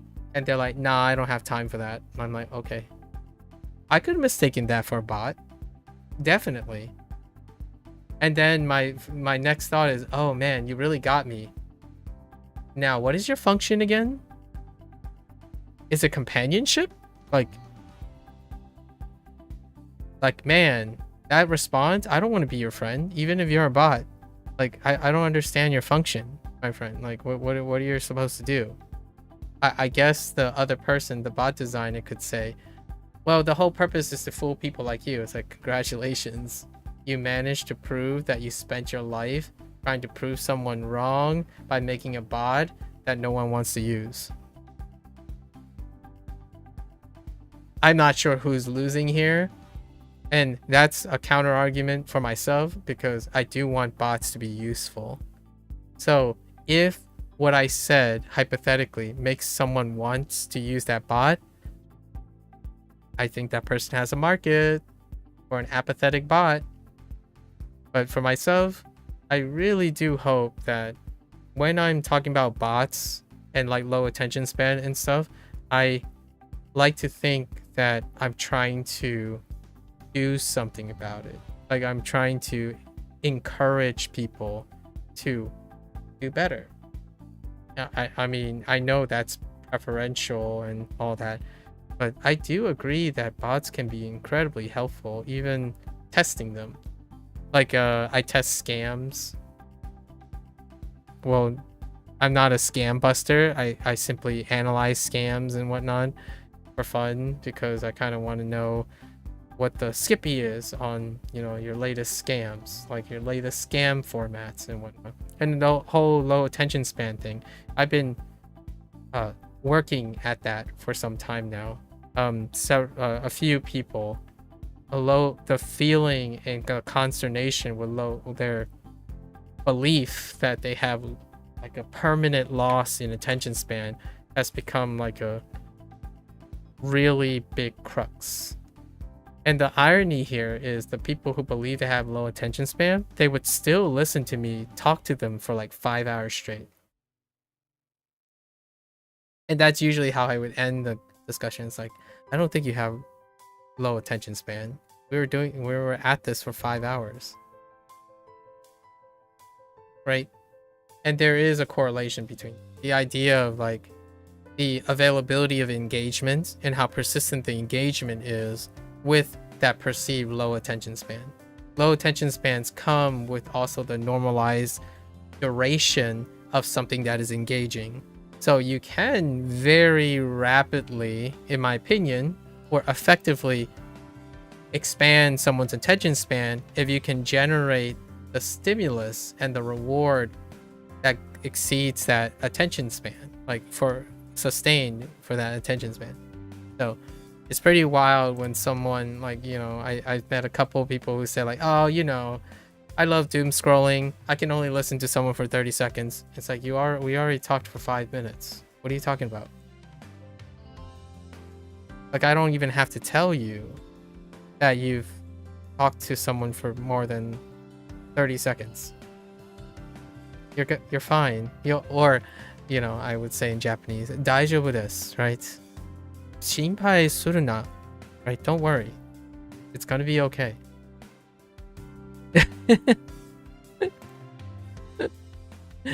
Anyways, sorry, I'm still stuck on order. So what are you? It's definitely not buy, right? We're not buying anything.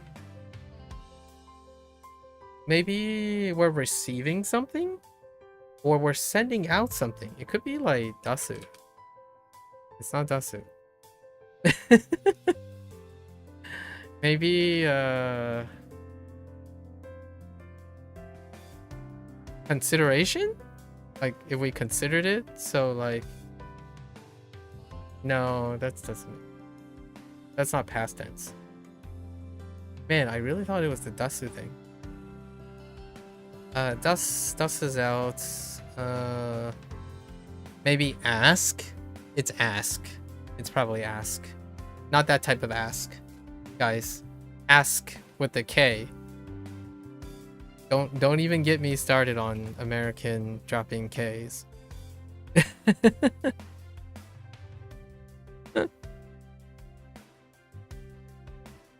It's an ask. They're asking for a delivery, you know, requesting.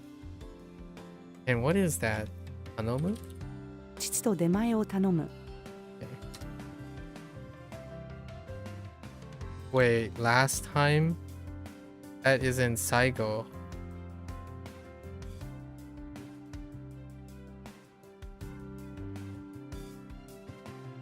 Anata ka. Last time. Izakaya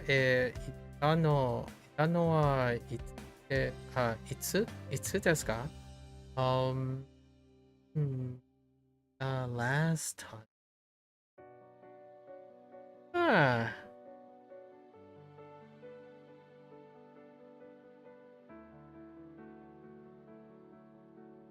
I can't wait till Pro Call.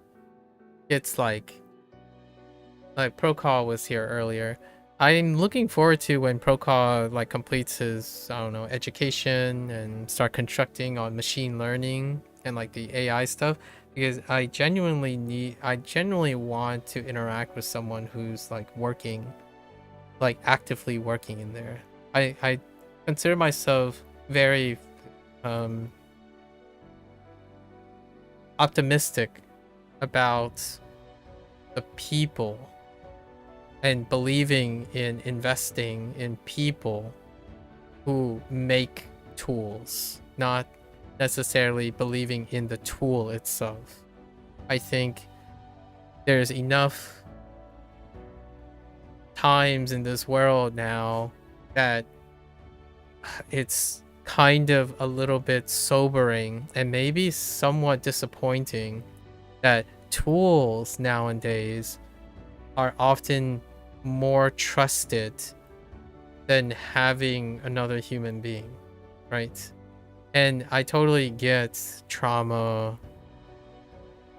slanderous, mischievous, intense, but where there is malice, there's love.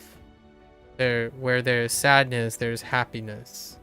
Where there's misunderstanding, there's also understanding beyond objectivity, right? Where there is apathy, there's also sympathy and possibly even empathy. And nowadays it's kind of disappointing that people don't even like doing like business with each other. Like the highest concentration of bots that I've encountered are bots masquerading as artists. And the first thing I test when they say they're artists is if they have elements of humanity in the creation process. Like that's the first thing I ask. Like, oh, may I ask, what are you into creations? Do you establish rapport with your customer beforehand? Or are you typically a bot could respond with something like, well, I do what I think is best for my client. All right, and what is that? There's a cyclic logic in this. So a bot, in my opinion, it would be interesting to see how a bot get out of a cyclic argument. Because if what you're doing, if what you do that's best for your client, then what's best for your client is not what you do. Right? Because what's best for your client is dependent on what's best for your client. So if you think you're doing what's best for your client, that's not true. So the way you can answer that question is you break the irrational loop and choose something. So oftentimes bot would choose something like one of a characteristic, they would all in on one side of the argument or decision, because in my opinion, usually bots have to make decisions. They don't engage in rhetoric. If they engage in rhetoric, it comes off very weird. At least for now. It would be really awesome to see if they can capture human rhetoric in the future. That would be an interesting thought experiment. I'm not sure what the function of all of that is though. Like, is it necessary for a bot to know how to engage in human rhetoric?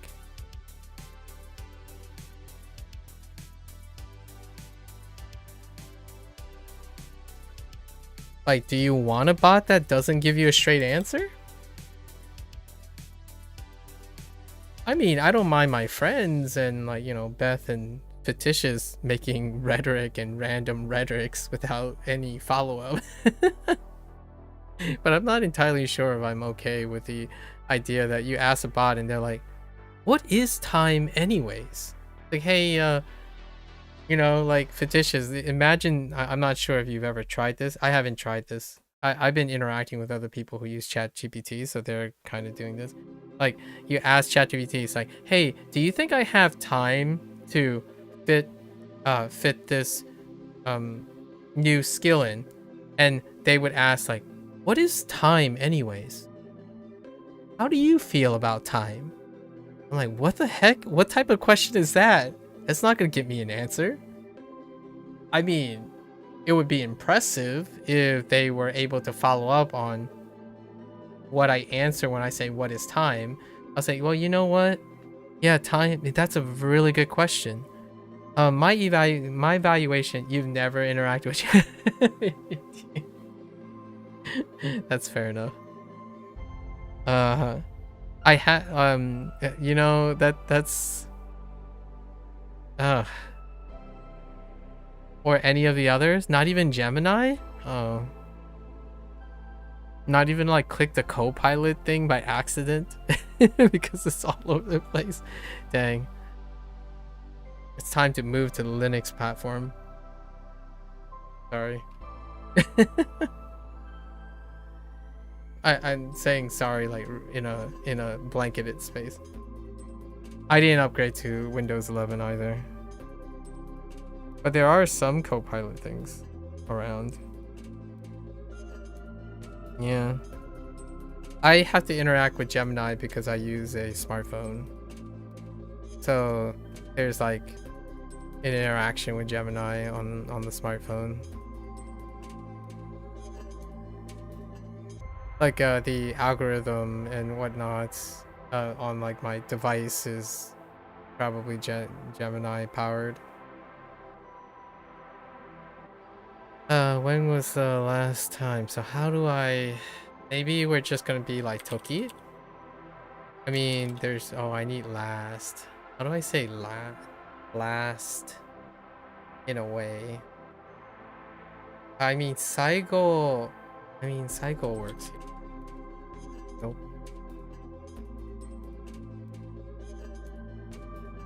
Okay. That, I mean, that's the end, so it doesn't imply time. So previous, we could use previous, like Saki. Okay. Oh wait, no, Itsu's over there. Maybe like Go? No, that's after. Well, what about before? Maya? No.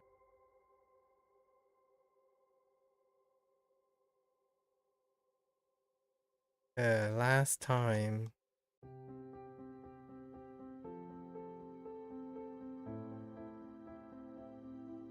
Above? No. Above could mean before, so. It's not Tsugi, that's after. Yeah, we could do before. Oh, it could be... No.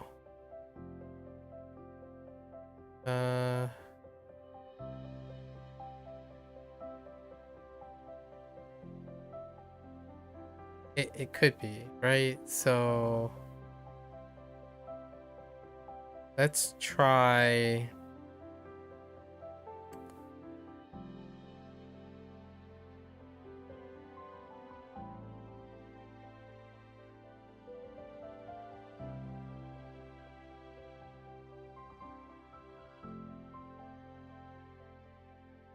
that is so rough.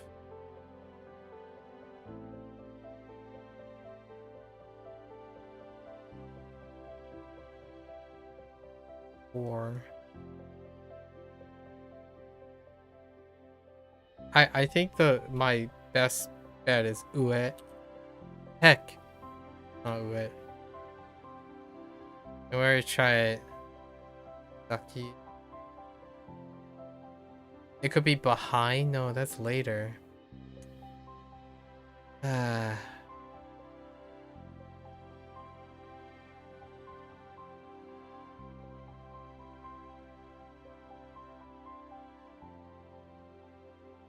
Okay, how about Miami? No. Yes. No.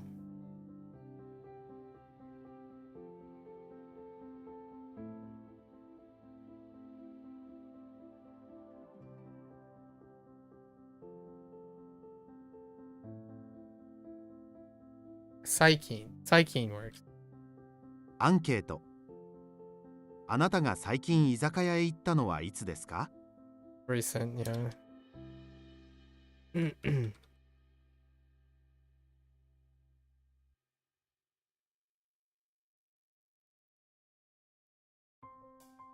Bow? Not the same one. Maybe like we're gonna do Otto. 私はあなたのことをもっと知りたい。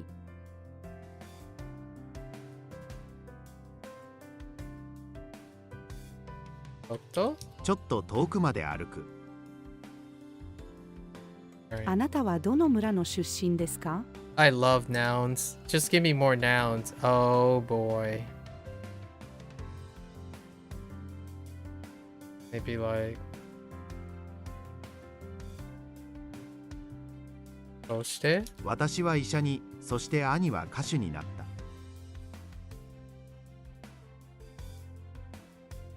In addition to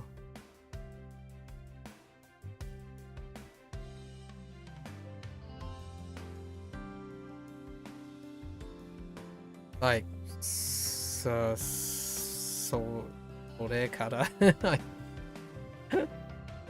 In addition to and where is that where is that? It's after Toll. Yori, okay. 料理へ大と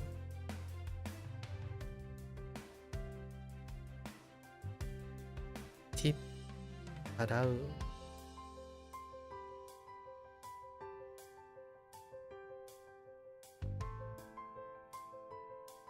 Definitely not.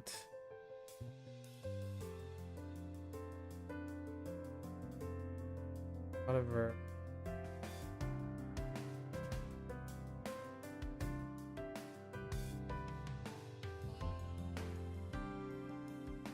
It's no, no, no.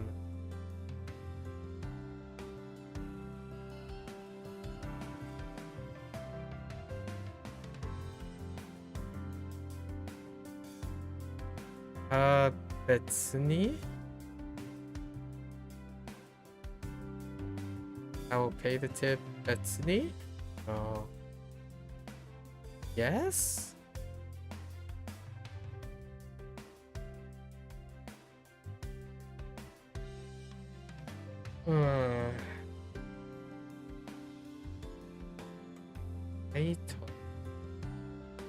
We got Thai, just Thai. I guess that's enough to. And Jin.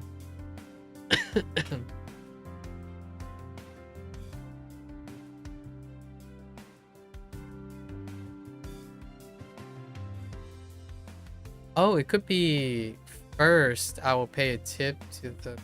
No. That's a. What?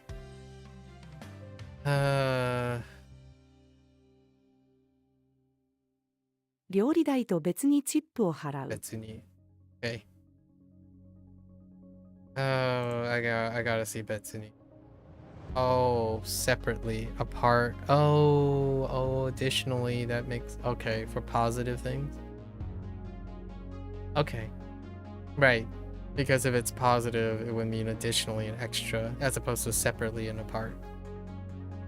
This is a positive. Okay. 彼女はインド人です。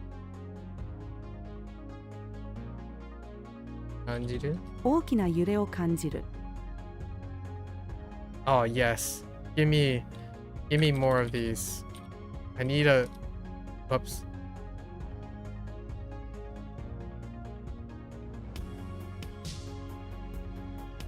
この遊園地は月曜日より水曜日の方が空いています。 I need like a couple nouns and adjectives up in between each of the... in between all the other things. Get me back on the groove.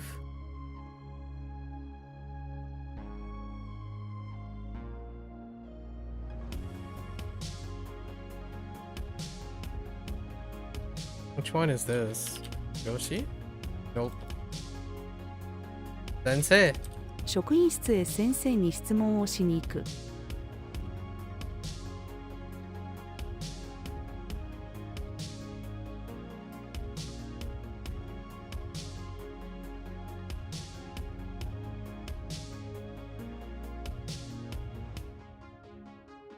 Wait.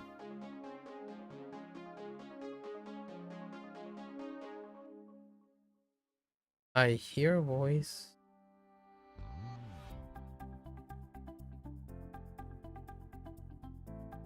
What?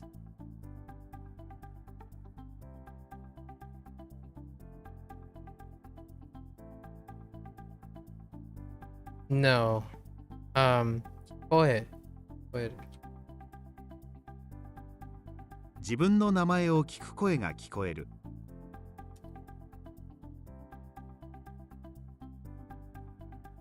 オーストラリアに留学をするので、円からドルに両替をした。 Heck you. Oh gosh. 彼女の年は30くらいだと思います。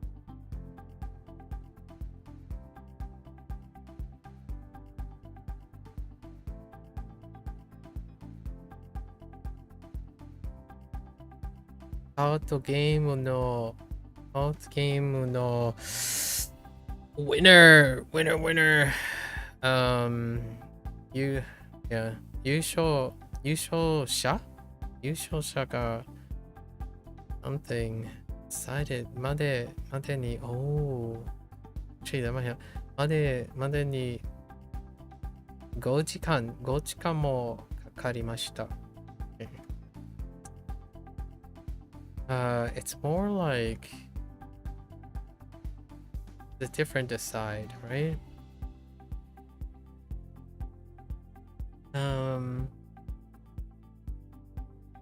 Ade.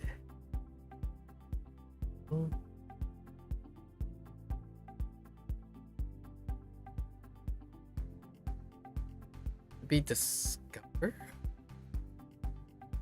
It might be discover. Like 見つける. Eh?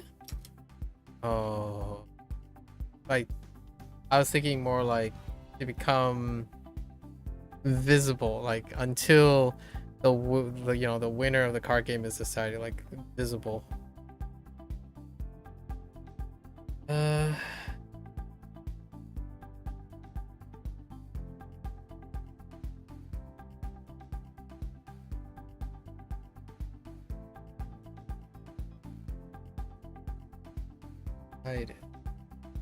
How do you decide something?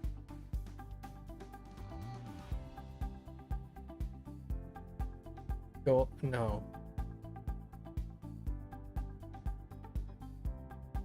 Man, I really thought I had that one. Oh wait. Oh, we have Kimaru. カードゲームの優勝者が決まるまでに5時間もかかりました。 The intransitive decide. 時が早くすぎる。 Oh. 私の子供は男です。 ジョーンズ様、おはようございます。 人の間違いを笑ってはいけません。 Heck. You're right, this works here, but try another similar word. Oh. Whoops. I missed the. 私の姉は大きな家に住んでいる。王の命令には従わなくてはいけない。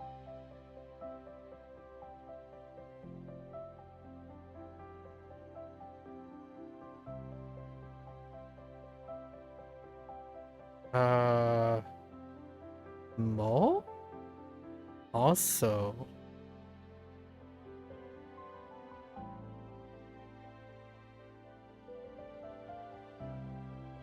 Like furthermore, also.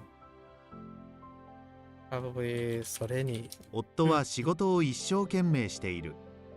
それに家事もする。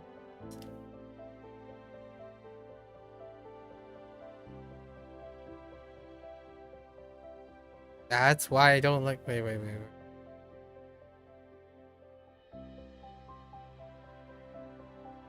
だから。彼女はすぐ怒る。だから私は彼女が嫌いだ。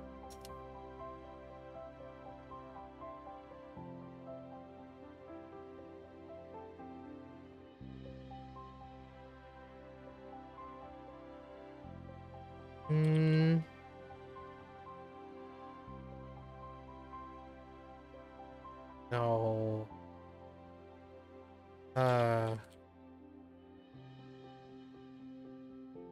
先生、この中で最初に喋り始めたのは誰ですか？ The knee.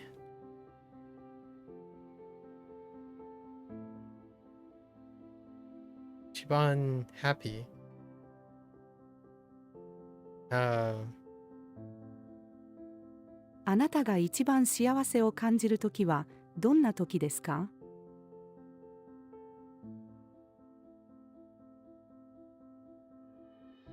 メール。ごめんなさい。今日の授業を休みます。I mean, it's a text, right?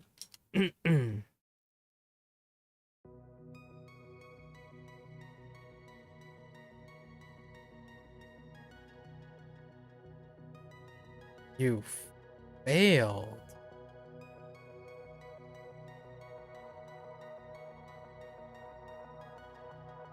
So that's not negative. So it's definitely dealing with the act of failing. Positive. So 先生、 oh, 落ち。君は試験に落ちたので留年 Oh だ。 right, 落ちる。Okay. 一段。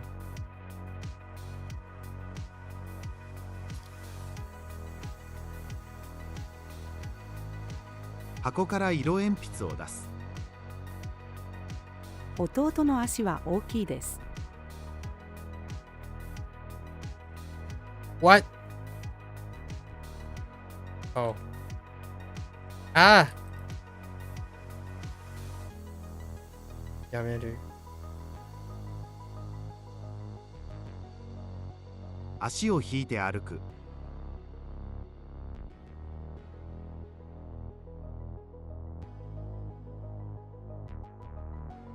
僕はガヤガヤしたところが嫌いだ。What the ガヤガヤした。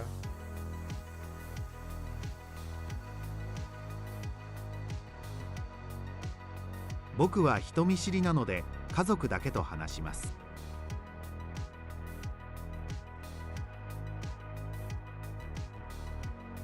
大きな thing? Thing? この大きなものは何ですか？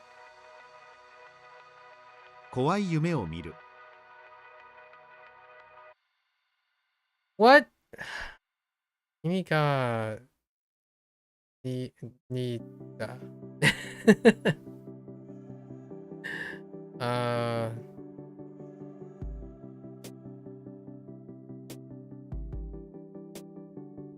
Isn't it like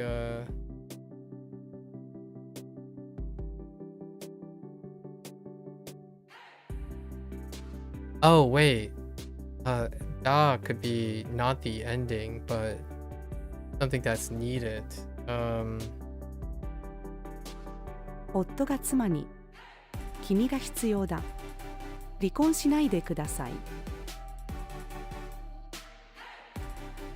Story. Managatari? Oh wait, what the heck is Managatari supposed to be? Story? Hold up.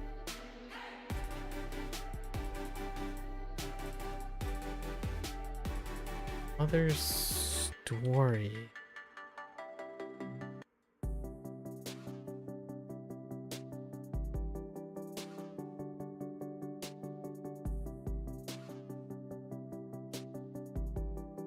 父の話は面白い」 Yeah, Monogatari has to be like linked to another thing, but it's the same character, I think.「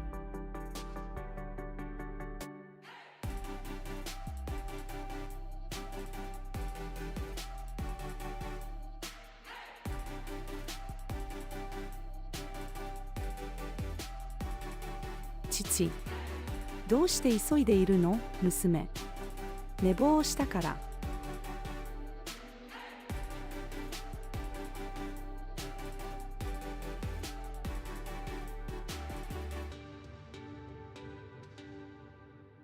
僕はレストランでバイトをしたことがあります。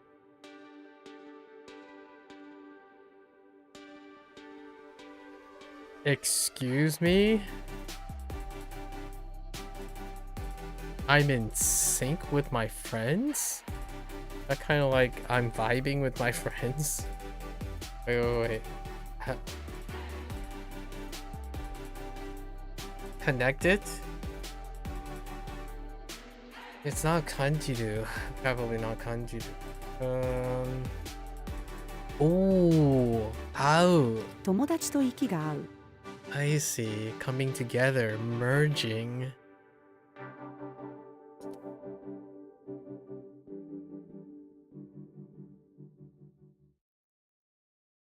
Okay. Heck! 先生が生徒に「うちにたどり着くまでが遠足ですよ」 Oh, they're home. Okay, fair enough. 僕は中学3年生です。 I'm gonna go with わからないことを質問することはとても良いことです。 excuse me.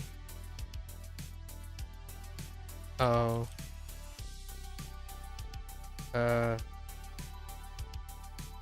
こちらに来て。 That's a typo.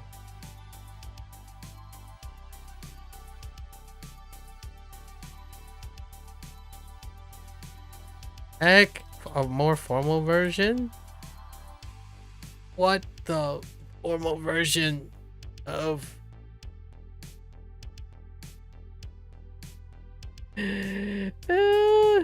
Alright, well then. Well then.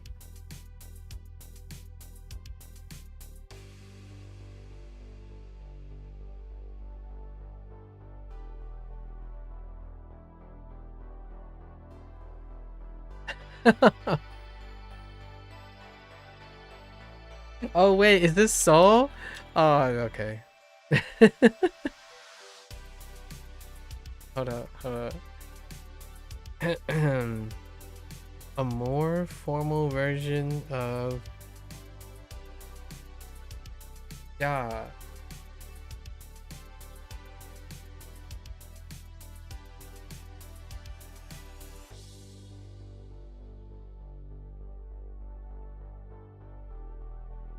Certainly.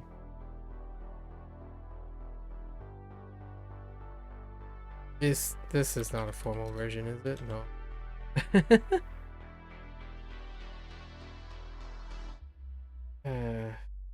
So, pushed it doesn't. I think sore kara work. No? What? I mean, after that, well then,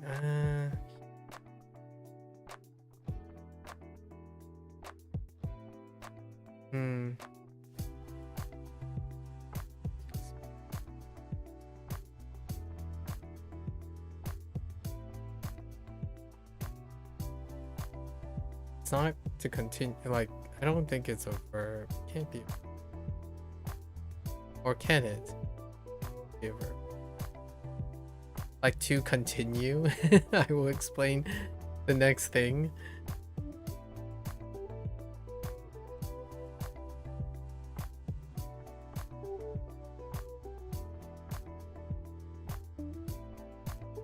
It's kind of like sore. Sore is something. It's not sore kara. What is it?それでは。それでは次の説明をします。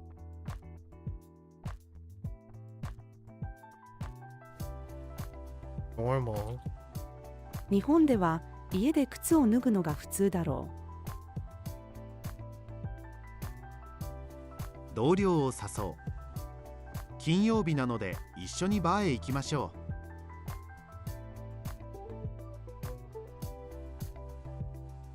焦っている女性。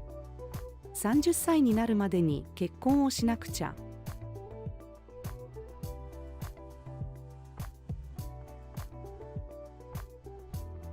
この場所はとても危険だ。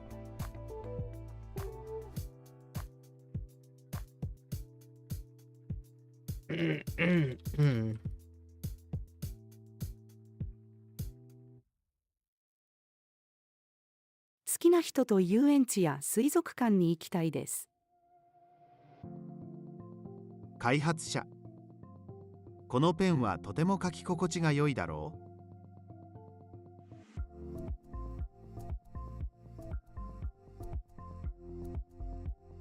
う。Oh, interesting.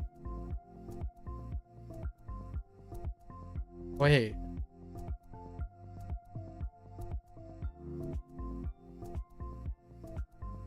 あの方を知っていますか？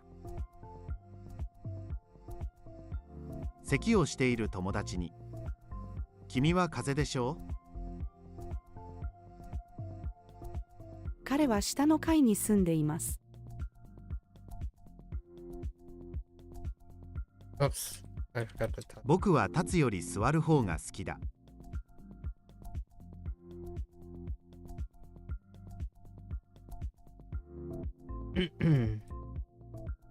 天気予報士。暑い日は熱中症に気をつけてください。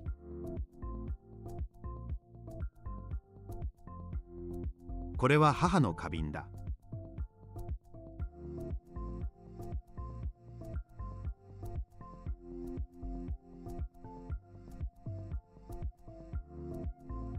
彼は何の選手なの？夫の声が好きです。直角とは90度のことだ。世界を旅する。なくした鍵を探す。Oh no. Care. Pseudo. 好きだ。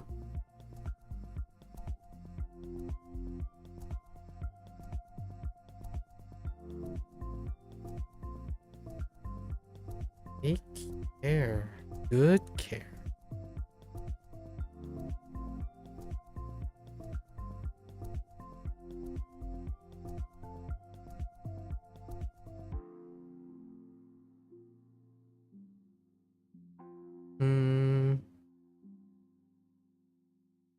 What the?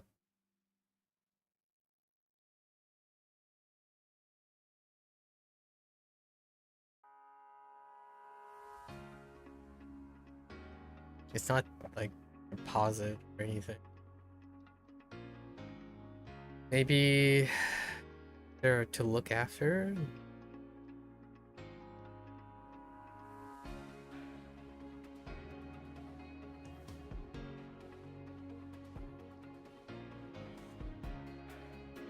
Do I have a blanketed statement? Do I have a blanketed statement on taking care of things?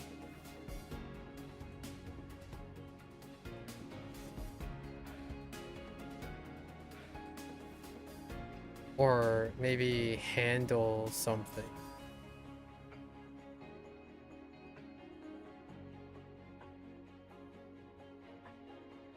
Could be something like maintaining something.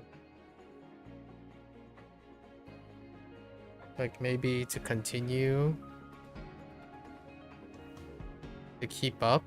Oh, you know what? To keep up kind of works. So we could try... Tuzutsukeru? Tuzutsukeru. That's not...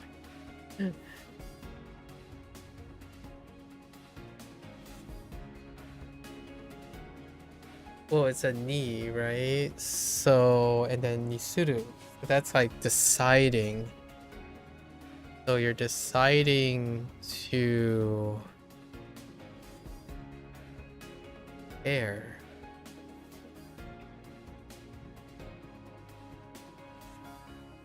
To do caring.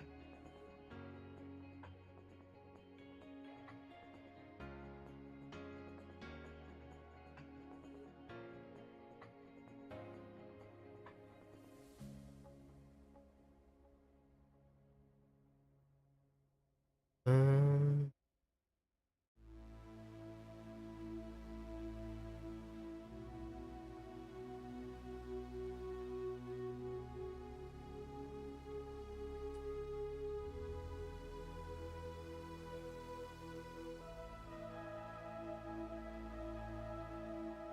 Maybe I'm looking for...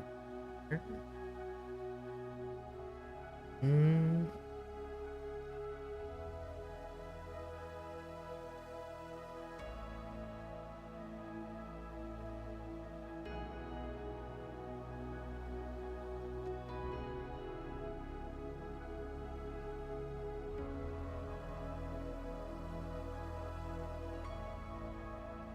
And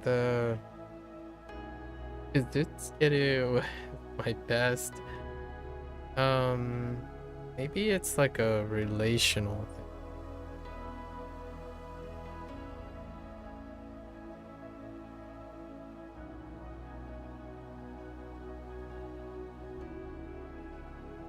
Maybe like taking no.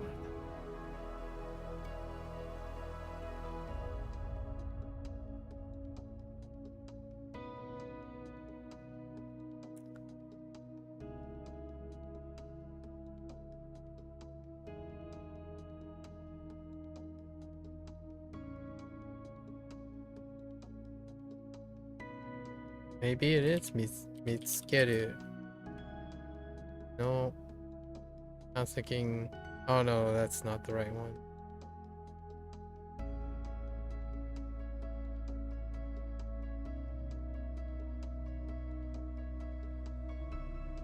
Goku? Goku?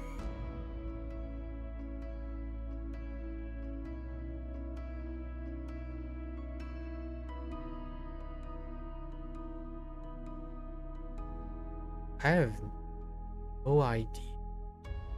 What?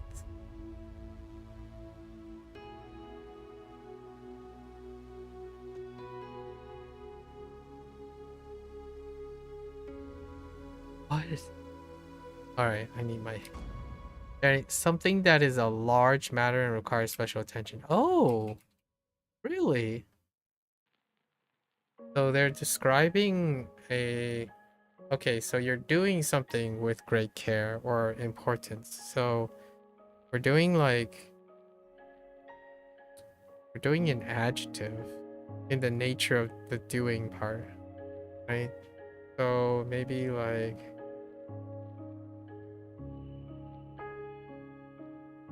Daiji. No? Or no, daiji. 私は物を大事にする人が好きだ。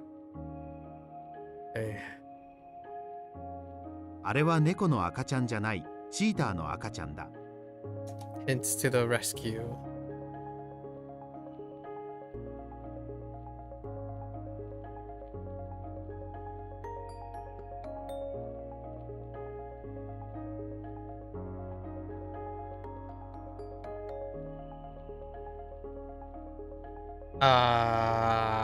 busy?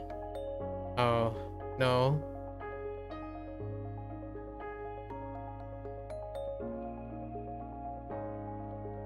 What? 妻。今日はとても忙しかったの、夫。お疲れ様。What is that? Oh, that's an E adjective. Right. 私の目は濃い茶色です。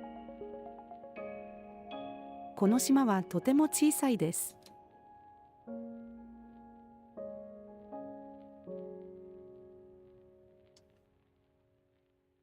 50-50? Oops. That explains it. 私のママは可愛いです。彼女の顔はとても小さいです。明日の天気はどうですか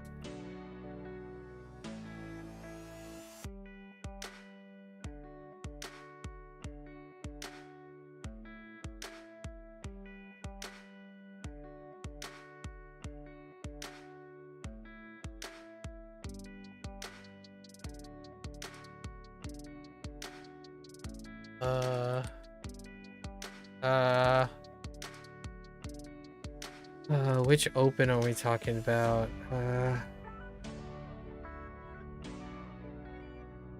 No.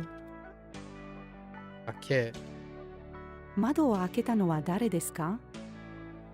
開けたの。開けた。Question. What's a different question? 先生、誰かこの問題の答えがわかりますか？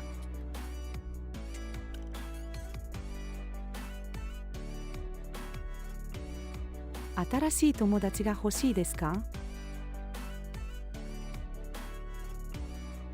父と母は同じ身長だ。昨日の日本語のテストは半分くらいできました。Oh no. Not again. I'm gonna say... Ah! It's an expectation. Okay. 友達に。じゃあ、さようなら。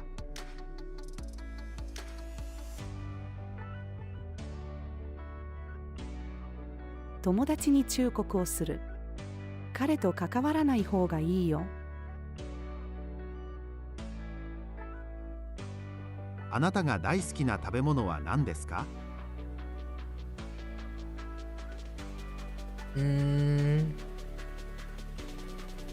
？Dang you. That was a 50-50. ママ友。あなたの娘さんは学生だよね。I wonder if the other one is always in a more formal thing. 私は今、部屋の中にいます。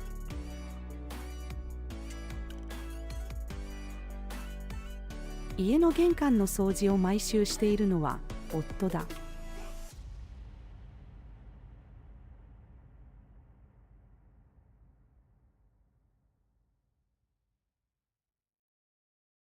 純子。なんで困っているの？トーマス。財布をなくしたからだよ。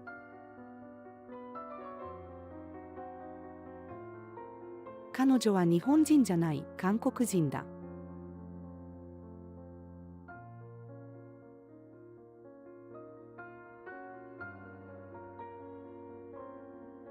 Oh no, this is Jana. Oh, Jana katta. So it has to be a na adjective.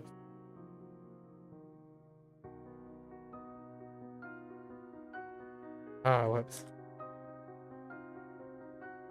クッキーを作ることは大変じゃなかった。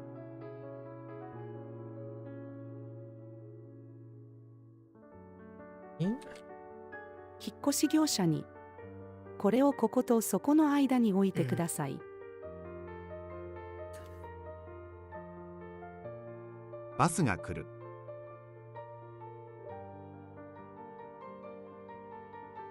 赤ちゃんが動く様子を撮影する。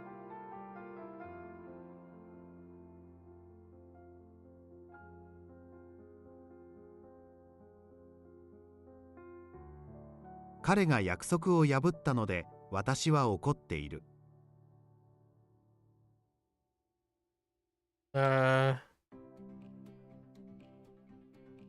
娘の能力を試験する。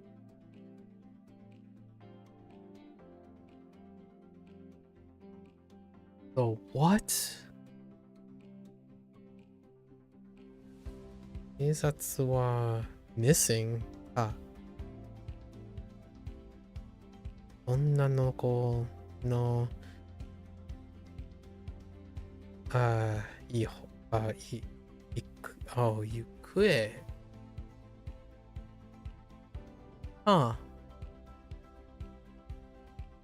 上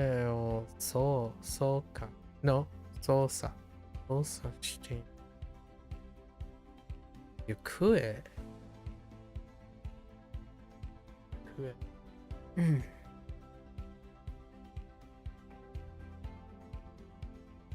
missing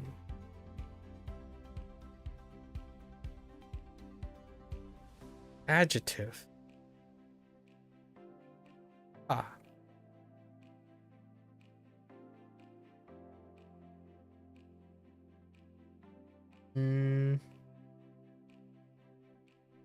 Oh, not adjective, verb.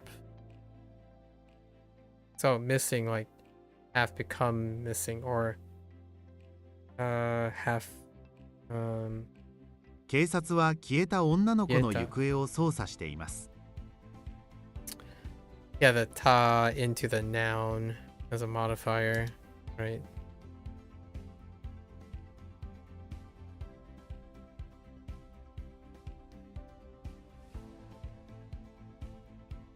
父が息子に、どのデザインのカレンダーが欲しいの？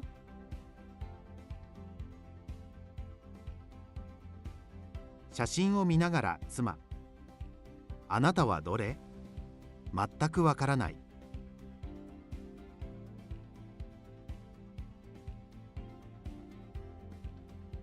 こんな古い家に住みたい人は誰もいないでしょう。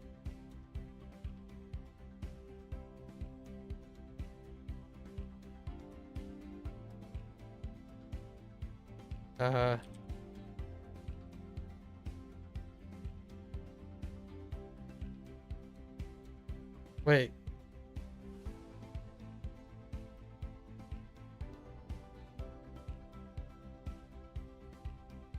You place in?「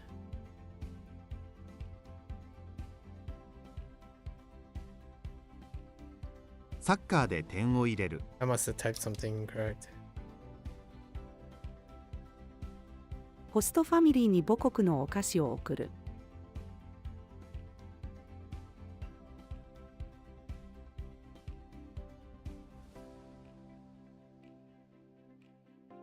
筋トレを続けることは簡単ではない。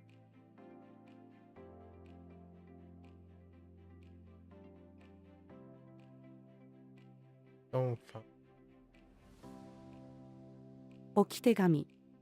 私のことを見つけないでください。文化について学ぶ。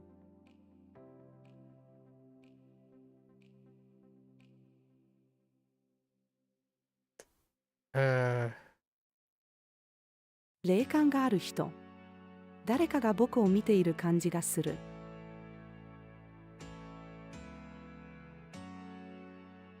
友達に聞く。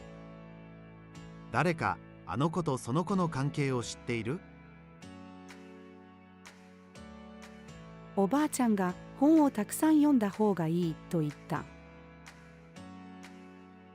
俺の家にはスポーツを仕事にしている人がたくさんいる。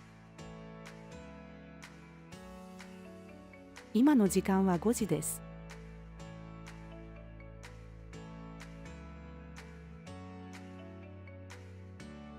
お母さんと映画を見るのは今日の午後にします。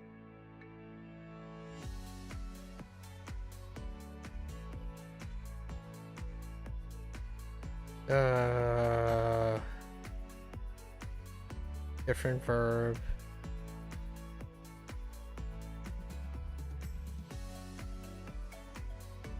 Oh.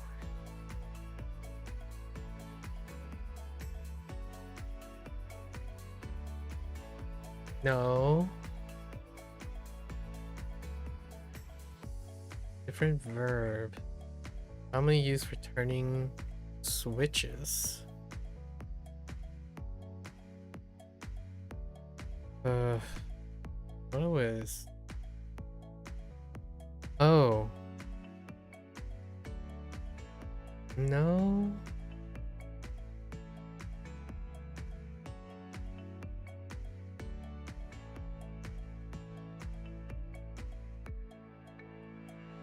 Not moving.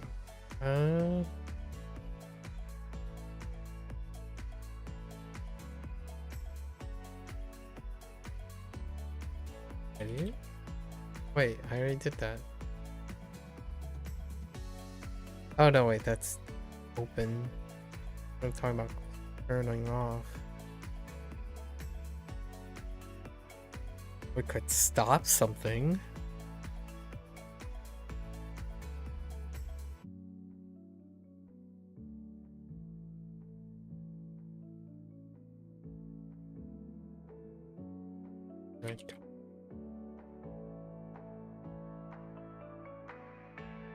Have another turn off, but for switches?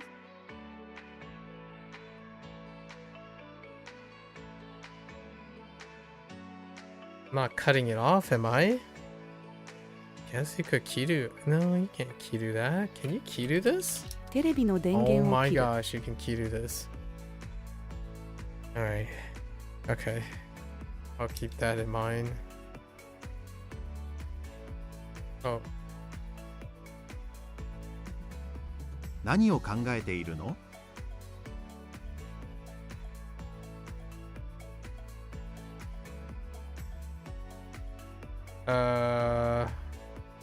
Oh, about time.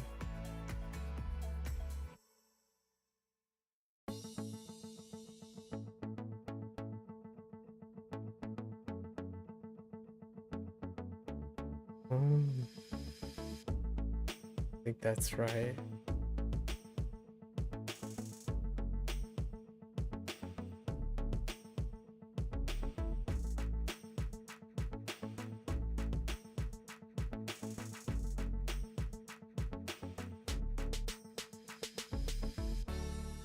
I only have kurai.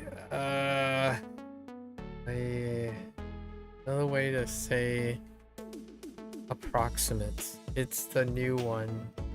The new one that. The new character, anyway.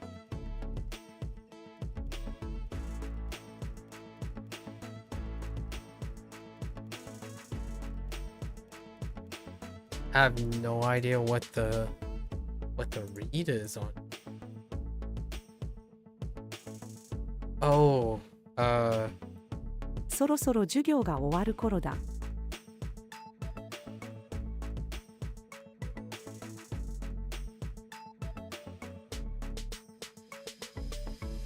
what?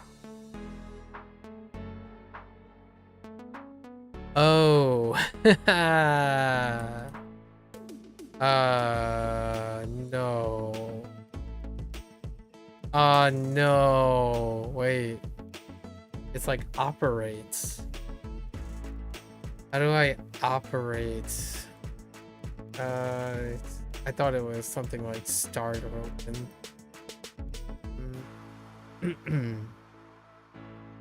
Probably like start. Oh. Oh. Thus.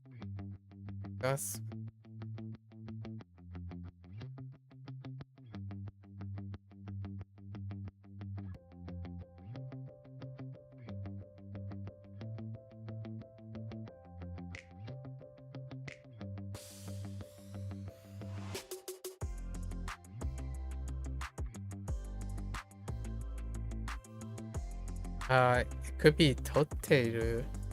Took up, yeah, probably. No?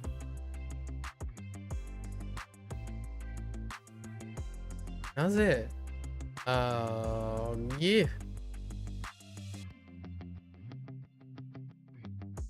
A do verb. Or runs.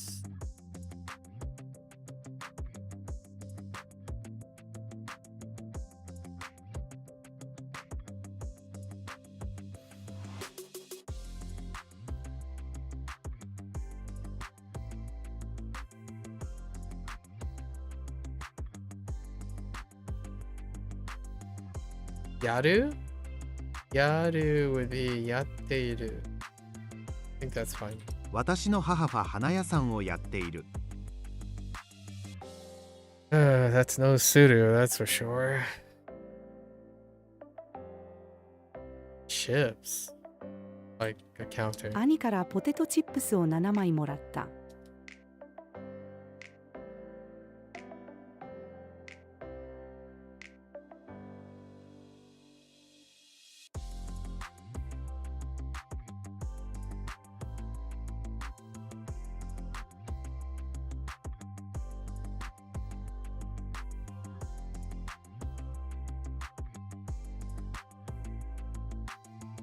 I'll get the guests to come in. Oh.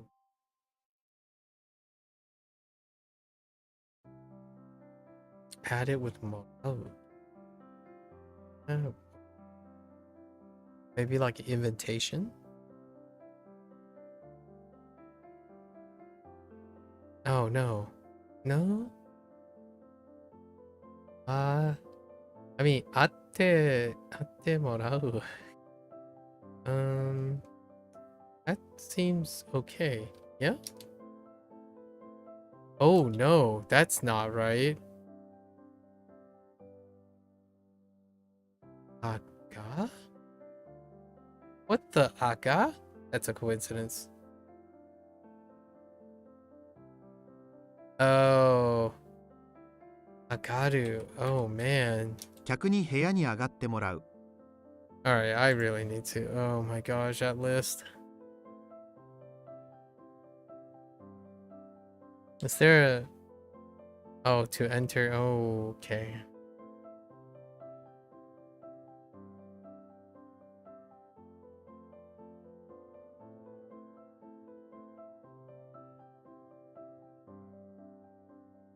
Man, that's not great. Okay.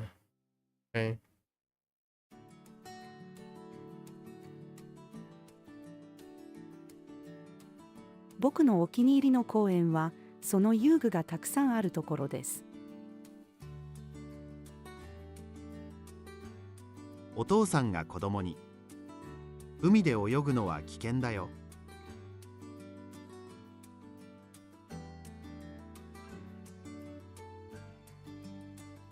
What?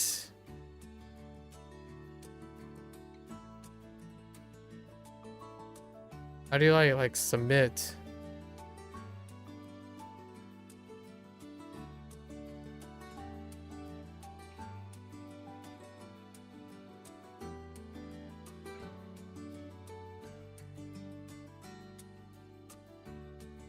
先生に宿題を渡す」。 今日は集まってくれてありがとう。 あなたとは考え方が違う。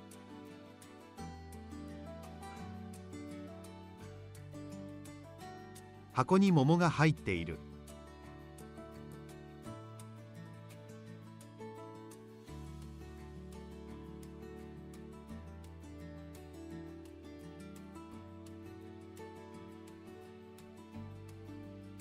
Oh, I can. Oh.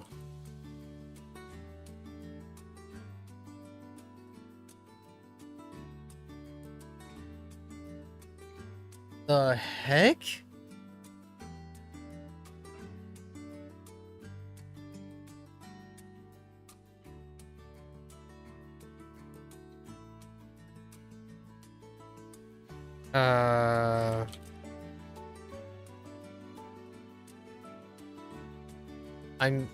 I guess I'm messing up the ending somehow.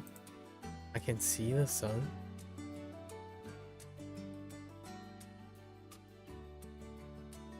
I messing up the ending?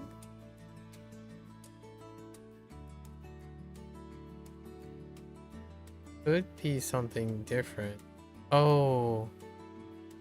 Oh no, I'm not finding. That's finding or being. It's 太陽が見える。 wrong kanji. 上司。君は海外で働いたことがある？部下。もちろんです。母が子供に、ここのトイレは汚いから他へ行きましょう。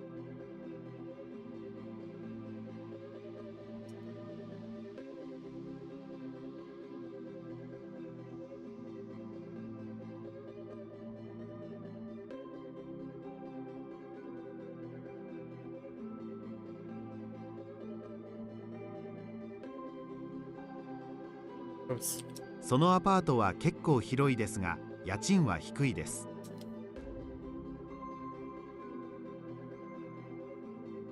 新しい考えが生まれる。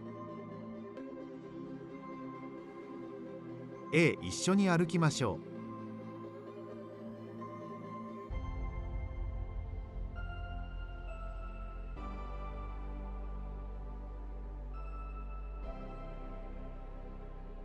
次はあなたが泳ぐ番ですよ。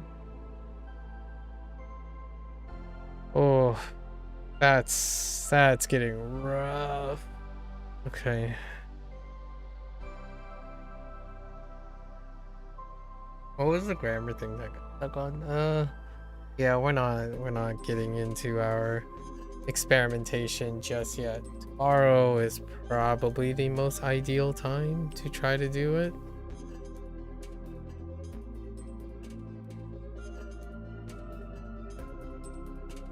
Oh, you have to reset the cram each time. I see. Textbook.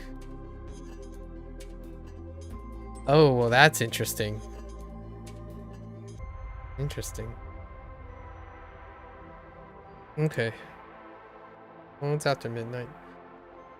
Alright, folks. That's a wrap for our Bunpro today. We talk about some stuff. Oh, yeah.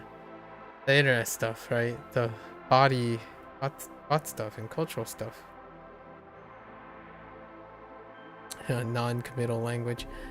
Alright, folks. That's a wrap for our Bunpro session. If you're gonna watch this later, arigatou gozaimasu. As always, feel free to follow along, pick up Bunpro for yourself, give it a shot, right? You're more than welcome to yap about Bunpro, or basically anything else, right? Here to chat, to be a little bit more committal than usual, keep each other motivated and interested. Until next time, minasan mata ne. Mite kurete arigato, right? Thanks for watching. I'll see you guys next time.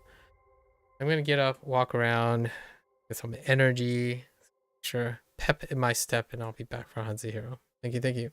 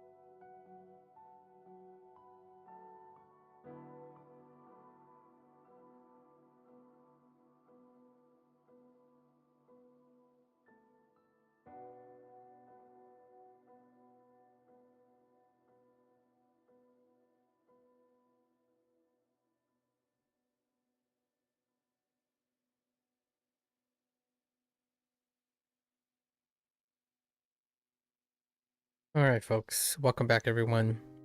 欢迎大家回来。今天是第84天 is a 384.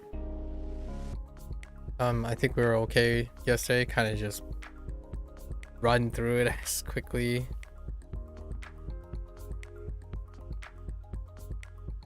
Stumbled along the way, so let's just go and stumble some more. 胳膊 Good boy.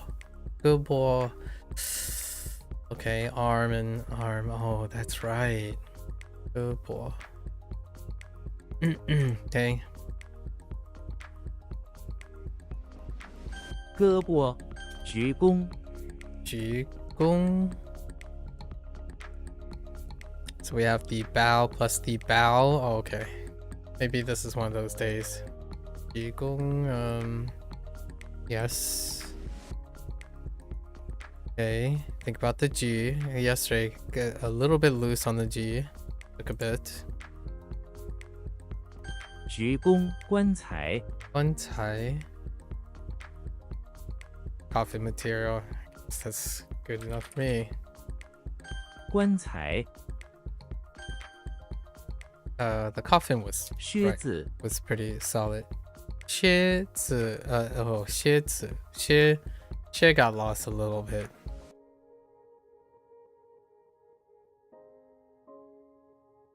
Okay. I thought of someone else. 靴子 Hmm. 功勋 Xing. Achievement. Xing. Merit. Contribution. Interesting. Meritorious deeds. Meritorious. I'm unfamiliar with that adjective, meritorious, of merit. Okay.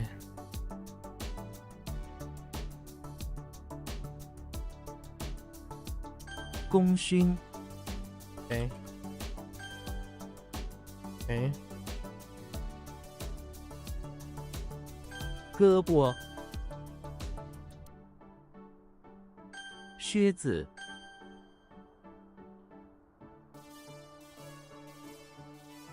功勋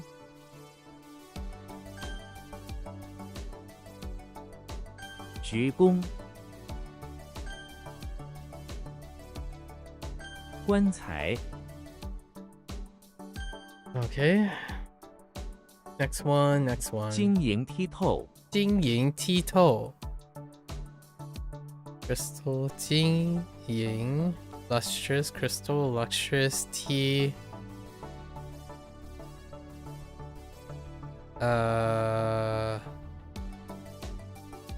tea like pick out toe pierce penetrate. Okay, so you can pick out the thing that is okay. Crystal lush translucent, so you can pick out and penetrate. Okay, all right.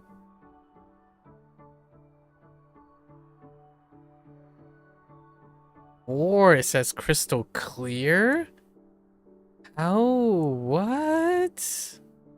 All right, sure. I thought translucent was.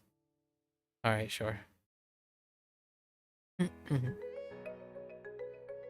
晶莹哦晶莹剔透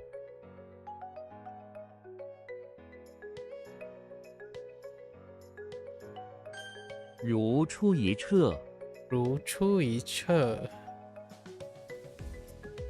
like out one like exit one 辙 I got a problem with 辙 yesterday. Ruts or same. I just say same. So like out the same. Be like to exit one. That's kind of yes if they exit. Okay.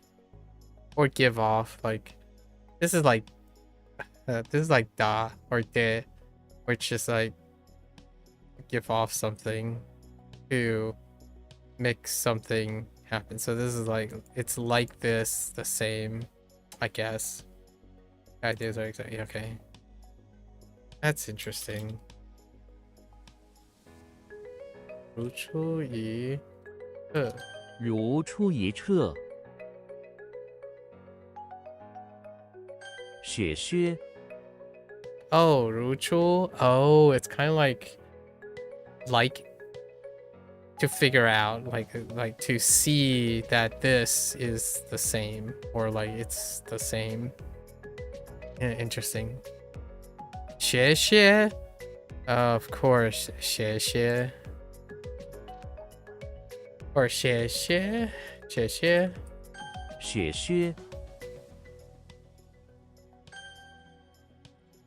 What about heckin' shit? What the heck is a shit? Wait, 焕然一新。焕然一新 snowshoe? 焕然一新 Oh no, shit. Yeah, shit. 焕然 so glow, so like new. Oh, to look like new, yeah. Oh, so like new. Okay. 焕然一新焕然一新。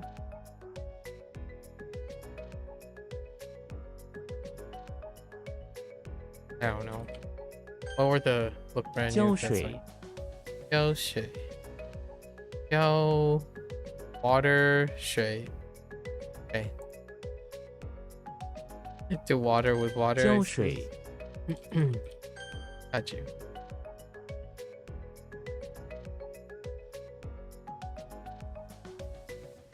晶莹剔透。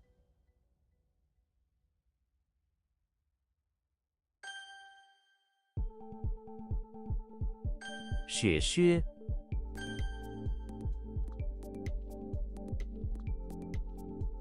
如出一辙。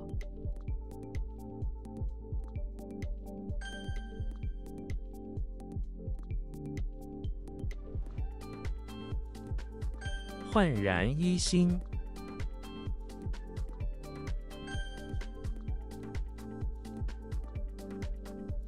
胶水 Okay.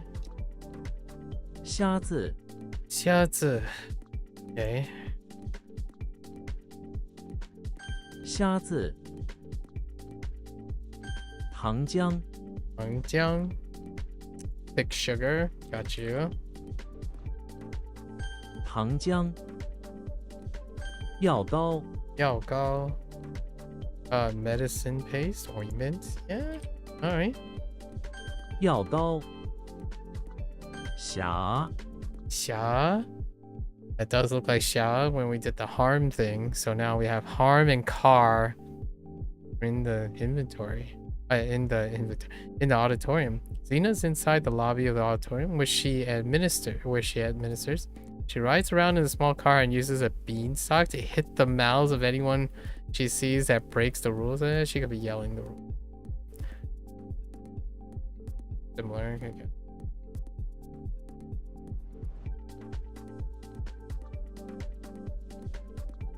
Oh wait. Oh, we can get rid of the beanstalk now. Okay, so Xena is inside the auditorium, right, where she works as a guard once more. She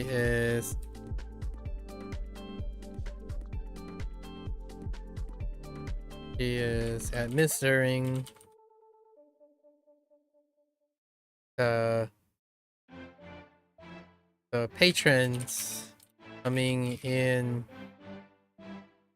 from the parking lot.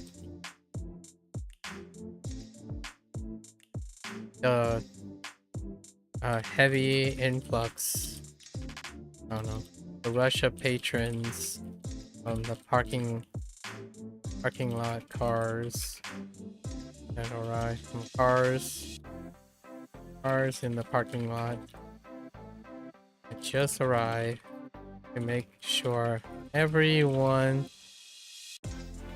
gets into the auditorium safe and sound from any harm.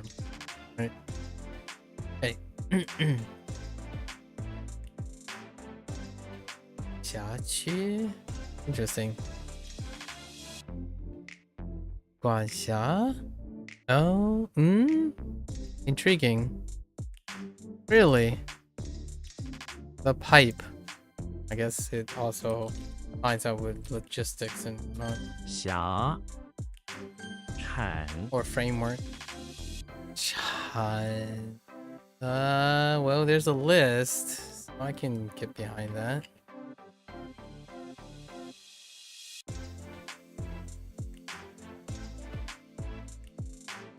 Off meditate? Chan?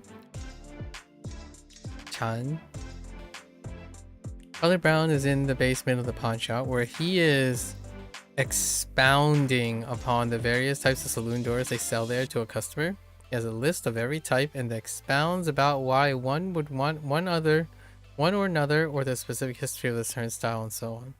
The customer who just wanted to buy a saloon door is waiting for Charlie to stop expounding upon this thing. I think that's okay. I was gonna make it like a little bit more miserable, like he was instructed to expound upon all the list of the things on the door despite customers disliking them, but he was forced to do so anyways because he has to work at the pawn shop. It's good enough though. Chanming. Interesting. To clarify, expound and make clear. Yeah, I got you. 产 Okay. What? Oh, that's tone 1. 辖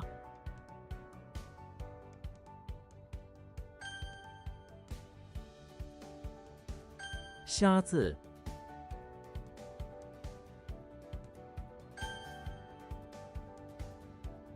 糖浆 Oh my gosh, I added an extra P. 产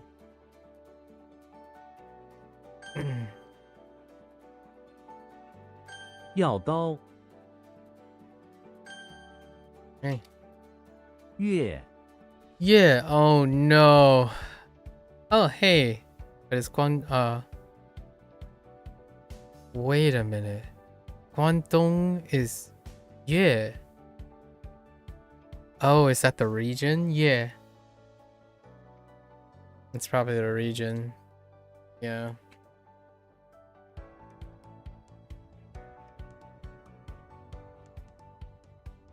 Kind of like Wu. Oh boy, do you look like a yeah? In what part of in the universe do droppings give me a yeah? It doesn't. Okay. I got not too much to, you know? No, I don't got much to work with here. So we're going in.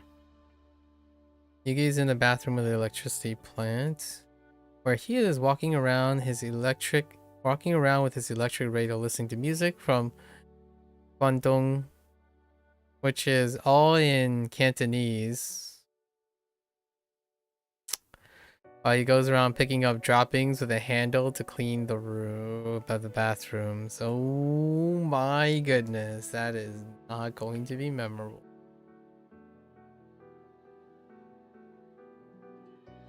Actually,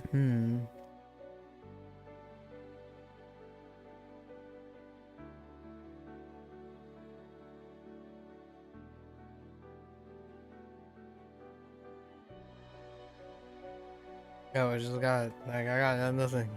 Nothing. It's another proper noun. He's in the bathroom electricity plant. Maybe working to get them cards. Electricity plant, huh? Yeah. Oh, that's how they. And yeah, G. Same thing. 月 Yeah. 脑 No. Why are there so many Go boards? I don't think Go boards have a null yet. Okay. Alright. If Lighters is inside the barn playing Go with a finger, when it is waiting for its turn, the finger will idly scratch the Go board or itself, trying to sound like an episode from Wednesday or something, causing Ned to get distracted. Annoyed, Ned uncharacteristically blurted out, "This scratching business diddly won't do." Oh my gosh, while unconsciously scratching his head out of bewilderment. Hmm.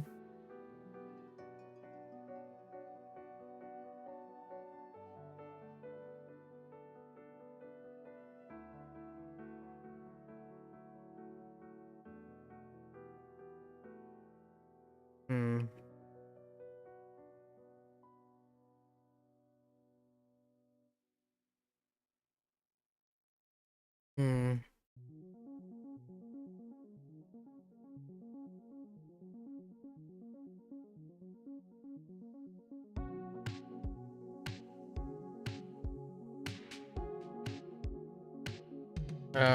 He is trying to find, I don't know, some peace and quiet among the company of the barn animals. He pulls out a Go board with various scratches from being stored in the barn and start setting up a playing game. Start setting up the Go board with his setting up Go board carefully. His fingers and work on improving his Go game. I don't know. Something like that. Okay. Scratch one's head. Now tall. Okay. 脑 I don't know Ja. about that one. Ja, which looks kind of like cha. Ah! Okay, residue. Okay. James Bond is in front of the auditorium when suddenly an investigator comes up to him and covertly sprays him with a strange spray that leaves a residue on his suit. James Bond suddenly feels sick from the residue and collapses in front of the auditorium. Ass.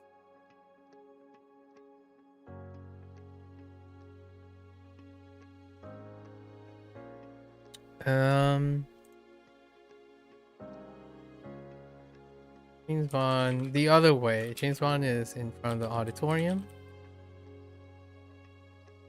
breaking out a high-tech spray to recover I don't know, deposits, residues, to indicate any form of tampering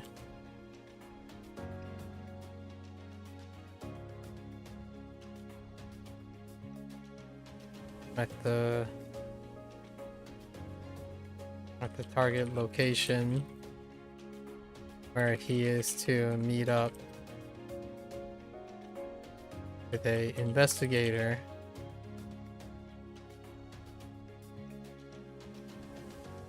collaborating investigator to investigate auditorium. I don't know. Auditorium scene.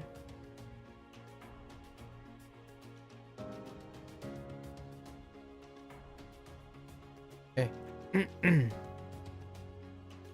Residue. Got 人家 a scumbag? What?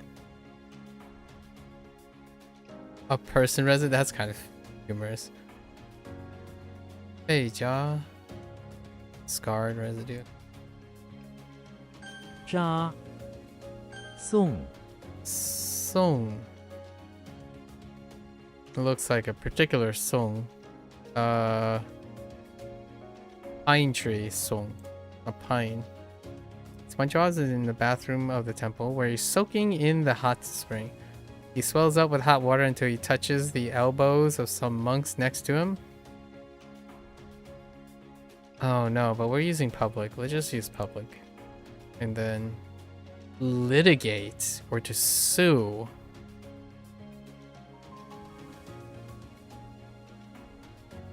SpongeBob is in the bathroom of the temple where he is chilling in a hot spring with others. With others in public. In the public. Chilling the public hot springs with other monks. He overhears words of litigation from the secular, I don't know, secular public against the temple that the monks were gossiping about. It's kind of weird. It doesn't really have anything to do with SpongeBob. It's just a SpongeBob where he's chilling with the other monk.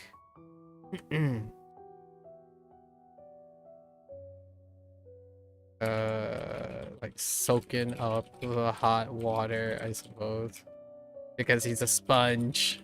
Okay. Litigate. Oh my goodness. Oh, but that is Sue though. Yeah. The other Sue, sorry, is Song. Sue Song. Like it's paired with Sue. What was the right hand for lawsuit?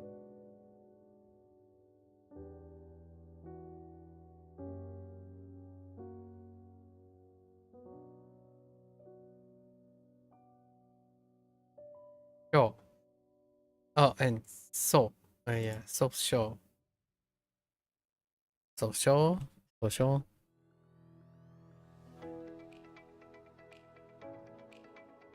Song 搓 Oh. Ooh. It does look like tso or rub with hands, right? Am I crazy? It's with fingers instead, right? Tso with fingers. Where? Give me tso. Yeah, there it is. So now we got a stone. Kip is in front of the office building where he's polishing a stone that he plans to try to sell to the office. He has the stone placed on top of a crossbeam and he rubs a sheep that he holds with his disproportionate strength onto the stone to polish it. What? Okay. That's a little rough.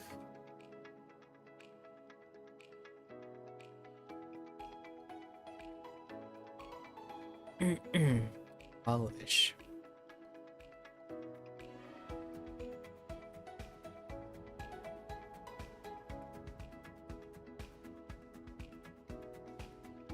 Maybe a little bit more conservative than that. So Cupid is in front of the office building,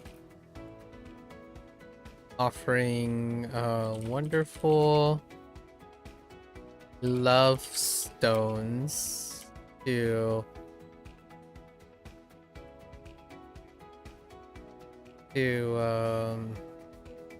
hopeful officers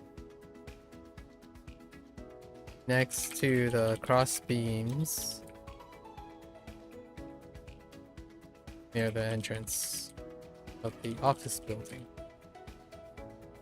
The stones were polished well and pretty for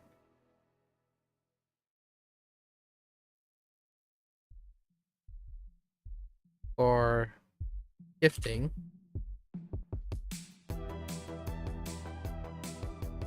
Diligently polished with some sheep's wool. Sorry. Okay. To consult. 多香 polish merchant. Interesting. I can kind of see how that leads to 搓 consult.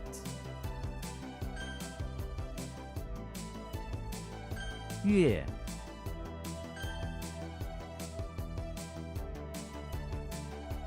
扎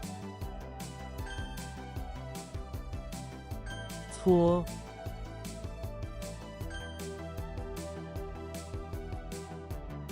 挠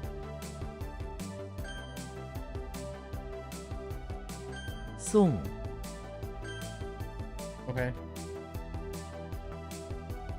Okie dokie.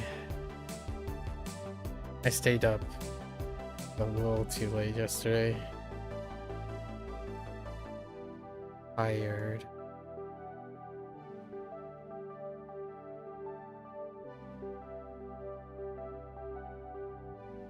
What the heck?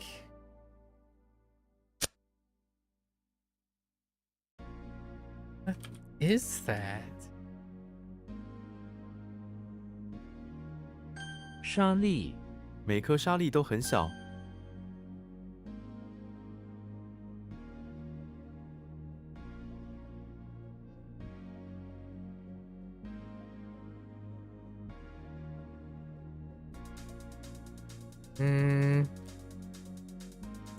What?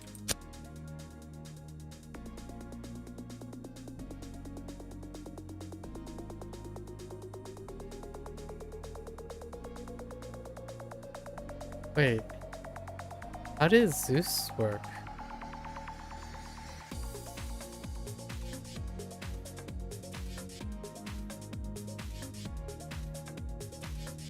Isn't this the caveman thing?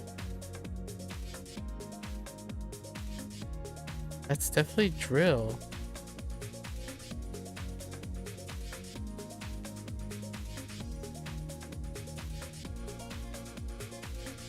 It's not Zeus? Oh. Wait, no.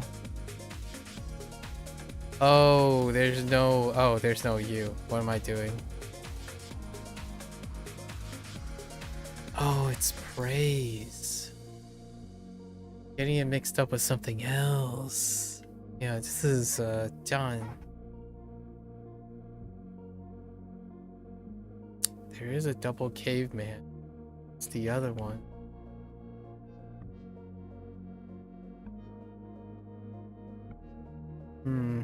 It's disappointing. 泥沙 泥含有泥沙， 哈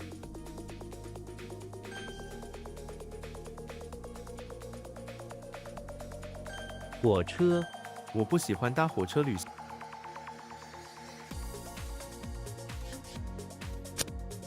What the heckers? Is that not net?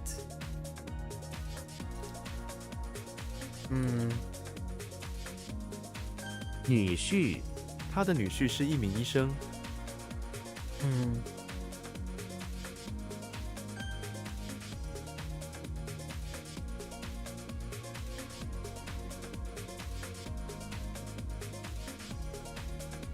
So what?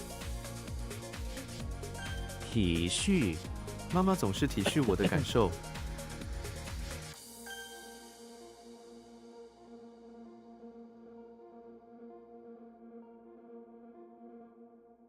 火冒三丈，她因为错过了火车而火冒三丈。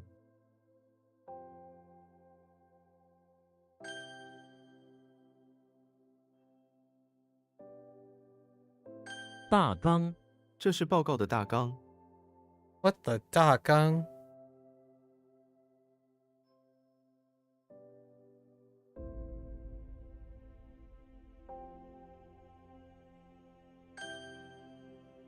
Amazing.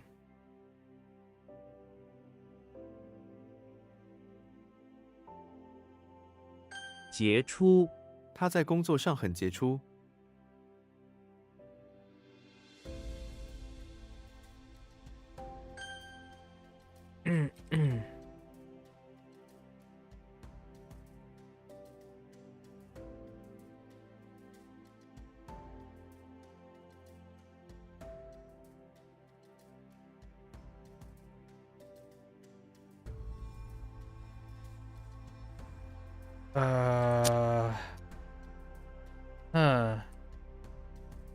赞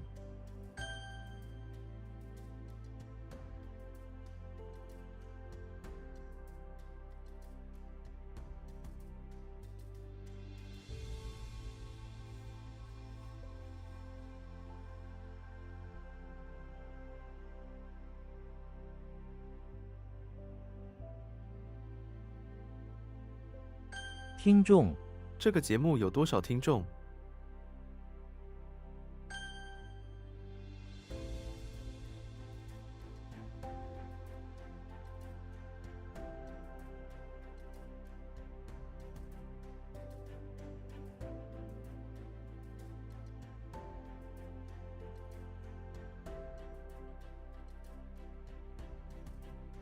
How do you ripe? Is that ripe?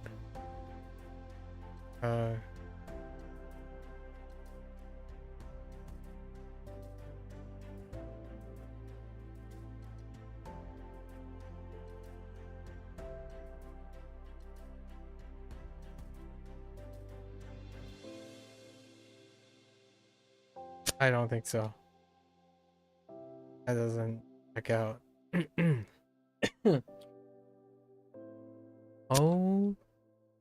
Okay. Okay, so what am I doing?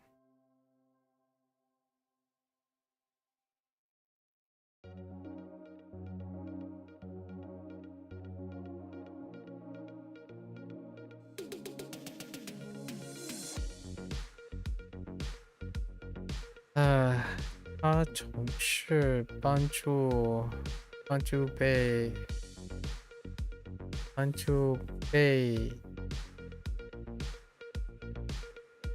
shit.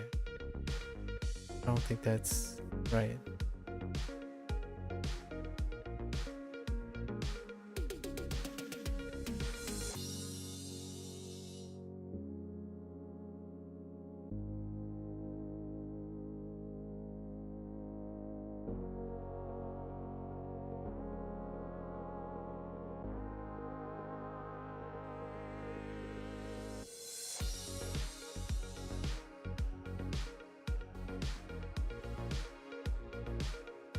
Sure, Bunpro.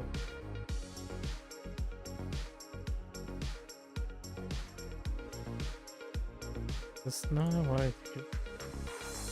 Yeah, Chiwu. Oh, I wrote Chiwu. And then it's bully, right? Okay.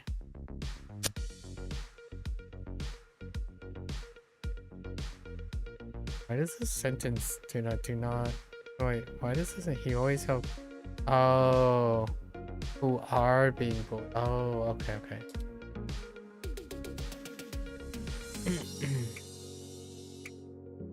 书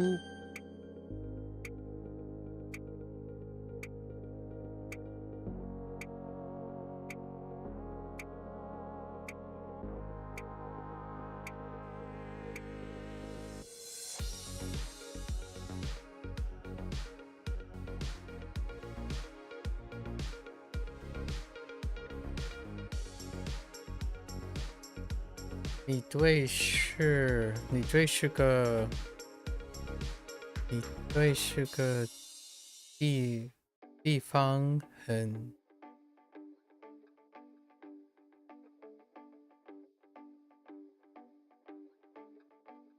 Oh no.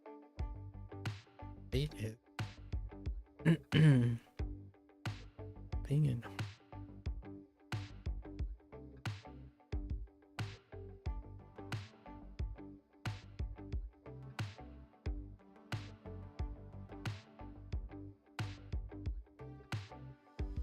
Yeah, that's gonna be show.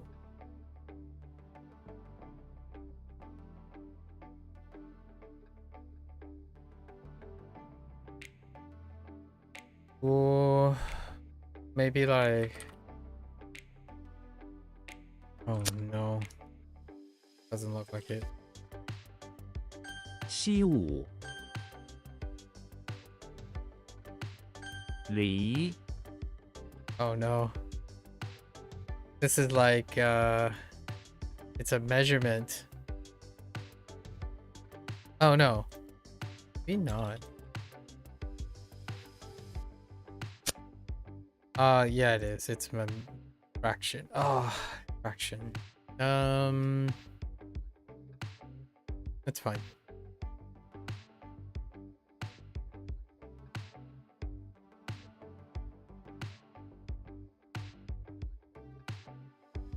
暮色暮色中，景色很美丽。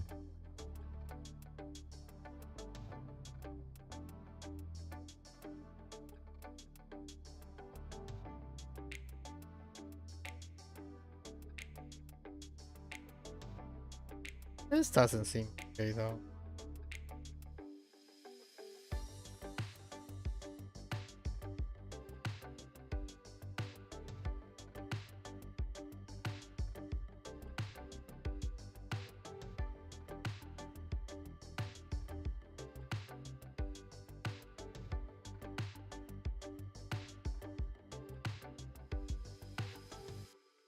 Oh, maybe. 垒 Whoops. Bud. Oh, 公司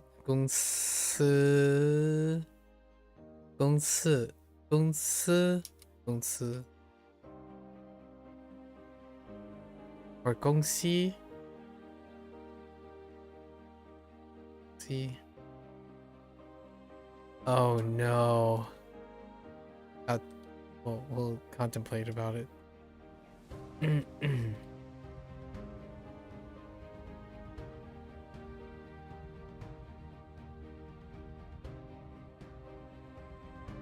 Why?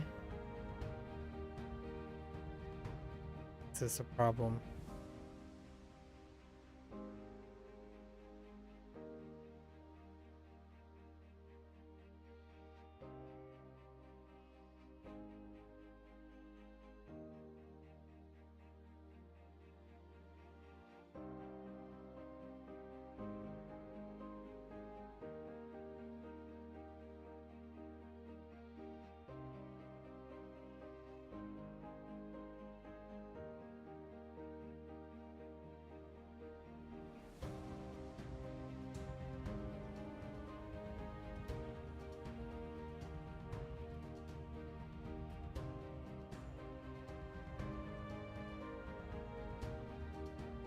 I have no idea. That sucks. 公司他成为了这间公司的经理。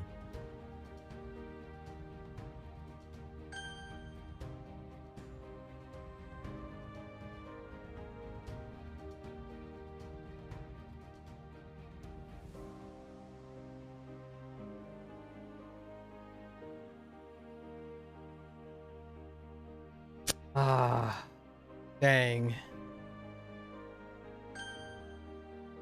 I think I can on this.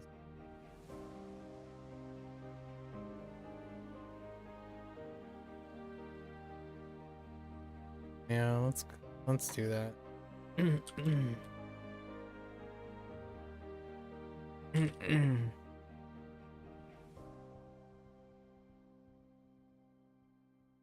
Can I with this though?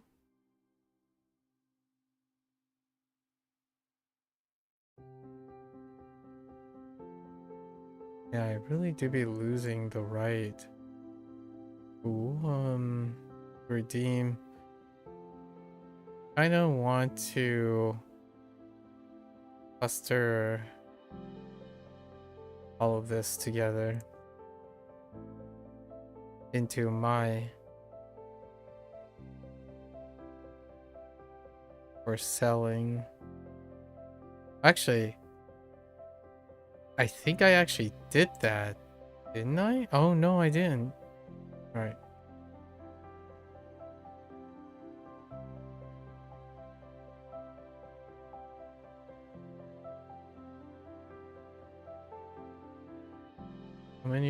How many are there?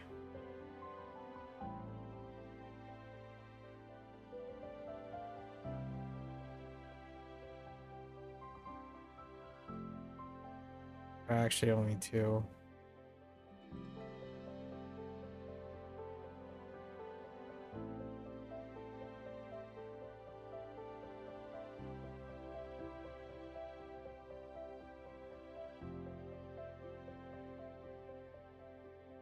I'm not gonna improve upon this, but does that fly for now? 虾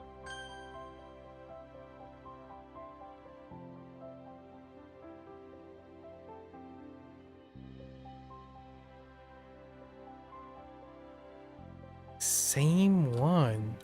This time it's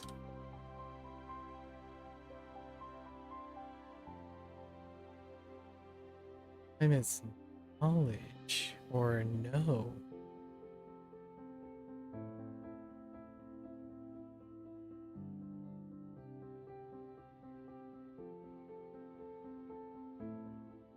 What payment?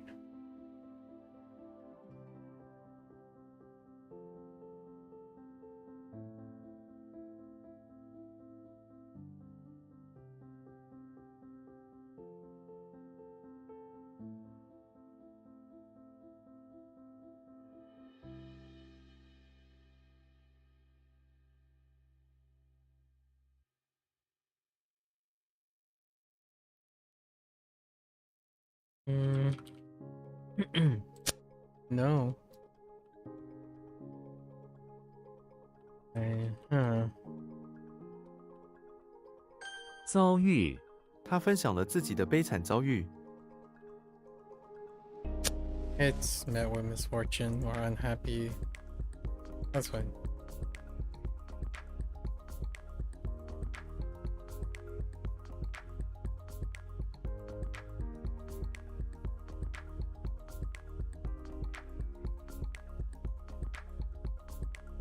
赎金他们要求100万美元的赎金。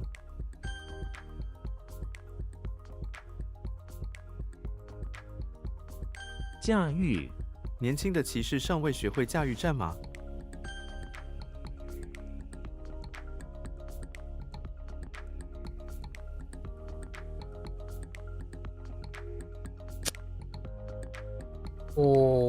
金围巾? Oh, that's 围巾.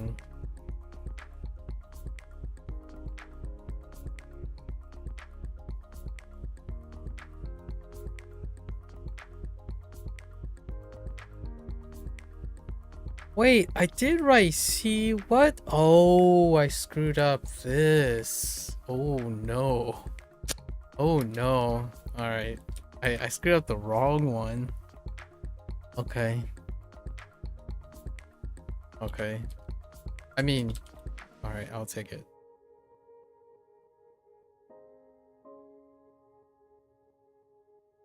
Fu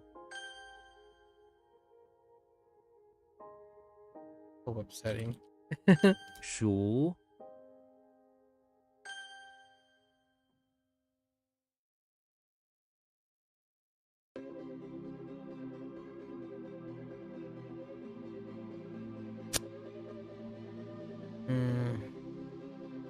That's Chu. This is 围巾. 围巾这条围巾很柔软舒服。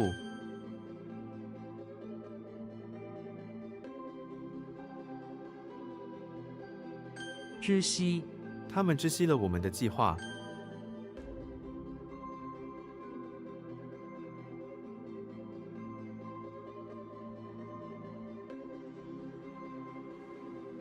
Send help. Oh, okay. "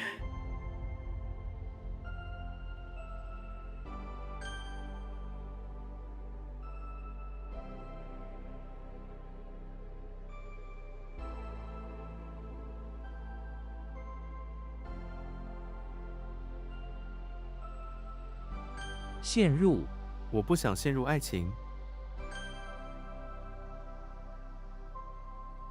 受 Excuse me.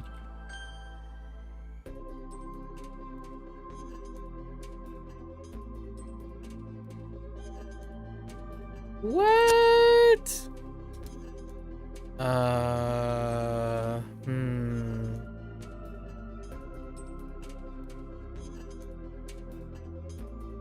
What? That's not good.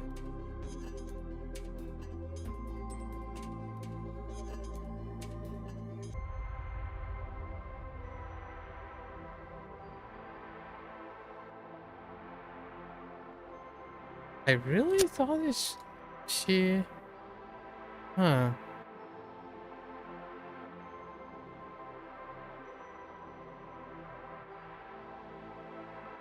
Hmm.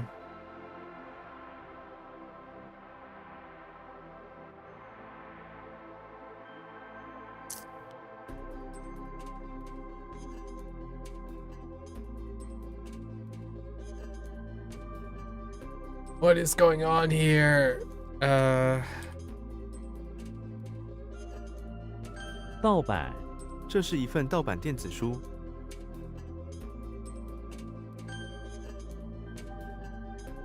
嗯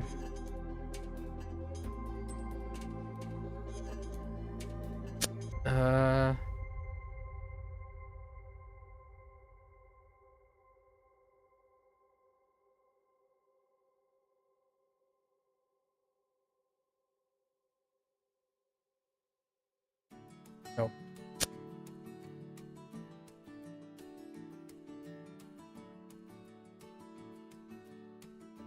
양간지?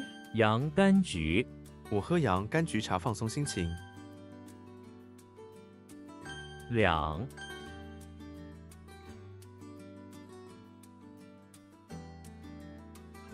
You what? Okay. Ah! Wait. What?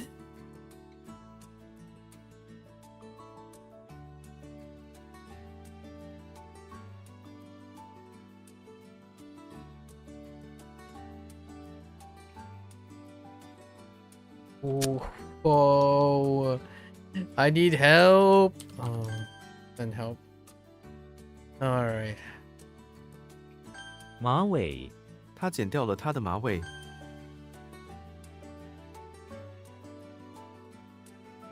Okay.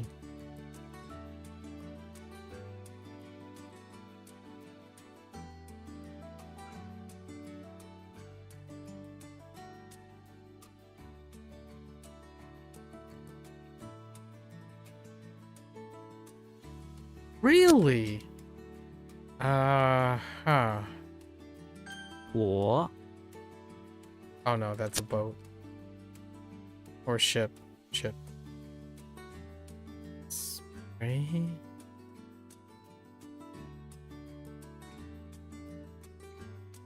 姑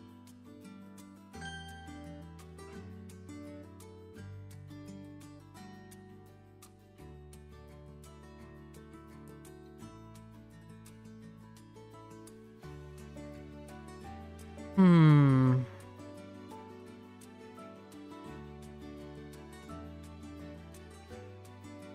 Don't know where the soul is coming from.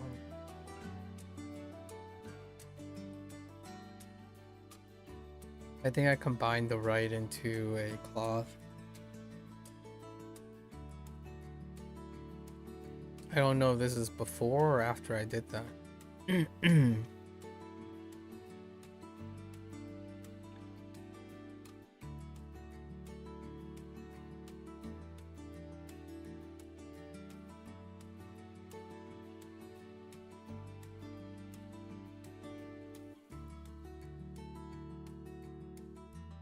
不 Holy moly. Okay.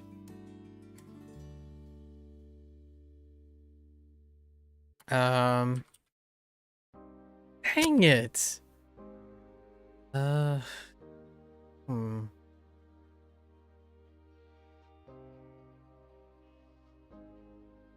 火把举着火把，火把。火把。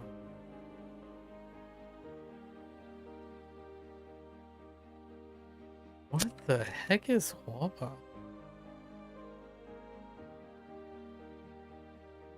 熟悉你对这个地方很熟悉吧？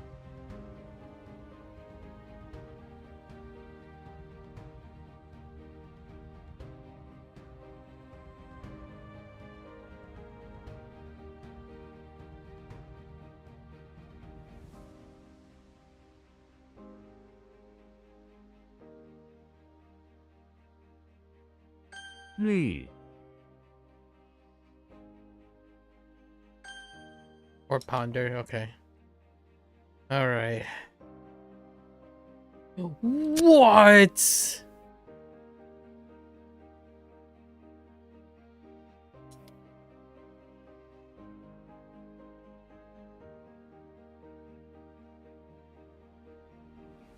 Okay.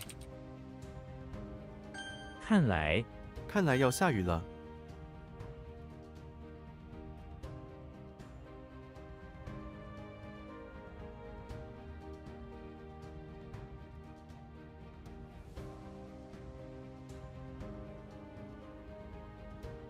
I don't understand where the boulders come from anymore. Whoa. I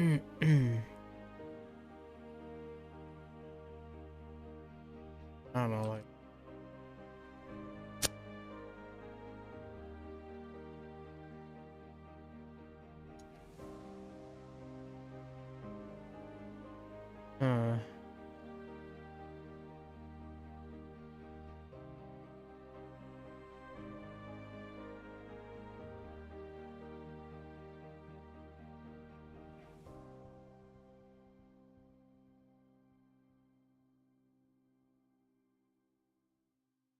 Excuse me? Oh, I had a G.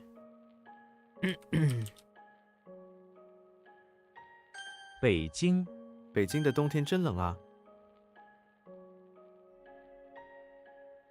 水渠他们在建设一条新的水渠。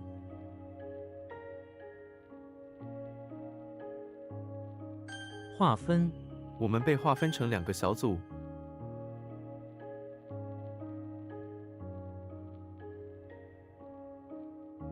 Oh, heckin' Rue.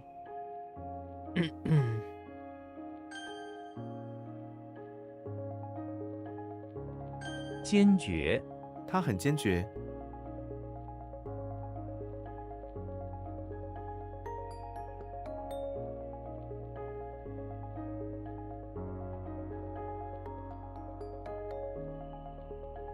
Like firm, determined, resolute. I don't know how the spray and boulder work anymore for Jie. Oba.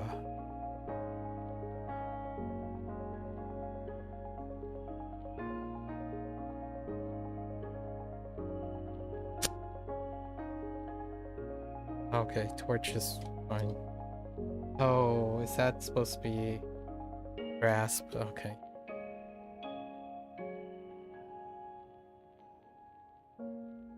命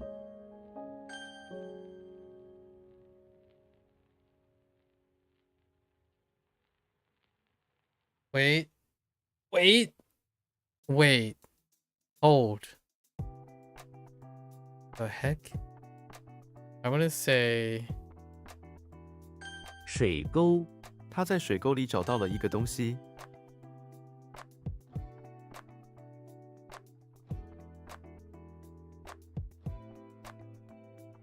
急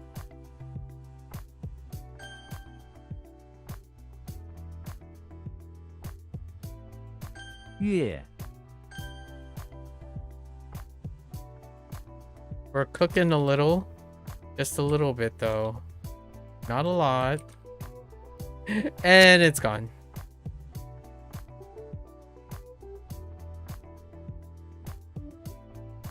轮椅 他必须使用轮椅。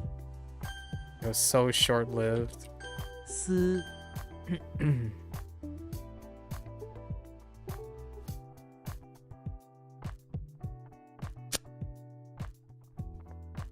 Ooh. Ooh. Okay. Take it off. What in the world is that supposed to be? 改组 这个团队需要改组。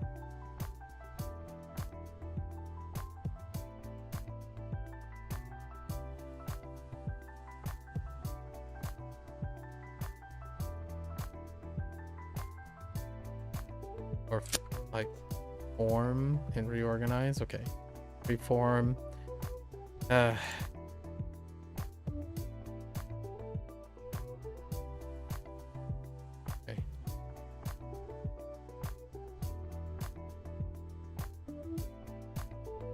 Hoang What the hung? Is hung just hung? Oh yeah. It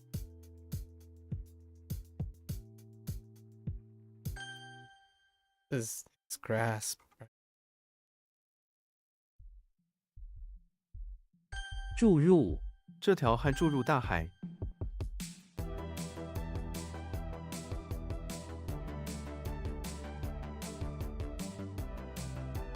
条凳 他坐在条凳上看书。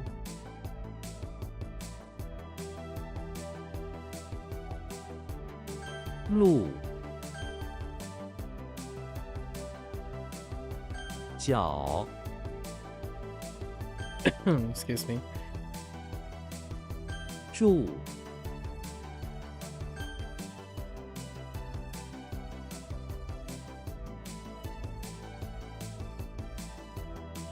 Oh. 抠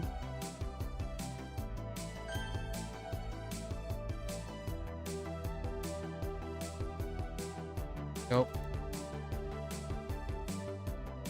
Nope. Wait. Yes. Nope. Wait. Yes. 邻邦我们的邻邦是一个和平的国家。 菇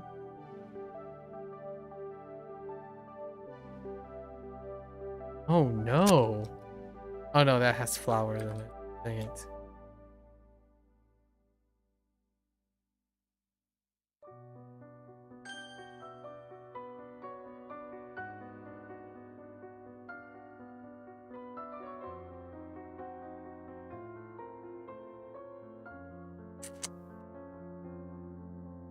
Oh.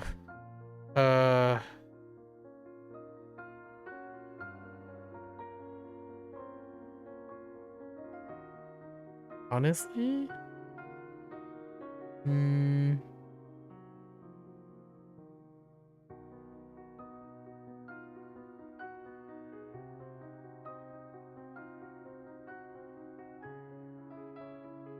Right? I combined them before. Oh no.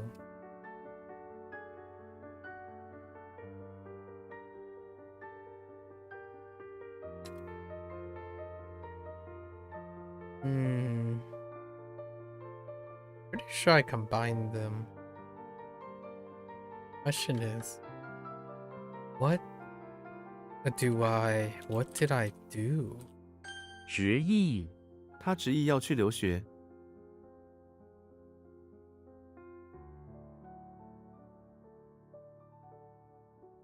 Yeah, to clench and insist on. Okay.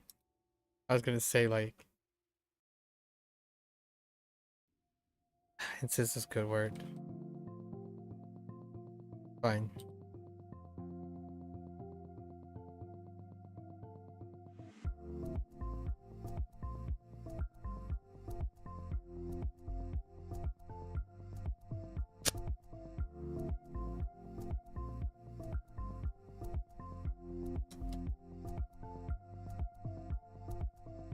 I think this is 愁容，他的愁容让人感到不安。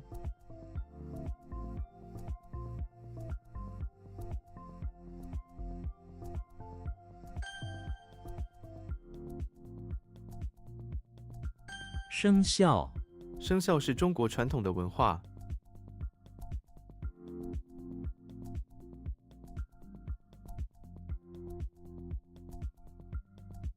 I'm surprised this is still here.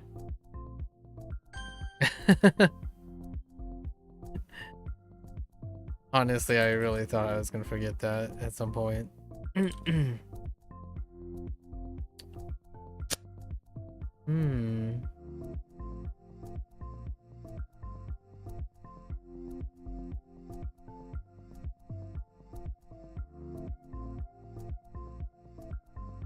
That's foundation.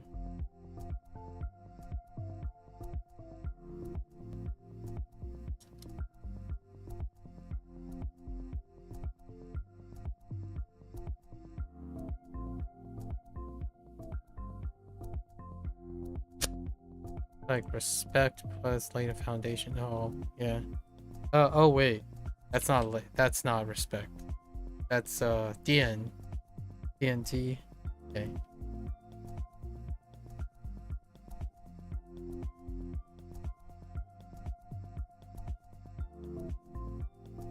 跪下，他跪下了。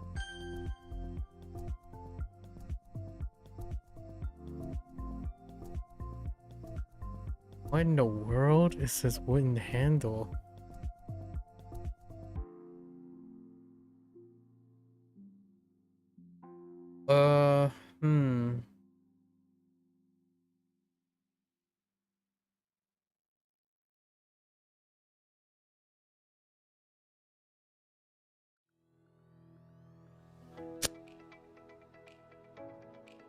Dang it. 月，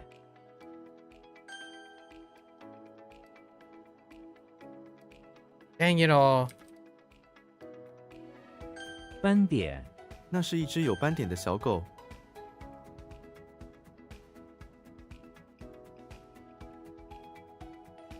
Excuse me.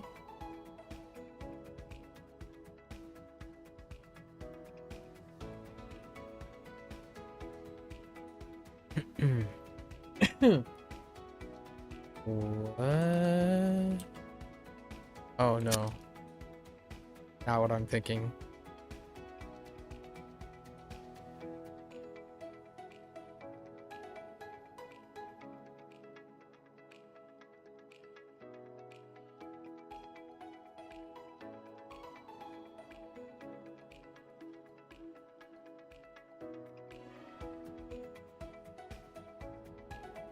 Wait.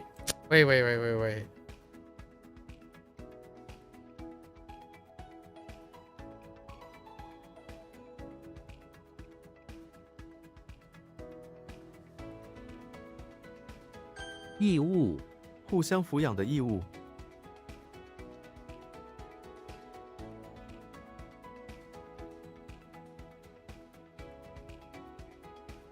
Like righteous duty. Okay.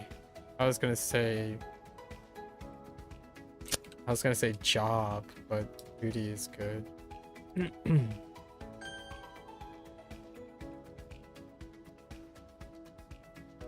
Job as in like righteous job.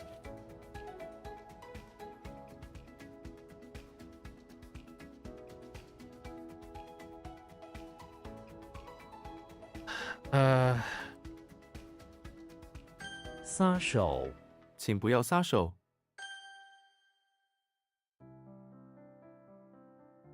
what the heck is this wooden handle doing?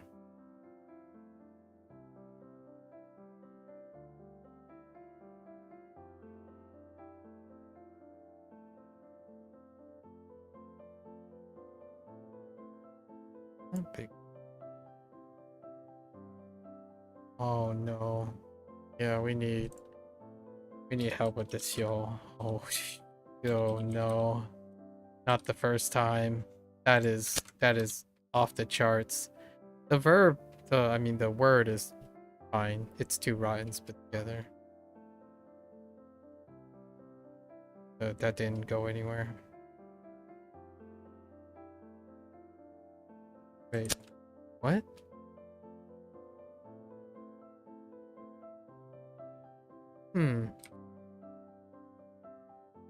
病症 他的病症很复杂， Illness, fine.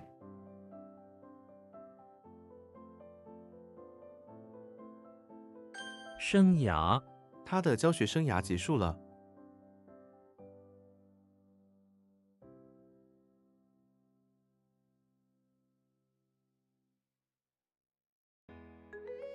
That's a weird one.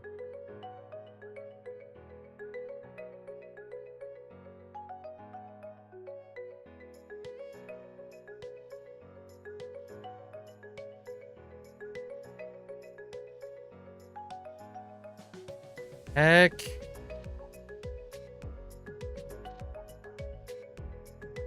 信徒你是信徒吗？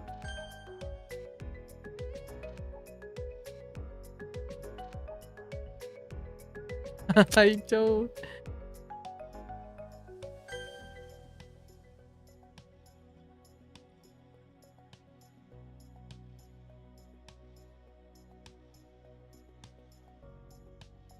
Is it really? I thought it was English manner.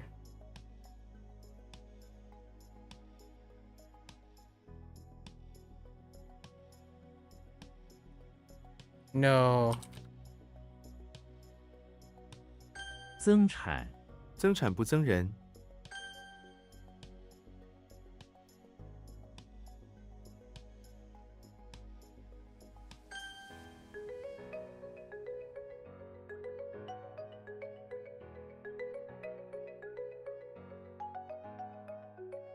枉然他的希望最终枉然。 Oh, it's like, it's in vain. We're just skipping this. Utah is like, just not in it. Not in it. 奠基我们需要为这项事业奠基。 Skipping that one.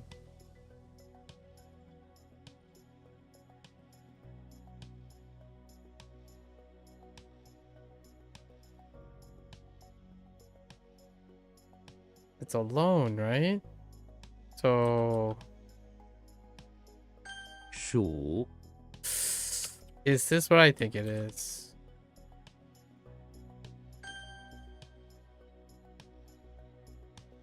Okay.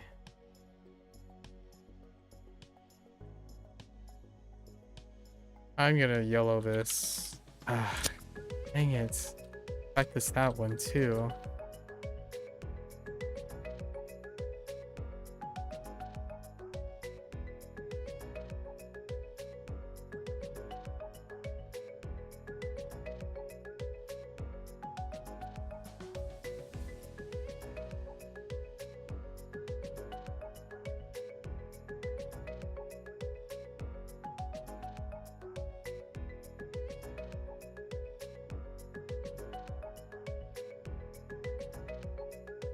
"100 hills."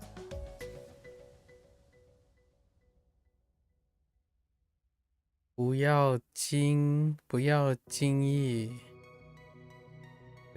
易相信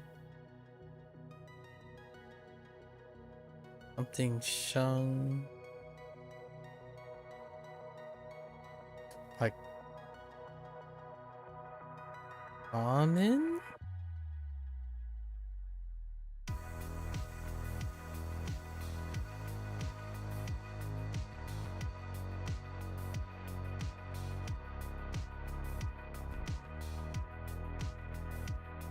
I'm gonna say it's probably.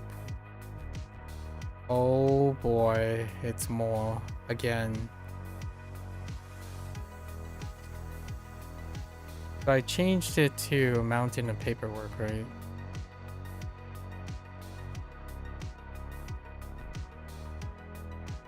Or we're gonna pass on that.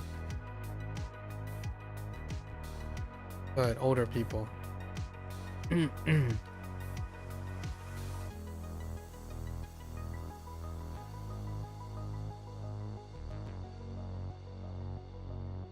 That doesn't seem right.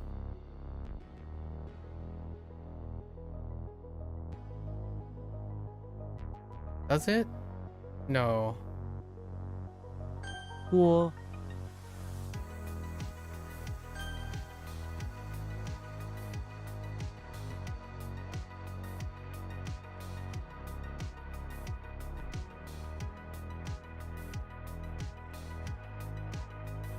底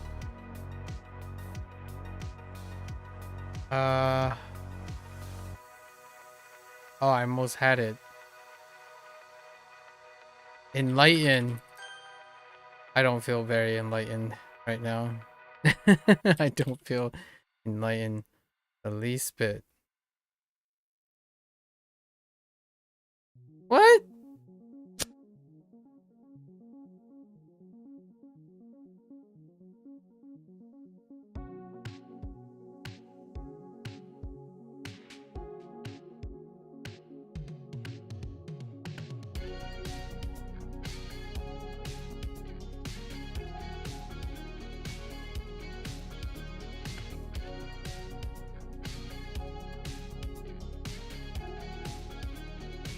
I don't know what I'm looking at. What is happening there? Heck.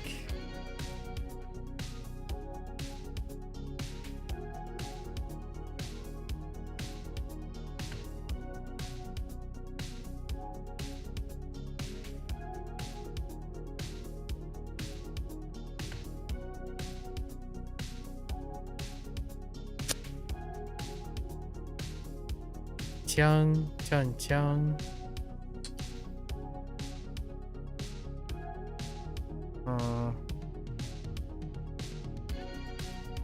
方 What in the world? 朽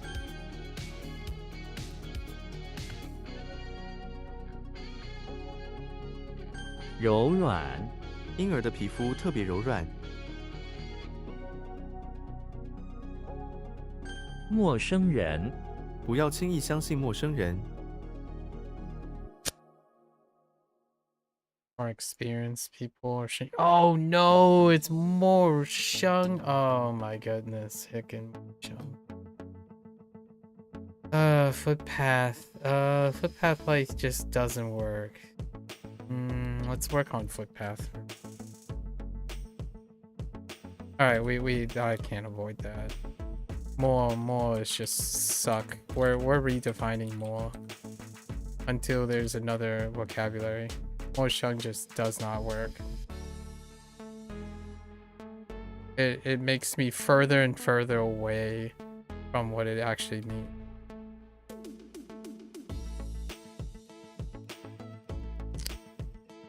Oh, so triggered.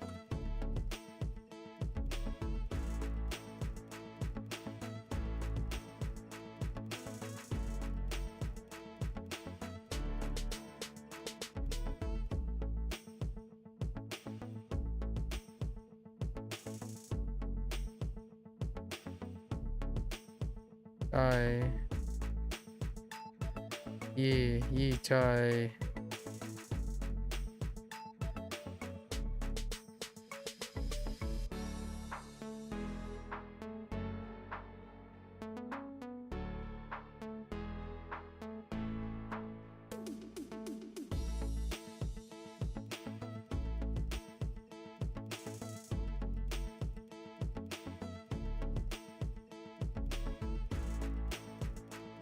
Shang La Shang La.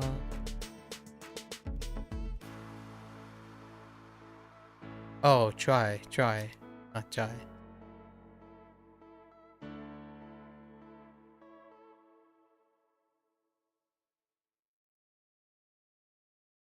The heck?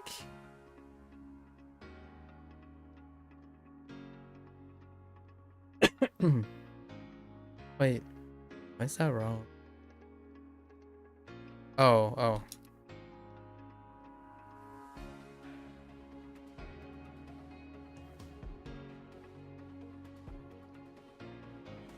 That doesn't seem right.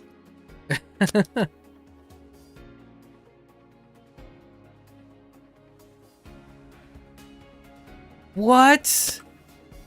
Hold up. Okay, the last two is correct. So is it the middle one? It's probably the middle.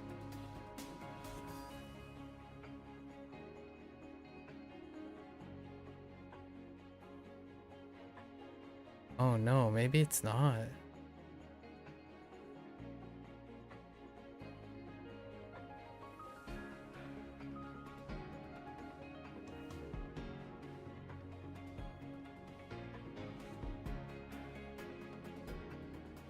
Oh.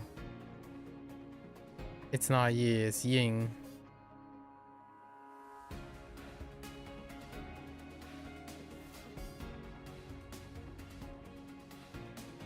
What does that even mean?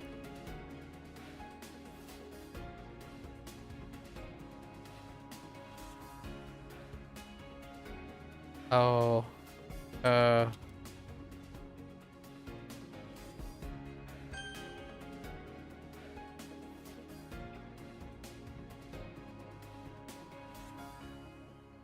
生拉硬拽， Can I help?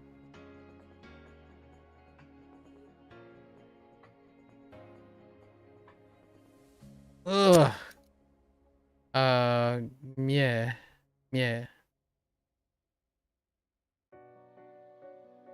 半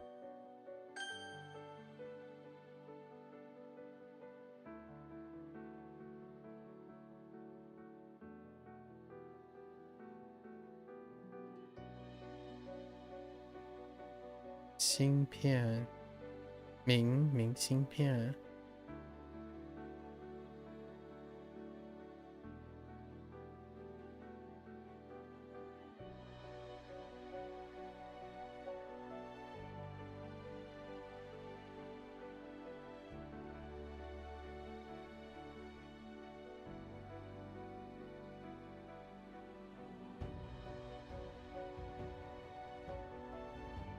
This conceal.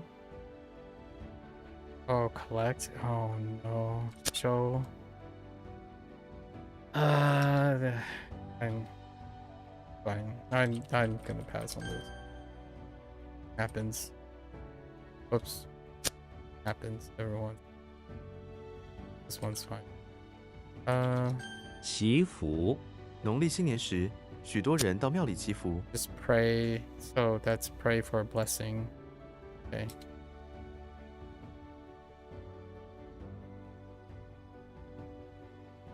It's probably 浙江. 浙江 他在浙江读过大学。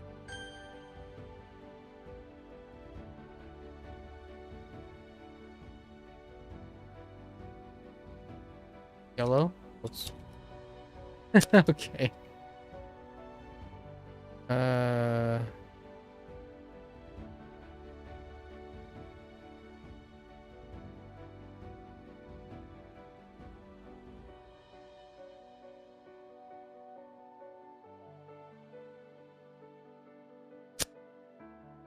I think this is Ba. 把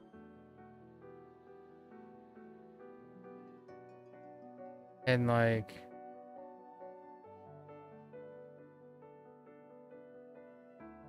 kind of like pull up. Oh, okay, it is okay.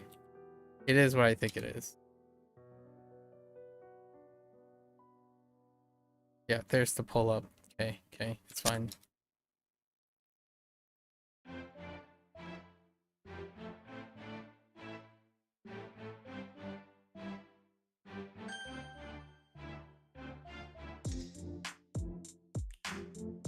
熄灭 风把烛火熄灭了。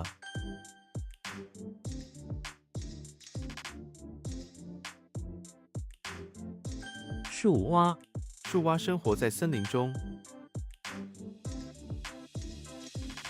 Slow and steady, I suppose. 蓬勃，蓬勃的青春是人生中最美好的时光。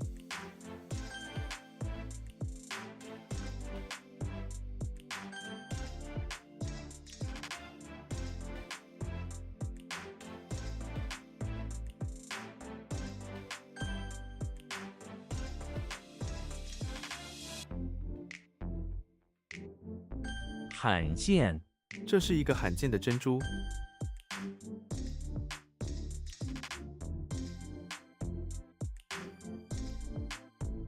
沙坑，这个沙坑非常受小朋友欢迎。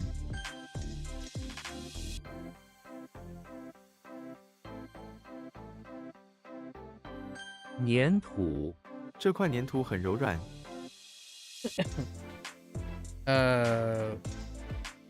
What the? Okay.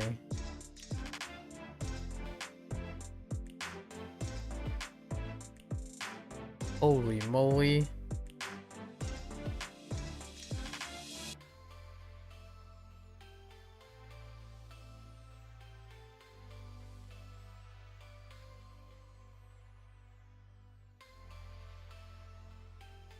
Why do I feel like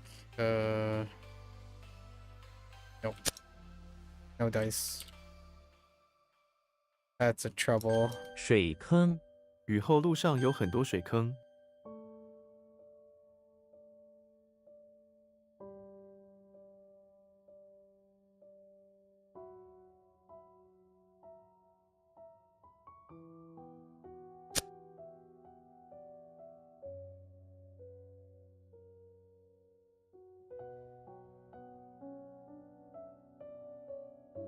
Hmm. .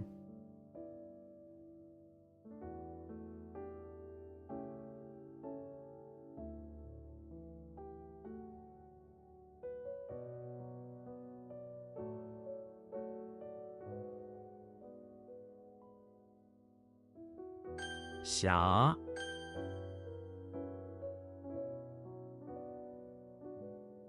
，Oh. 溪，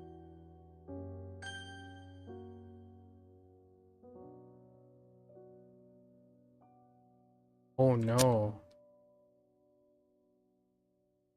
Oh no.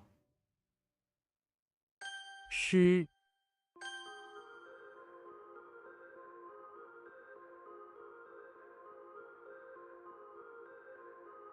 收藏，携带，你可以携带一些食物。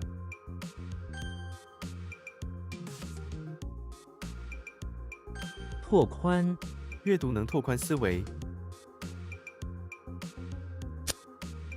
Expand. Expand's fine too.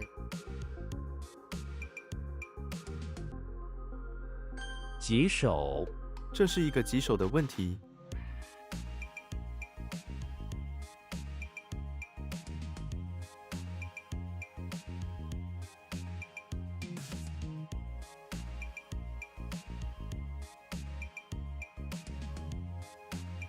Not that.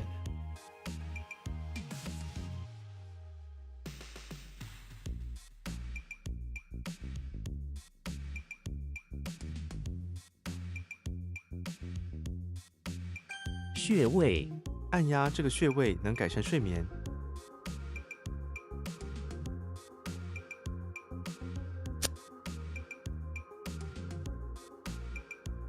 Like a mountain acupuncture. Yeah, fine. A whole position. I'm okay with that. Gonna know from context. I cannot. .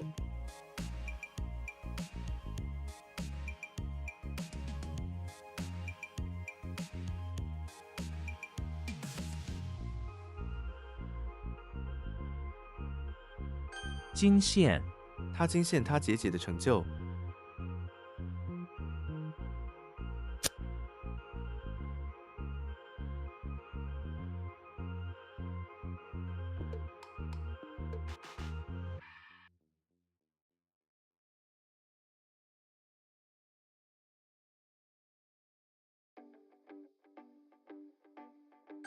平庸，他的工作很平庸。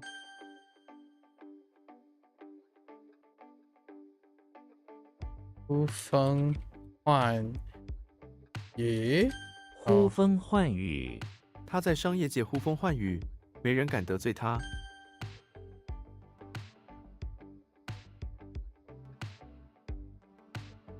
沙滩，沙滩排球，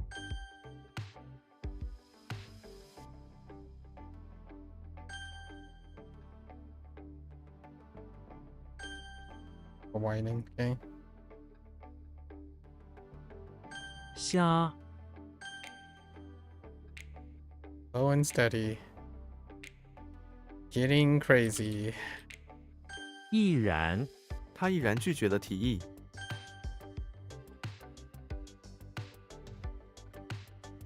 哭，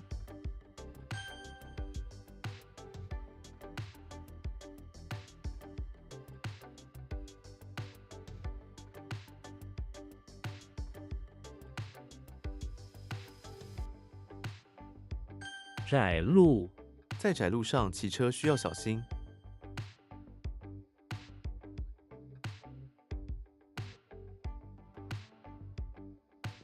Yo, what?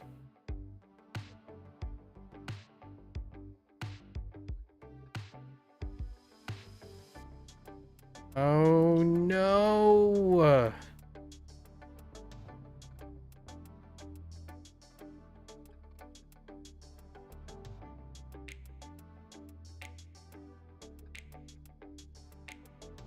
Oh wait.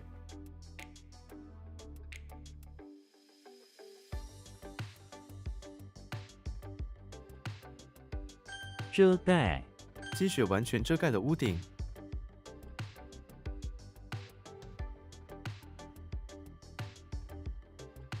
两栖，两栖动物对环境变化很敏感。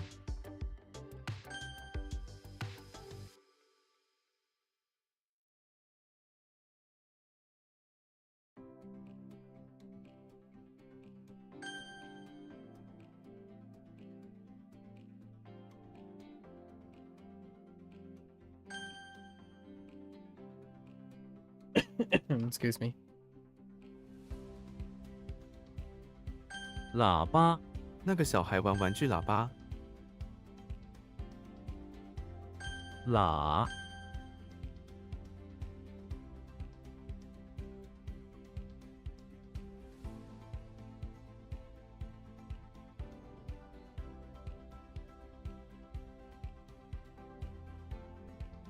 汗腺，人的身体有多少汗腺？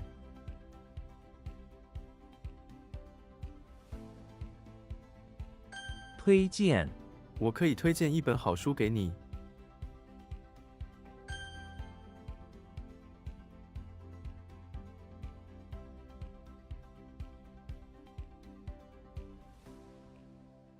憋，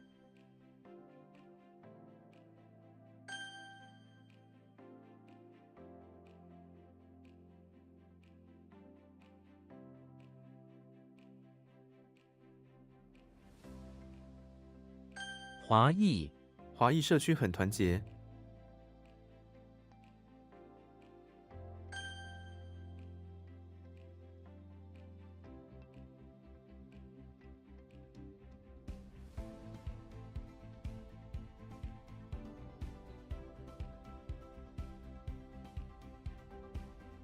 母羊，母羊是一种动物。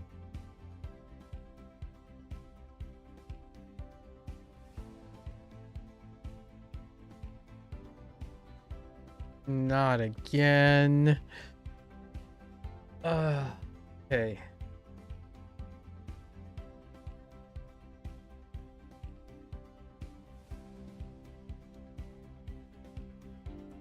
Not that.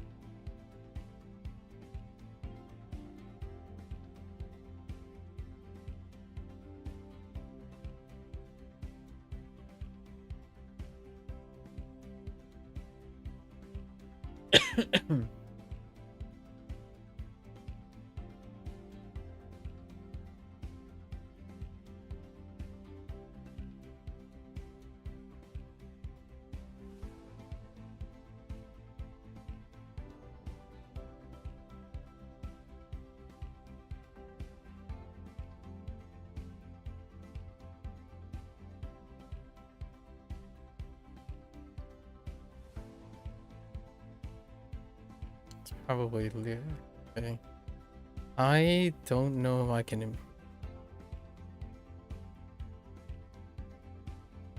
I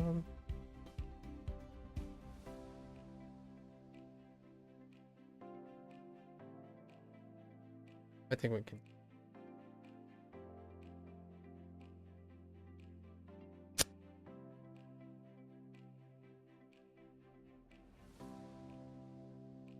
真将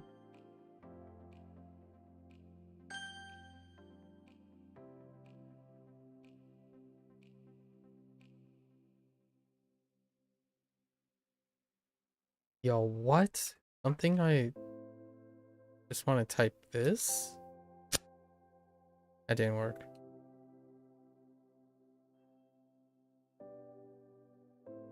Oh, Wu, Miao Wu. Mao Wu, not Miao. Mao Wu.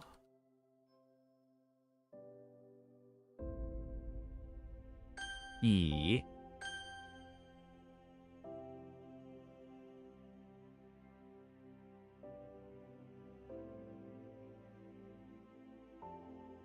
拱桥 拱桥上有很多游客， 无辜 他是无辜的，请放过他。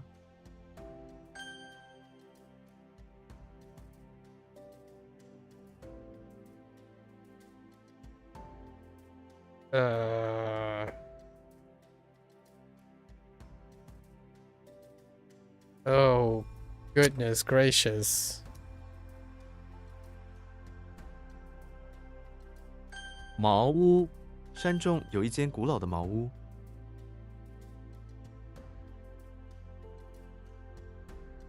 西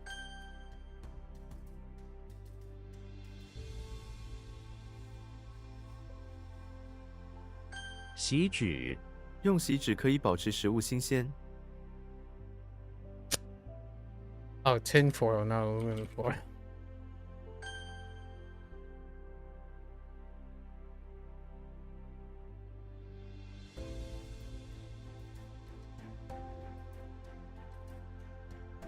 洽谈 他去洽谈一笔生意，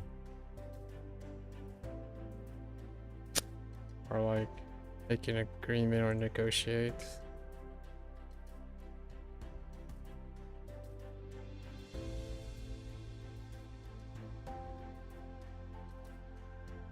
列 It's fun. Most of those characters are okay in their vocabulary.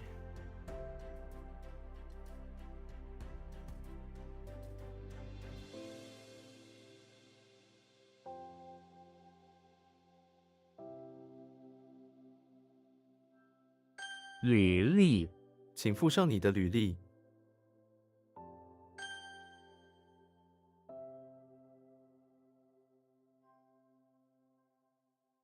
胶水壶 他买了一个新的胶水壶， 梳子 我用梳子梳理头发。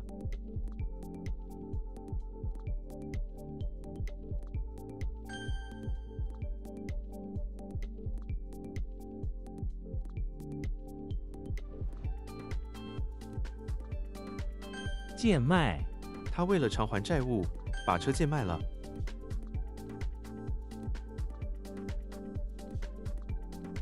Yo, what? 签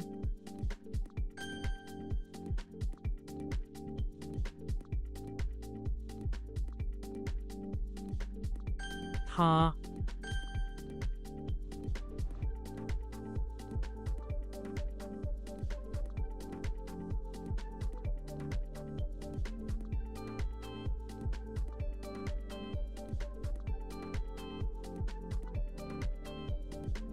酒已 这条河酒已未见清澈。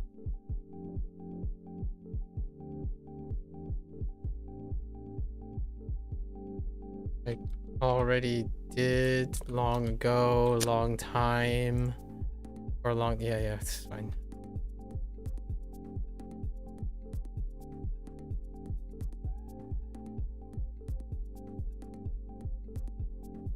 Oh.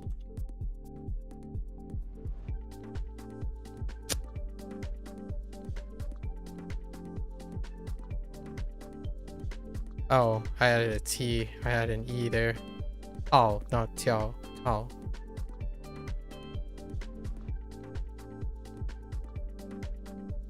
Something makes me want to just type Jiao right now. Doesn't feel quite right. No, it's not. 了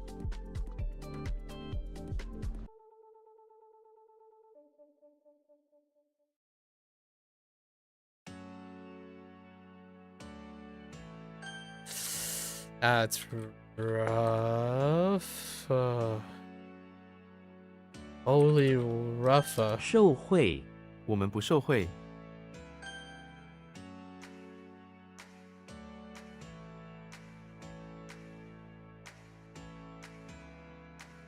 Excuse me. 嗅觉狗的嗅觉很灵敏。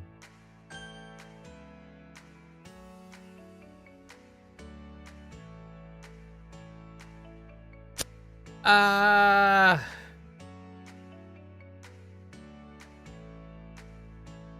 All right. 轮廓我们可以从照片中看到它的轮廓。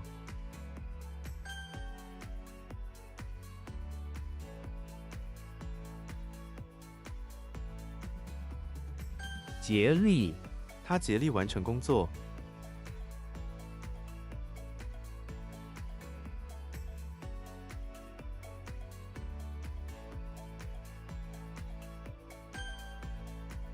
That's fine. 蒙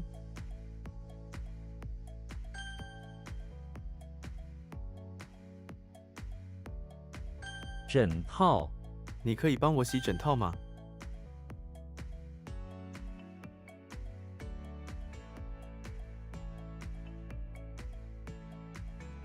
飙升油价最近飙升到历史新高。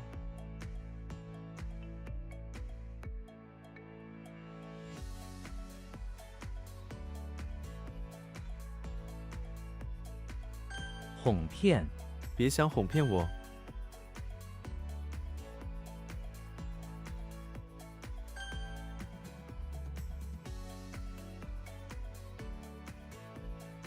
唇膏它的唇膏颜色很特别。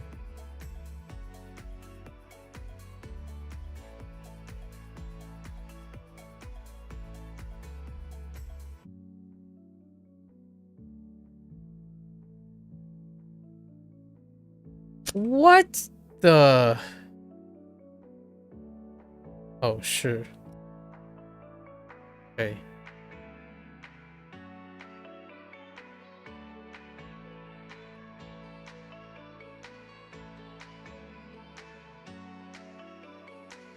畸形畸形的脸。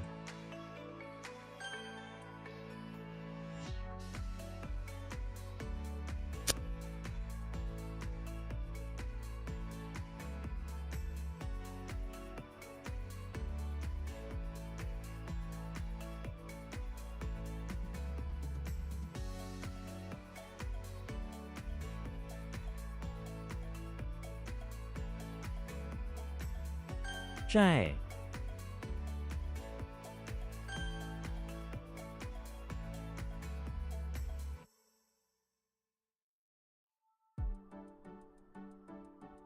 肇事逃逸警方正在调查肇事逃逸案件。 铁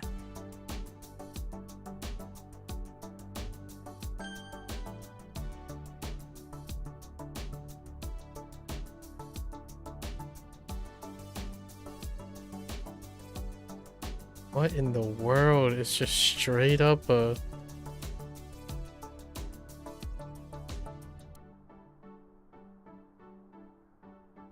我可以在哪里 something 限支票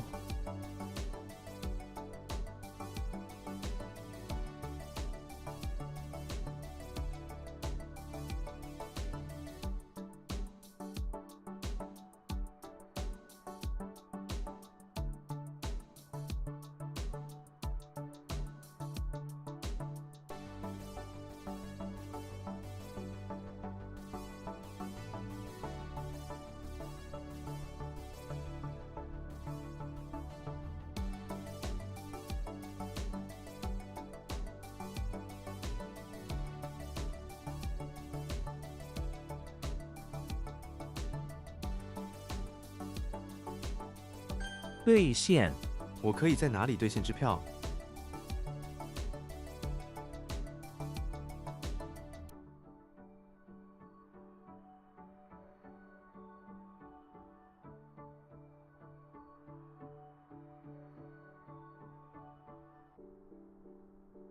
兑现。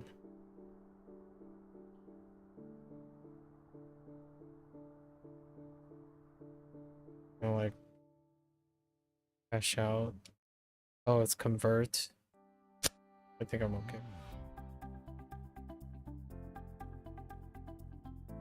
The pass. 习气现在习气很少见，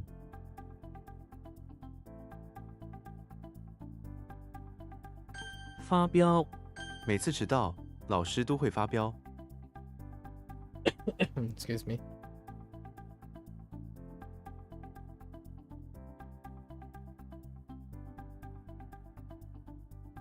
What? What? What? Oh, wait. That's not okay.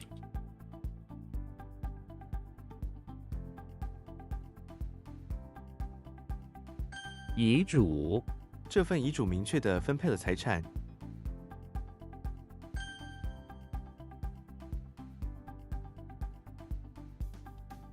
海报我在水族馆看到了海报，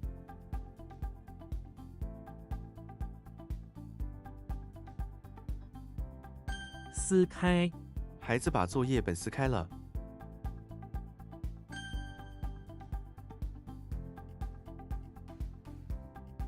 骚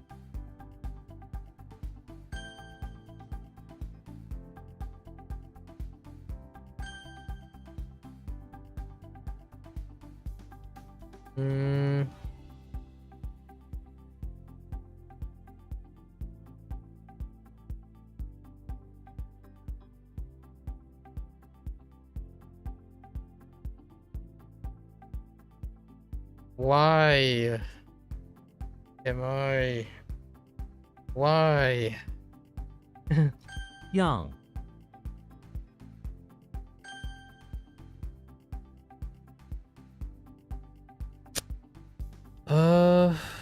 So I'm clearly messing up the. I thought it was full, but.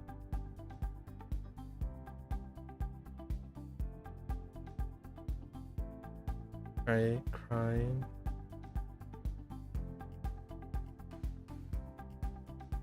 Mature. Oh, I swear I typed go full the first time. I guess not. I don't know what I typed. I know I typed sure, but huh. Oh, I might have typed fool instead.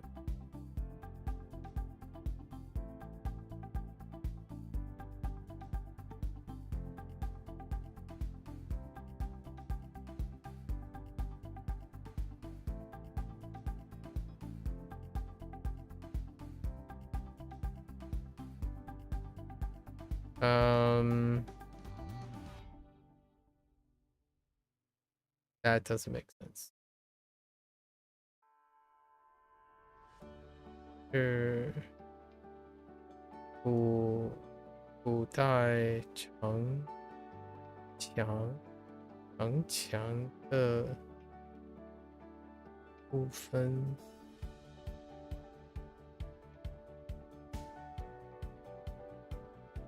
Not that. 拱门这座拱门是古代城墙的一部分，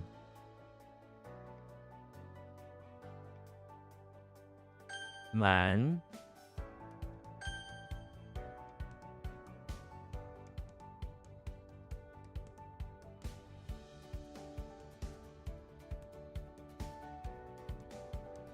No. Is it? Oh no. 宾主他出门前叮嘱我记得锁门，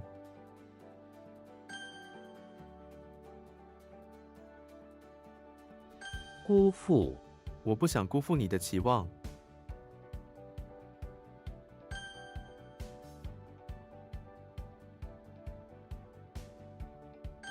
凯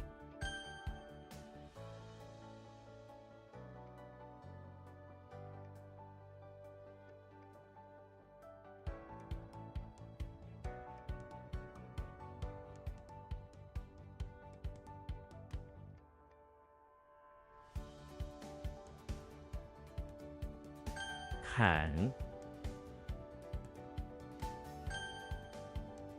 Oof. Okay.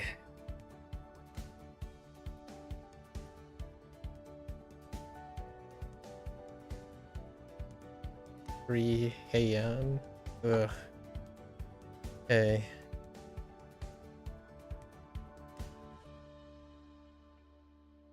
Actually, I'm kind of curious. Okay.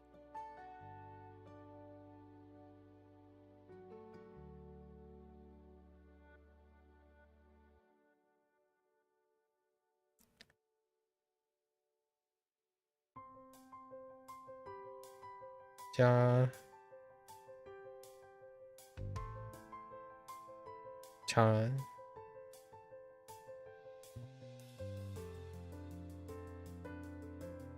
Ja.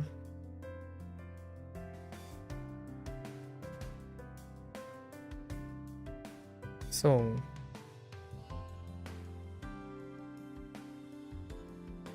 Chua.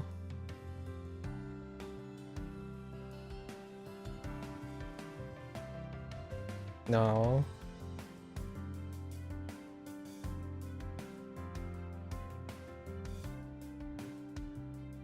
Yeah.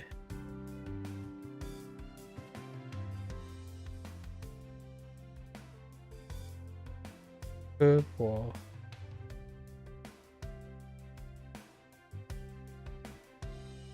Shits.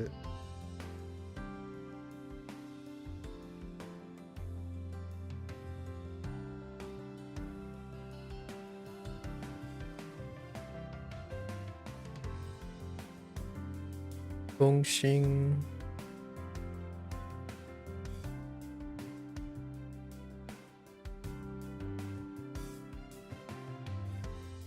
武功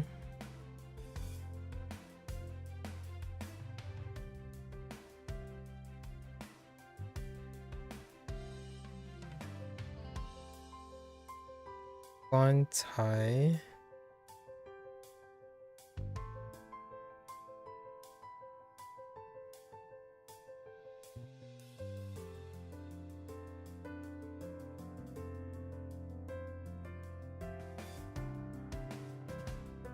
经营剔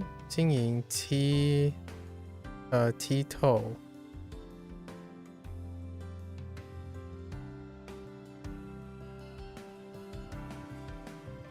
血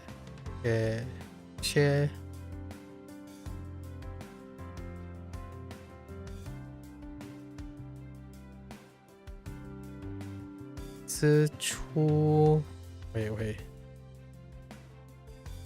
that doesn't sound right. I can't see.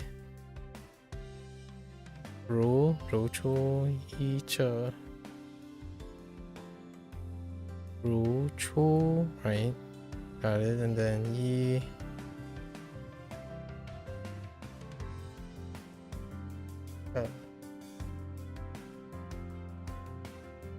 yeah the rut okay.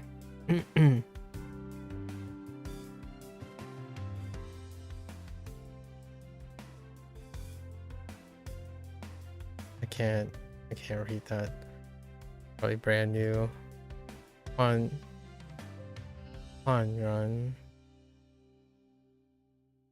run so glowing like whoops 性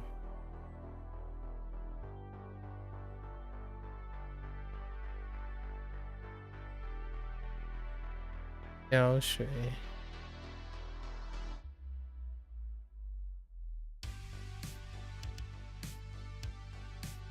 家子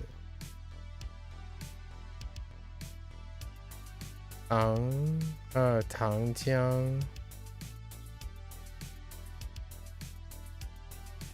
药膏。Okay. Quickly now.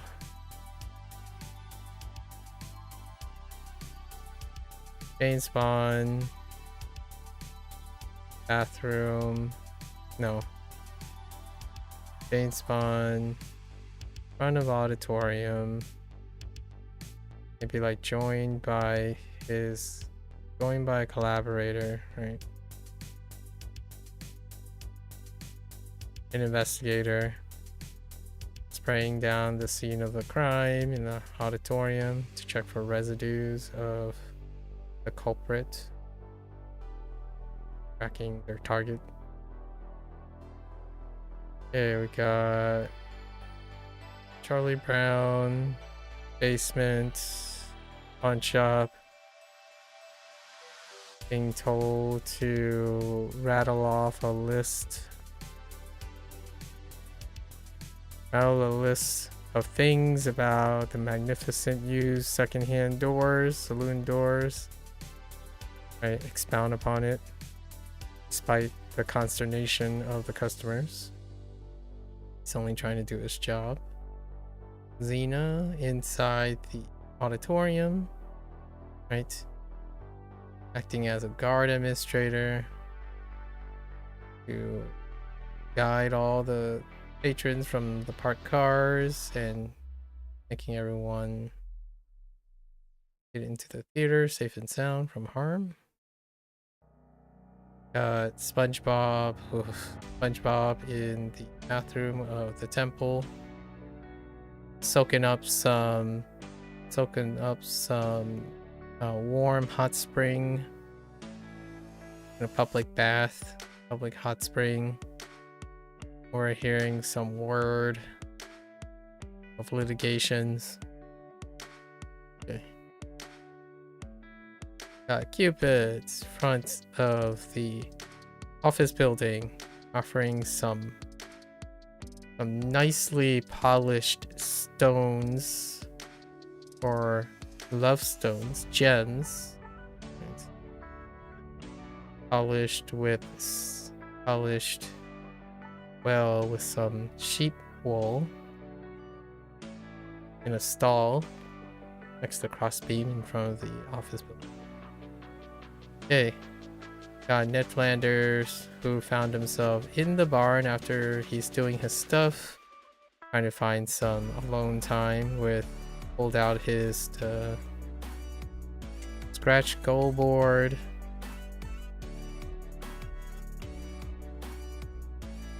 Oops, got some strokes there.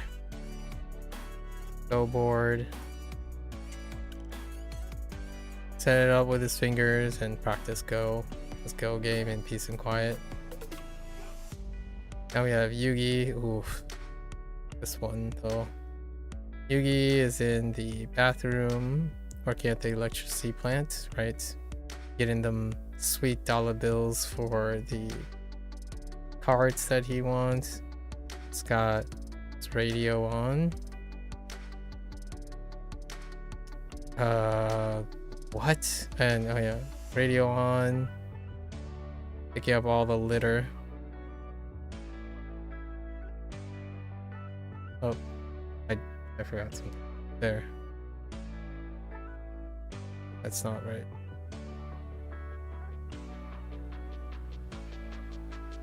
Droppings with his handle. And listening to some radio, maybe from chatter about, I don't know, ancient ruins from Guangdong or something like that. All right, we got 4 things to cover here. Fraction. I think fraction can definitely be improved here. I don't even know what it is now. Is it tree? I know there's a cliff. Yeah. It's awful. It's got to be like a Oh no, there's not a. Oh, the tree is at the top, and then it's a foreman in Chinese mile. Like, I think tree, foreman, cliff, Chinese mile.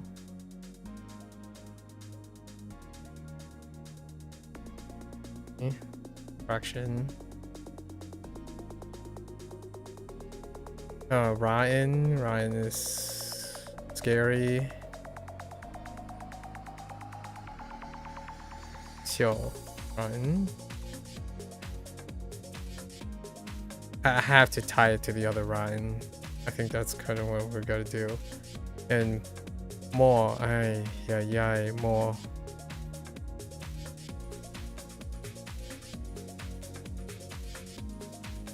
Footpath.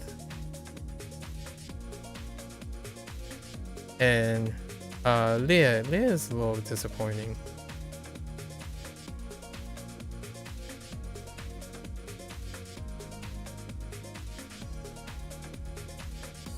Well, that's disgusting looking, but that's okay. Good enough. Inferior. I think we have to line that up with the other inferior. So for Leah, we're tying it to Viet, right? Yeah, which is, or is it just? I think it might be.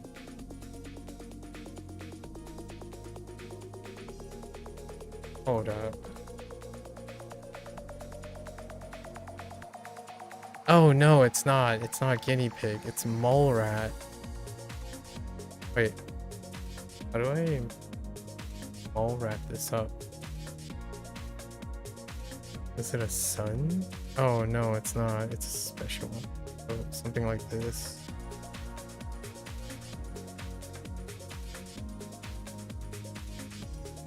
Got beer. We'll line that up more. How can I get you? How can I? Footpath.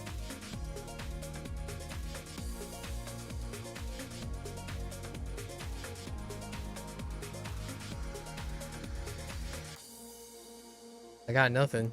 Oh, it's just nothing. I could try to redefine it. And then rotten? Fool. Rotten is gonna be off of fool. So what was it, like shack? Turkey? Oh no.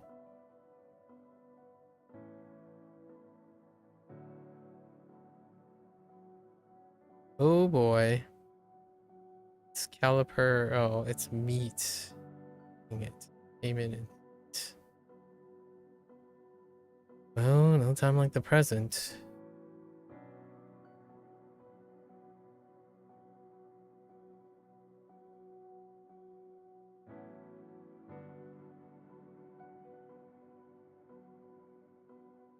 These guys are gonna be tied together. Fraction.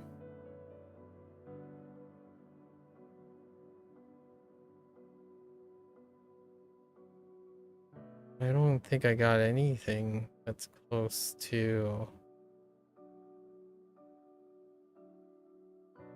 fraction.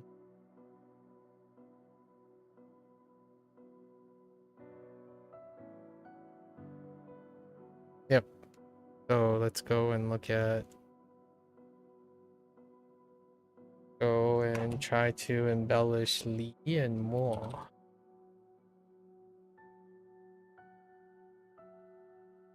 Try to make this work. So Link is inside the house, right, Lee? The house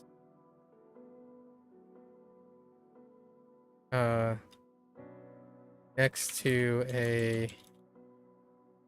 tall cliffside.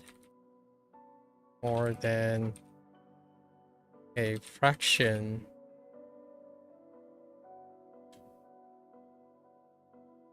inside a house next to a cliff, Chinese mile of the ocean, surrounded by blossoming trees.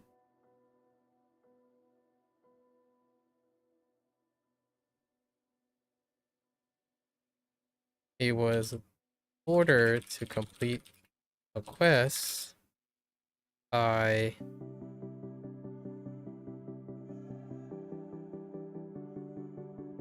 the resident foreman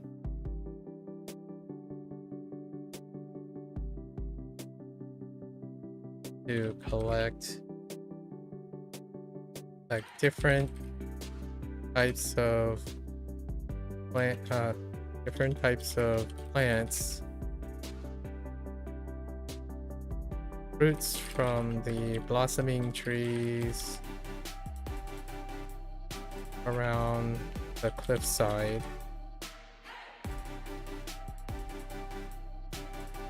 Collect a large fraction of different around the cliffside. Okay.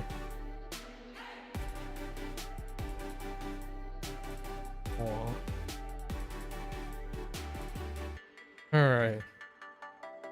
I tried to do paperwork, but paperwork is like 100 piles of paperwork. But it doesn't lead to the footpath. Mario is in the bathroom office.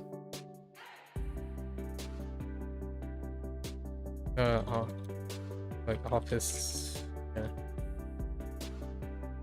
of his personal office.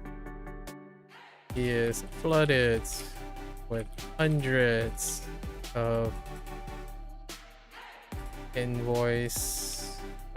flooded with mounds of invoices that piled up over the years.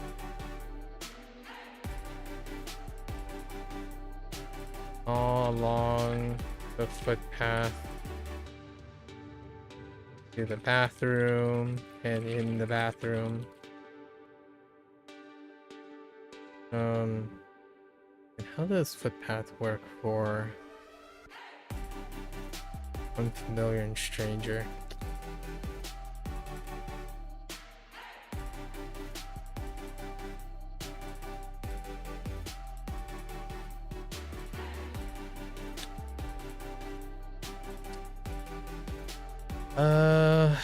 I really need to look at this character in a different context. This doesn't work. So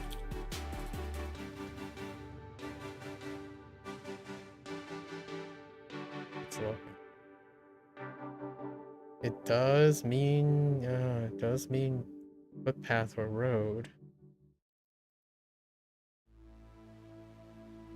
Oh, it secondarily means strange, unfamiliar, and foreign. I guess we're just gonna remember it that way. We can throw it in.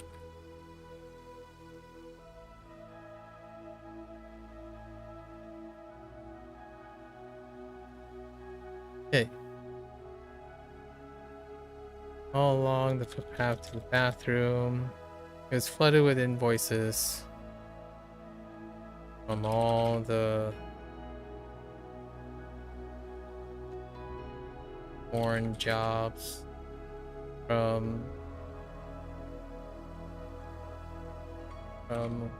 unfamiliar places piled up over the years all along the office, the path, bathroom, and throughout the bathroom.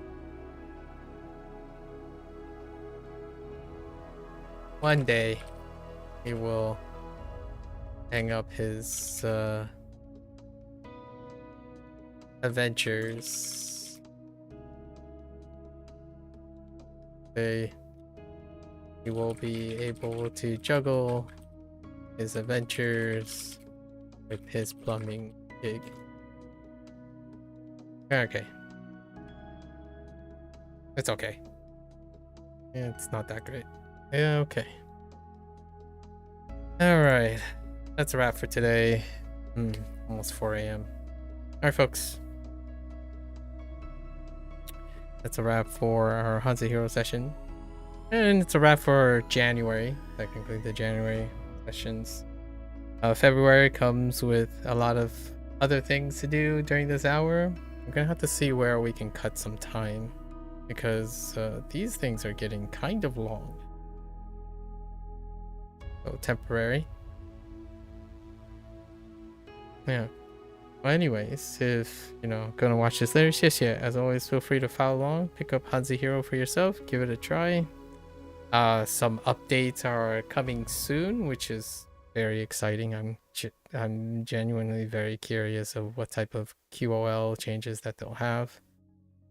It might actually allow some of the things that I'm wanting to do, but I would have to do like in addition to HanziHero. So that's exciting if you're interested in something like this. They're still active, or there's alleged active development, right? It is a subscription-based product, so feel free. You're always welcome to come on by, yap, exchange some hopium, or talk about the next new greatest and latest thing for traditional Chinese, right? Until next time, 大家下次见，感谢观看。So, see you guys next time. Thanks for watching. Bye bye.